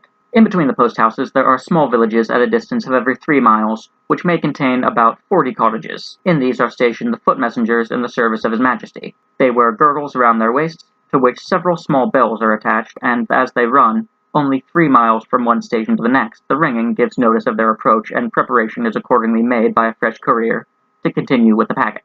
It is thus carried so swiftly that in the course of 2 days and nights, His Majesty receives news that normally could not be obtained in less than 10 days. It often happens that in the fruit season, fruit gathered in the morning at Khanbalik is conveyed to the Great Khan at Shangtu by the evening of the following day, although the distance is generally considered as 10 days' journey. At each of these 3-mile stations there is a clerk whose business it is to note the time at which one courier arrives and the other departs. This is also done at all the post houses. Besides this, officers pay monthly visits to every station to check the management of them and to punish those couriers who have not been diligent enough. All couriers are not only exempt from tax but also receive good allowances from His Majesty. The horses in his service do not incur any direct expense, the cities, towns, and villages in the neighborhood being obliged to furnish and maintain them. By His Majesty's command, the governors of the cities have experts determine the number of horses the inhabitants can supply, those on each side of the station contributing their due share. The cost of the maintenance of the horses is afterward deducted by the cities out of the revenue payable to the Great Khan. It must be understood, however, that all the 400 horses are not constantly on service at the station, but only 200, which are kept there for the space of a month. During this period, the other half are at pasture, and at the beginning of the month, these take their turn again, each alternately relieving the other. Wherever there is a river or lake, which the couriers on foot or the horsemen must cross, the neighboring cities are obliged to keep there 3 or 4 boats, in continual readiness for that purpose. And where there is an uninhabited desert of several days' journey, the city on its borders is obliged to furnish horses for such persons, and also to supply provisions for them and their escort. But cities so situated get a special remuneration from His Majesty. Where the post stations lie at a distance from the great road, the horses are partly those of His Majesty and only partly furnished by the cities and towns of the district. When messengers must proceed with extraordinary dispatch, as in giving word of a disturbance in any part of the country, the rebellion of a chief, or other important matter, they ride 200 or sometimes 250 miles in the course of a day. On such occasion, they carry with them the tablet of the gerfalcon as a signal of the urgency of their business and the need for speed. When there are 2 messengers, they depart together from the same place, mounted upon good, fleet horses, and they gird their bodies tight, bind a cloth round their heads, and push their horses to the utmost. They continue thus till they come to the next post house 25 miles distant, where they find 2 other horses fresh and ready to go. They spring upon them without pausing, and changing in the same manner at every stage until evening they can cover 250 miles. In cases of great emergency, they continue on their way during the night, and if there is no moon, they are accompanied by the next station by persons who run before them with torches. They do not then make the same speed as in the daytime, the light-bearers not being able to exceed a certain pace. Messengers able to endure such extreme fatigue are held in high esteem. Now we leave this subject, and I will go on to tell you of a great act of benevolence which the Great Khan performs twice a year. The Travels of Marco Polo, Book 2, Chapter 27, of the help given by the Emperor to all provinces in times of dearth. Every year the Great Khan sends his commissioners to find out whether the crops of any of his subjects have suffered from unfavorable weather, windstorms, violent rains, locusts, worms, or any other plague. And in such cases, he not only does not exact the usual tribute, but furnishes them from his granaries with as much corn as they need for subsistence, as well as for sowing their land. With this in view, in times of great plenty, he has large purchases made of the most useful kinds of grain, which is stored in granaries provided for the purpose in the several provinces, and managed with such care as to ensure its keeping for 3 or 4 years. He commands that these granaries always be kept full in order to provide against times of scarcity, and when at such time he sells the grain, he asks no more 4 measures than the purchaser would pay for 1 measure in the market. Similarly, where there has been a loss of cattle in any district, he makes good the loss out of his own, which he has received as his tenth, other provinces. All his thoughts, indeed, are directed towards assisting the people whom he governs, that they may be able to make a living and improve their substance. We must not omit to notice, as a peculiarity of the Great Khan, that where lightning has struck any herd of cattle, flock of sheep, or other domestic animals, whether the property of 1 or more persons, and however large the herd may be, he does not demand the 10th of the increase of such cattle during 3 years. So also, if a ship laden with merchandise has been struck by lightning, he does not collect from her any custom or share of her cargo, considering the accident an ill omen. God, he says, has shown himself to be displeased with the owner of the goods, and he is unwilling that property bearing the mark of divine wrath should find its way into his treasury. Chapter 28 of the trees he causes to be planted at the roadsides. There is another regulation of the Great Khan that is both ornamental and useful. On both sides of the public roads he has men plant trees of a kind that become large and tall. Besides giving shade in summer, they mark the road when the ground is covered in snow, and this is of great assistance and comfort to travelers. This is done along the high roads wherever the soil allows, but when the road lies through sandy deserts or over rocky mountains where it's impossible to have trees, he orders stones to be placed and columns erected as landmarks. He also appoints officers whose duty it is to see that all these are properly cared for and the roads kept in good order. Besides the reasons already mentioned, it may be added that the Great Khan is the more inclined to plant trees because astrologers tell him that those who plant trees are rewarded with long life. Chapter 29 of the Rice Wine of Cathay. Most of the inhabitants of the province of Cathay drink a sort of wine made from rice mixed with a variety of spices and drugs. This beverage, or wine as it may be termed, is so good and well flavored that they do not wish for better. It is clear, bright, and pleasant to the taste, and being taken very hot can make one drunk sooner than any other wine. Chapter 30, concerning the black stones dug in Cathay and used for fuel. Throughout this province there is found a sort of black stone, which they dig out of the mountains, where it runs in veins. When lighted, it burns like charcoal and retains the fire much better than wood. It may indeed be kept going during the night, and in the morning be found still glowing. These stones do not flame except a little when first lighted, but while burning give out a considerable heat. There is no scarcity of wood in the country, but the population is so immense, and their stoves and baths, which they are continually heating, so numerous, that the quantity could not supply the demand. There is no person who does not frequent a warm bath at least 3 times a week, and during the winter daily, if he possibly can. Every man of rank or wealth has one in his house for his own use, so the stock of wood would soon provide inadequate, whereas these stones are wonderfully abundant and cheap. Chapter 31 of the Khan's magnanimity towards the poor. It has already been pointed out that the emperor distributes large quantities of grain to his subjects. We shall now speak of his great charity to and care of the poor in the city of Khanbalik. Upon being told of members of a respectable family reduced to poverty by misfortune or unable because of illness to earn a living or raise a supply of any kind of grain, he gives them enough for a year's consumption. At the proper time, they present themselves before the officers who supervise such expenditures. Here they declare the amount they received the previous year, and receive the same for the current year. In a similar way, the emperor provides clothing for the poor, which he does from his tenths, tithes of wool, silk, and hemp. He has these materials woven into various sorts of cloth in a building erected for that purpose, where every artisan is obliged to work 1 day a week for his majesty. Garments thus manufactured he orders to be given to the poor families above described, as they are needed for their winter and summer clothes. He also has armies, and in every city has woolen cloth woven and has it paid for from the tenths levied at that place. Chapter 32 of the Emperor's Charity. It should be realized that when the Tartars followed their original customs and had not yet adopted the religion of the idolaters, they never gave alms. A poor man applied to them, they drove him away, saying, "Take yourself off along with the troubles God has sent you. Had he loved you as he loves me, he would have provided for you." But since the wise men of the idolaters, and especially the Bashiks already mentioned, have taught his majesty that providing for the poor is a good work and highly acceptable to their deities, he has helped them in the manner stated, and at his court no one is denied food. Not a day passes in which 20,000 bowls of rice, millet, and panicum are not distributed by regular officers. By reason of this immense and astonishing liberality towards the poor, the people all adore the great Khan. Chapter 33 of the Astrologers of the City of Khanbalik. There are in the city of Khanbalik, including Christians, Saracens, and Cathayans, about 5,000 astrologers and soothsayers, for whom the emperor provides just as he does for the poor and who constantly practice their art. They have their astrolabes, upon which are indicated the planetary signs, timetables, and aspects for the whole year. The astrologers of each sect annually study their respective tables in order to ascertain the course of the heavenly bodies and their respective positions in each moon. From the paths of the planets in the different signs, they predict weather and foretell the peculiar phenomena each month will produce. For instance, they predict that there will be thunder and storms in one month, earthquakes in another, lightning and violent rains in another, and pestilence, war, discord, and conspiracies in still another. As they find the signs in their astrolabes, so they declare what will come to pass, adding, however, that God, according to his good pleasure, may do more or less than they have set down. They write their predictions for the year on small squares in books called Tequin, and these they sell for a groat apiece to all persons who wish to peep into the future.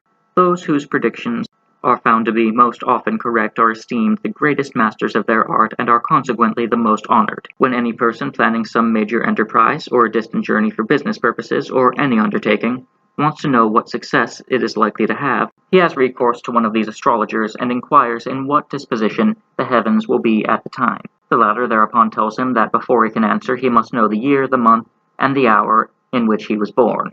Having learned these, he determines how the person's horoscope corresponds with the aspect of the heavens at the time the inquiry was made. Upon this, he grounds his prediction of the outcome of the undertaking. It should be observed that the Tartars divide the time into a cycle of 12 years. The first they give the name of lion, to the second the ox, the third the dragon, the fourth the dog, and so on the rest of 12. When a person is therefore asked in what year he was born, he replies that it was, for example, in the year of the lion, upon such a day, at such an hour and minute, all of which has been carefully recorded by his parents. At the end of the 12 years of the cycle, they repeat it.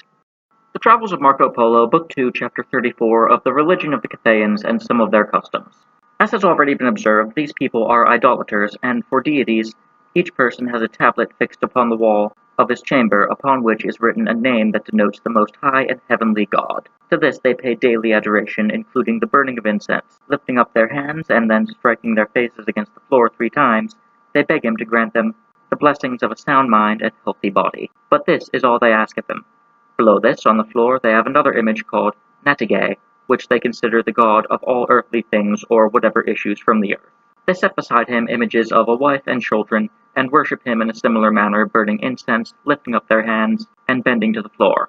To him they pray for seasonable weather, abundant crops, children, and the like. They believe the soul to be immortal in the following sense. They hold that immediately upon the death of a man, his soul enters into another body, and, depending on whether he has acted virtuously or wickedly during his life, his future state will become progressively better or worse. If he is a poor man and has conducted himself worthily and decently, he will first be reborn as the son of a gentlewoman, and will himself become a gentleman, then as the son of a lady of rank, and become a nobleman, thus continually ascending in the scale of existence until he is united to the divinity. But if, on the contrary, being the son of a gentleman, he has behaved unworthily, he will in his next state be a clown, and at length a dog, continually descending lower and lower. Their style of conversation is most courteous.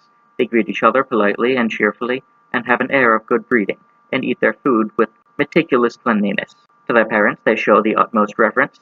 If a child acts disrespectfully or neglects to assist his parents when necessary, there is a tribunal whose especial duty it is to punish such filial ingratitude severely. Criminals who are apprehended and thrown into prison are either executed by strangling or, if they are still in prison at the end of the 3-year period, appointed by His Majesty for a general amnesty, are liberated. But they then have a mark branded upon one of their cheeks so that they may be recognized. The present Great Khan has prohibited all gambling and other modes of cheating, to which these people are addicted more than any others upon earth. To discourage these habits, he said, I conquered you by the power of my sword, and consequently whatever you possess belongs to me. If you therefore gamble, you are gambling with my property. He does not, however, use this as an excuse to take anything arbitrarily from them. The behavior of all ranks of people when they present themselves before His Majesty ought not to pass unnoticed. When they approach him within half a mile of any place where he happens to be, they show their respect for him by assuming a humble and subdued demeanor, insomuch that not the least noise nor any loud voice is heard. Every man of rank carries with him a small vessel into which he spits, no one daring to spit on the floor. This being done, he covers it and makes a salutation. They are likewise accustomed to take with them handsome slippers made of white leather. Before they enter the hall, they put these on, meanwhile handing over their shoes to the servants. This is done so that they may not soil the beautiful carpets, which are woven with silk and gold in a variety of colors. Part 2, A Journey to the West and Southwest of Cathay. Chapter 35, of the interior of Cathay and the river Pulasangan. Having thus given an account of the government of the province of Cathay and the city of Kumbalig, as well as the magnificence of the Great Khan, we shall now proceed to speak of other parts of the empire. You must know, then, that the Great Khan sent Marco as his emissary on a journey to the west that lasted 4 months. We shall tell you all he saw both going and returning. Upon leaving the capital and traveling 10 miles, you come to a river named Pulasangan, the Hunho, or Muddy River, just below Peiping, which empties into the ocean and is used by many vessels carrying much merchandise. Over this river there is a very impressive stone bridge, perhaps unequaled by any other in the world. Its length is 300 paces and its width 8 paces, so that 10 mounted men can, without inconvenience, ride abreast on it. It has 24 arches, all of marble, supported by 25 piers, all built with great skill. On each side, from one end to the other, there is a handsome parapet of marble slabs and pillars arranged in a masterly style. As the bridge ascends, it narrows, but then the sides run in straight and parallel lines. On the upper level, there is a massive and lofty column resting upon a tortoise of marble, and having near its base a large figure of lion, and another at the top. At a distance of a pace and a half, there is another handsome column, with its lion, and so on. All these spaces between the pillars are filled with slabs of marble, curiously sculpted and mortised into the next pillar, forming altogether a beautiful spectacle. These parapets serve to prevent accidents. Chapter 36, of the city of Gauza. Having crossed this bridge and proceeded 30 miles in a westerly direction through the area of fine buildings, vineyards, and fertile fields, one arrives at a large and handsome city named Gauza, Chochao. Here there are many convents of idolaters. The inhabitants in general live by commerce and handicraft. They manufacture gold tissue and the finest taffetas. There are many inns for travelers. A mile beyond this place the roads divide, one going in a westerly direction through the province of Cathay and the other southeasterly towards the province of Manzi. From the city of Gauza it is a journey of 10 days through Cathay to the kingdom of Tainfu, Shanxi. In the course of this, one passes through many fine cities in which manufactures and commerce flourish and where there are many vineyards and much cultivated land. From there, grapes are carried into the interior of Cathay, where the vine does not grow. Mulberry trees also abound, which enable the inhabitants to produce large quantities of silk. All the people of this country are quite civilized as a result of frequent contact with the towns, which are numerous and near each other. To these the merchants continually come, carrying their goods from one city to another, as the fairs are held at each. Chapter 37 of the Kingdom of Ta-in-Fu. At the end of 10 days' journey, it is said, there is another city, one that is unusually large and handsome, named Ahbaluk. His Majesty's hunting grounds extend to this city, but no one dares hunt here except the princes of his own family and those whose names are on the Grand Falconer's list. Beyond these limits, all persons qualified by rank may pursue game. It happens, however, that the Great Khan scarcely ever indulges in the chase on this side of the country, and the consequence is that the wild animals, especially hares, multiply to such a degree as to destroy all the crops of the province. When this came to the knowledge of the Great Khan, he came here with the whole of his court, and a vast number of these animals were taken. A considerable trade is carried on here, and a variety of articles are manufactured, particularly arms and other military equipment, which are here conveniently situated for the use of the emperor's armies. Vineyards are numerous, and a vast number of grapes are gathered. Other fruits also grow here in plenty, as does the mulberry tree, together with the worms that yield the silk. Leaving Ta-in-Fu and traveling westward, one passes for 7 days through a fine country with many cities where commerce and manufactures dominate, and whose merchants travel profitably in various parts of the country. After this, one reaches the large and very important city of Peingyang-fu. It likewise contains numerous merchants and artisans, and silk is produced here in great quantity. We shall not say anything further of these places, but proceed to speak of the outstanding city of Kachanfu, first noticing, however, a noble caste named Taijin. Chapter 38 of the Castle of Taijin.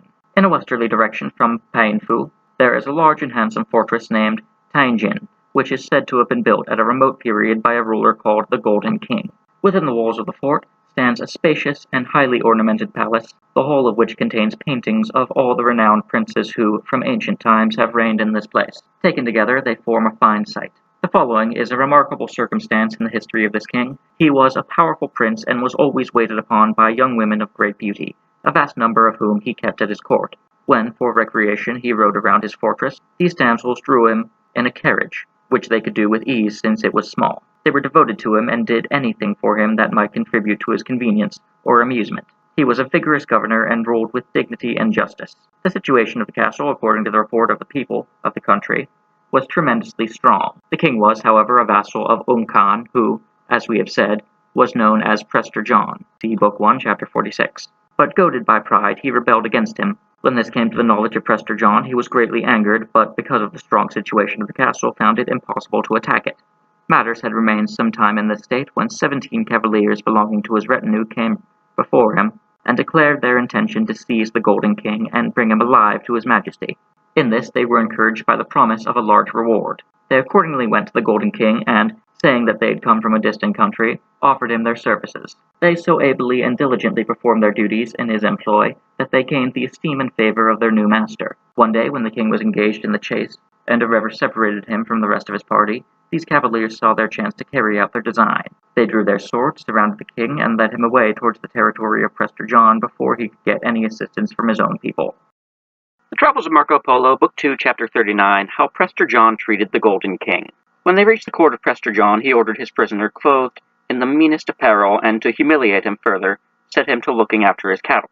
In this wretched condition he remained for 2 years, strict care being taken that he should not escape. And at the end of that period, the Golden King was brought before Prester John again, trembling from fear that he would put him to death.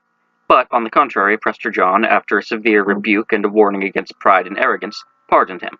He then directed that he should be dressed in royal apparel and sent back to his principality with an escort of honor. From that time forward he remained loyal and lived on friendly terms with Prester John. The foregoing is what I was told about the Golden King. Chapter 40 of a large and noble river, the Kara-Moran. Upon leaving the fortress of Taijin, and coming about 25 miles, the traveler comes to a river called Kara-Moran, a Mongol name for the Yellow River, which is of such width and depth that no solid bridge can be built to cross it. Its waters flow into the ocean.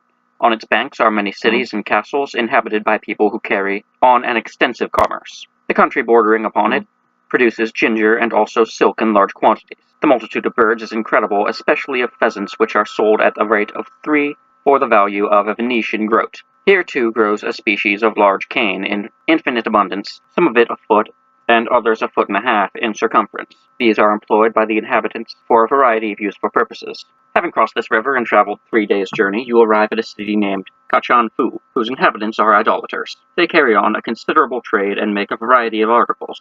The country produces much silk, ginger, and many drugs that are nearly unknown in our part of the world. They also weave gold tissues as well as every other kind of silk and cloth. We shall speak next of the noble celebrated city of Kenzanfu, in the kingdom of the same name. Chapter 41 of the city of Kenzanfu. Departing from Kachenfu, and proceeding 8 days' journey in a westerly direction, you continually meet with cities and commercial centers and pass many gardens and cultivated grounds, with an abundance of the mulberry tree which produces silk. The inhabitants in general worship idols, but there are also found here Nestorian Christians, Turkomans, and Saracens. The wild beasts of the country afford excellent sport, and a variety of birds are also taken. At the end of 8 days you arrive at the city of Kenzanfu, which was anciently the capital of an extensive, noble, and powerful kingdom, the seat of many noble descended kings. At present it is governed by Mangalai, the son of the great Khan. It is a center for commerce and famous for its manufactures. Raw silk is produced in large quantities, and tissues of gold and every kind of silk are woven here. They also prepare every article necessary for the equipment of an army. All provisions are abundant and moderately priced. The inhabitants in general worship idols, but there are some Christians, Turkomans, and Saracens. In a plain about 5 miles from the city stands a beautiful palace belonging to King Mangalai, embellished with many fountains and rivulets both inside and outside the buildings. There is also a fine park surrounded by a high wall with battlements enclosing an area of 5 miles where all kinds of wild animals, both beasts and birds, are kept for sport. In its center is this spacious palace which cannot be surpassed for symmetry and beauty. It contains many marble halls and chambers, ornamented with paintings, beaten gold, and the finest azure.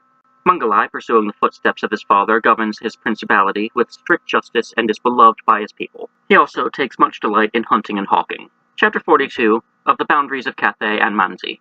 Traveling westward 3 days from the residence of Mangalai, you still find towns and castles whose inhabitants subsist by commerce and manufactures, and where there is an abundance of silk.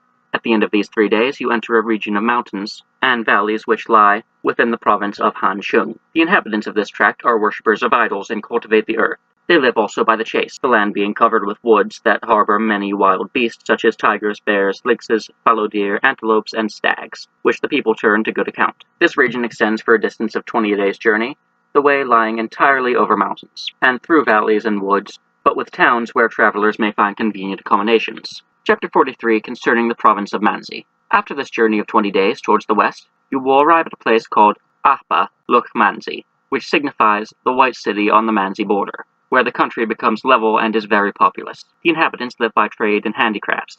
Large quantities of ginger are produced here, and this is conveyed through all province of Cathay, with great profit to the merchants.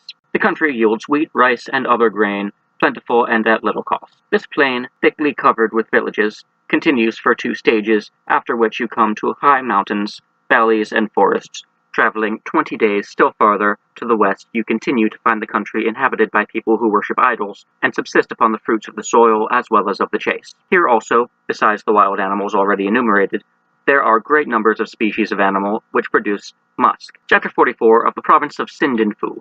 Having traveled those 20 stages through a mountainous country, you reach a plain on the borders of Manzi. Here there is a district named Sindinfu, which is also the name of his capital. A large and noble city, formerly the seat of many rich and powerful kings. The circumference of the city is 20 miles, but at present is divided in the following manner. The late king had 3 sons, and it being his wish that each of them should reign after his death, he divided the city among them, separating the parts by walls, although the whole continued to be surrounded by one general enclosure. These 3 brothers accordingly became kings, and each had a considerable tract of streams, which, descending from distant mountains, flow around and pass through it in a variety of directions. These rivers range from half a mile in width to 200 paces, and are very deep.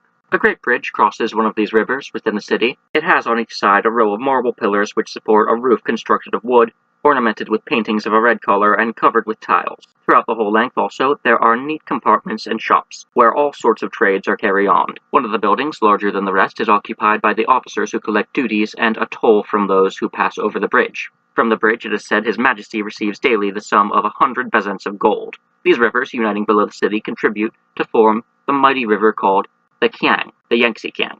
whose course, before it empties into the ocean, amounts to 100 days' journey. On these rivers and in the vicinity there are many towns and fortified places, and numerous vessels in which large quantities of merchandise are transported to and from the city. The people of the province are idolaters. Departing thence, you travel 5 days, partially along the plain and partially through valleys, where you see many fine mansions, castles, and small towns.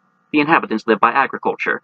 In the city there are factories, particularly of very fine clothes, and crepes and gauzes. This country, like the districts already mentioned, is infested with lions, bears, and other wild animals. At the end of these 5 days' journey, you reach the desolate country of Tibet. The Travels of Marco Polo, Book 2, Chapter 45, of the Province of Tibet.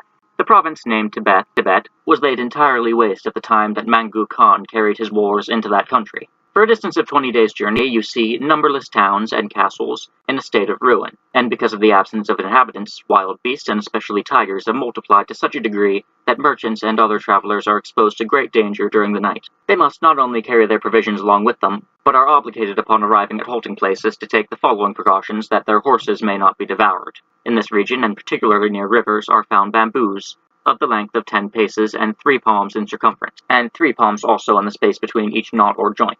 Several of these, in their green state, the travelers tie together, and when evening approaches, place them at a certain distance from their quarters with fire lighted around them. The action of the heat upon the green wood causes the joints to burst with loud explosions. The noise is so loud as to be heard at a distance of 2 miles, and this terrifies the wild beasts, causing them to flee. The merchants also provide themselves with iron shackles in order to fasten the legs of their horses, which would otherwise, when alarmed by the noise, break their halters and run away. From neglect of this precaution, many owners have lost their cattle. Thus, you travel for 20 days through a desolate country, finding neither inns nor provisions, unless perhaps once in 3 or 4 days, when you take the opportunity of replenishing your stock of necessities. At the end of that period, you come upon a few castles and strong points, on rocky heights or on the summits of mountains, and gradually enter an inhabited and cultivated district where there is no longer any danger from beasts of prey. A scandalous custom, which could only arise from the blindness of idolatry, prevails among the people of these parts. They are disinclined to marry young women so long as they are virgins, but required, on the contrary, that they should have had previous relations with many of the other sex. This, they assert, is pleasing to their deities, and they believe that a woman who has not had the company of men is worthless. Accordingly, upon the arrival of a caravan of merchants, and as soon as they have set up their tents for the night, those mothers who have marriageable daughters conduct them to the place and entreat the strangers to accept their daughters and enjoy their society so long as they remain in the neighborhood. Such as are most attractive are of course chosen, and the others return home disappointed and chagrined. Those chosen remain with the travelers until their departure. The travelers then return them to their mothers and never attempt to carry them away. It is expected, however, that the merchants will make the young women presents of trinkets, rings, or other tokens of their regard, which the young women take home with them. They wear all these ornaments about the neck or other parts of the body, and she who shows the greatest number of them is considered to have attracted the greatest number of men, and is therefore in higher esteem with the young men who are looking for wives. At her wedding ceremony, she accordingly makes a display of them to the assembly, and the man regards them as the proof that her idols have rendered her lovely in the eyes of men. Once she is married, no one dares to meddle with her, and this rule is never infringed. These idolatrous people are treacherous and cruel, and holding it no crime to rob, are the greatest brigands in the world. They subsist by chase and by fowling, as well as on the fruits of the earth. Here are found the animals that produce musk, and there are so many that the scent of it is diffused over the whole country. Once in every month the secretion takes place, and it forms itself, as has already been said, into a sort of bag or boil, full of blood near the navel. Throughout every part of this region the animal abounds, and the odor generally prevails. They are called guderi in the language of the natives, and are taken with dogs. These people have no coined money, nor even the paper money of the Great Khan, but use salt for currency. Their dress is homely, being of leather, undressed skins, or canvases. They have a language peculiar to the province of Tibet, which borders on Manzi. Chapter 46, further concerning Tibet. Tibet was formerly a country of so much importance as to be divided into 8 kingdoms, containing many cities and castles. Its rivers, lakes, and mountains are numerous. In the rivers, gold dust is found in very large quantities. Not only is coral used for money, but the women wear it around their necks and adorn their idols with it. They manufacture camlet and gold cloth and produce many drugs that have not been brought to our country. Among these people you find the most skilled wizards who, by their diabolic art, perform the most extraordinary marvels that were ever seen or heard. They cause tempests to arise, accompanied with flashes of lightning and thunderbolts and many other miraculous effects. They are altogether an ill-conditioned race. They have dogs the size of asses, strong enough to hunt all sorts of wild beasts, particularly the wild oxen called bayamini, which are extremely large and fierce. Some of the best lanner falcons are bred here, and also sakers, very swift of flight, and the natives have good sport with them. This province of Tibet is subject to the Great Khan as well as the other kingdoms and provinces that have been mentioned. Next to this place is the province of Kaindu. Chapter 47 of Kaindu and men who turn over their women to travelers. Kaindu is a western province which is formerly subject to its own princes, but it has been brought under the domain of the Great Khan and is now ruled by governors whom he appoints. We are not to understand, however, that it is situated in the western part of Asia, but only that it lies westward with respect to our course from the northeastern quarter. It contains many cities and castles, and the capital city, standing at the entrance to the province, is likewise named Kaindu. Near to it there is a large salt lake that abounds in pearls of a white color, but not round. So great indeed is the quantity of this, that if His Majesty permitted every individual to search for them, their value would become trifling.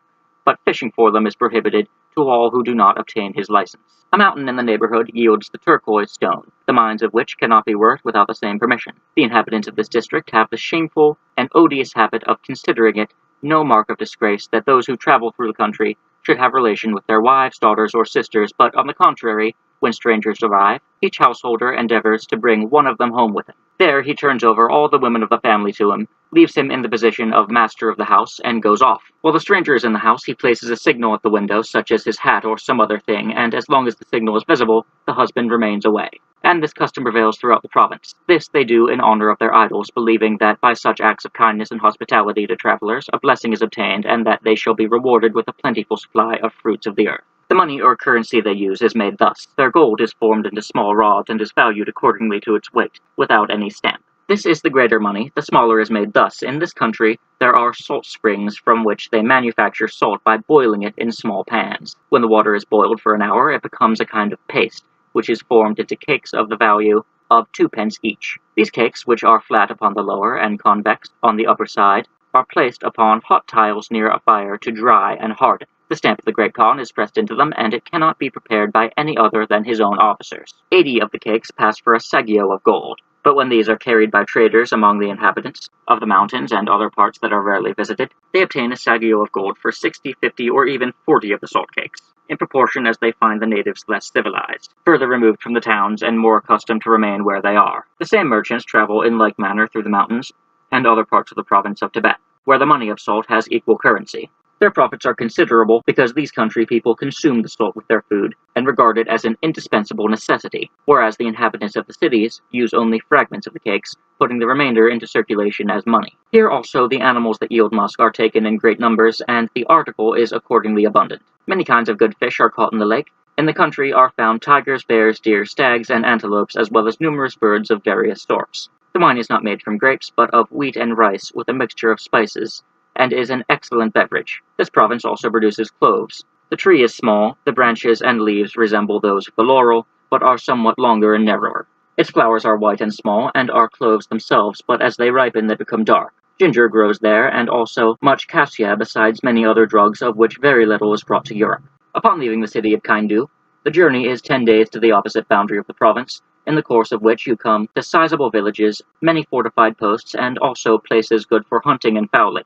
The inhabitants follow the customs and manners already described. At the end of these 10 days you reach the great river Rios, which bounds the province, and in which are found large quantities of gold dust. It flows into the ocean. We shall now leave this river and speak of the province of Karajan.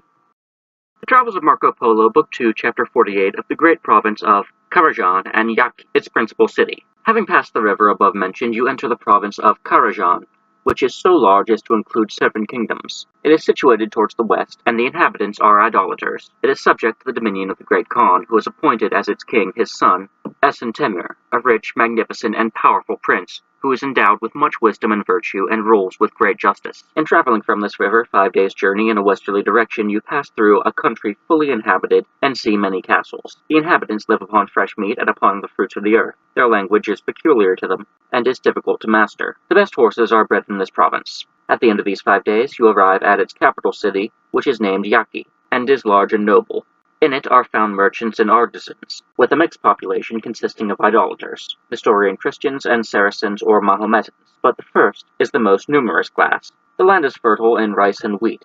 The people, however, do not use wheaten bread, which they think unwholesome, but eat rice. Of other grain, with the addition of spices, they make wine, which is clear, light-colored, and most pleasant to the taste. For money they employ the white porcelain shells found in the sea, and these they also wear as ornaments around their necks. 80 of the shells are equal in value to a saggio of silver or 2 Venetian groats, and 8 saggi of good silver to 1 pure gold. In this country also there are salt springs, from which all the salt used by the inhabitants is derived. The duty levied on this salt produces a large revenue for the emperor. The natives do not consider it as an injury when others have relations with their wives, provided the woman be willing. Here there is a lake nearly 100 miles in circuit, in which great quantities of various kinds of fish are caught, some of them quite large. The people are accustomed to eat the undressed flesh of fowl, sheep, oxen, and buffaloes, but cured in the following manner. They cut the meat into very small particles, and then put it into pickling salt, along with several of their spices. It is prepared thus for persons of the upper class, but the poorer sort only steep it, after mincing in a sauce of garlic, and then eat it as if it were dressed. Chapter 49 of a further part of the province named Karajan. Leaving the city of Yaqui and traveling 10 days in a westerly direction, you reach the chief city of the province of Karajan, which is also called Karajan. The country is in the dominion of the Great Khan, and the royal functions are exercised by his son named Kogatin. Gold is found in the rivers, both small particles and in lumps, and there are also veins of it in the mountains. Because of the large quantity available, they give a saggio of gold for 6 saggi of silver. They likewise use cowrie shells in currency, although these are not found in this part of the world, but are brought from India. As I have said before, these people never take virgins for their wives. Here are found snakes and huge serpents, 10 paces in length and 10 spans in girth.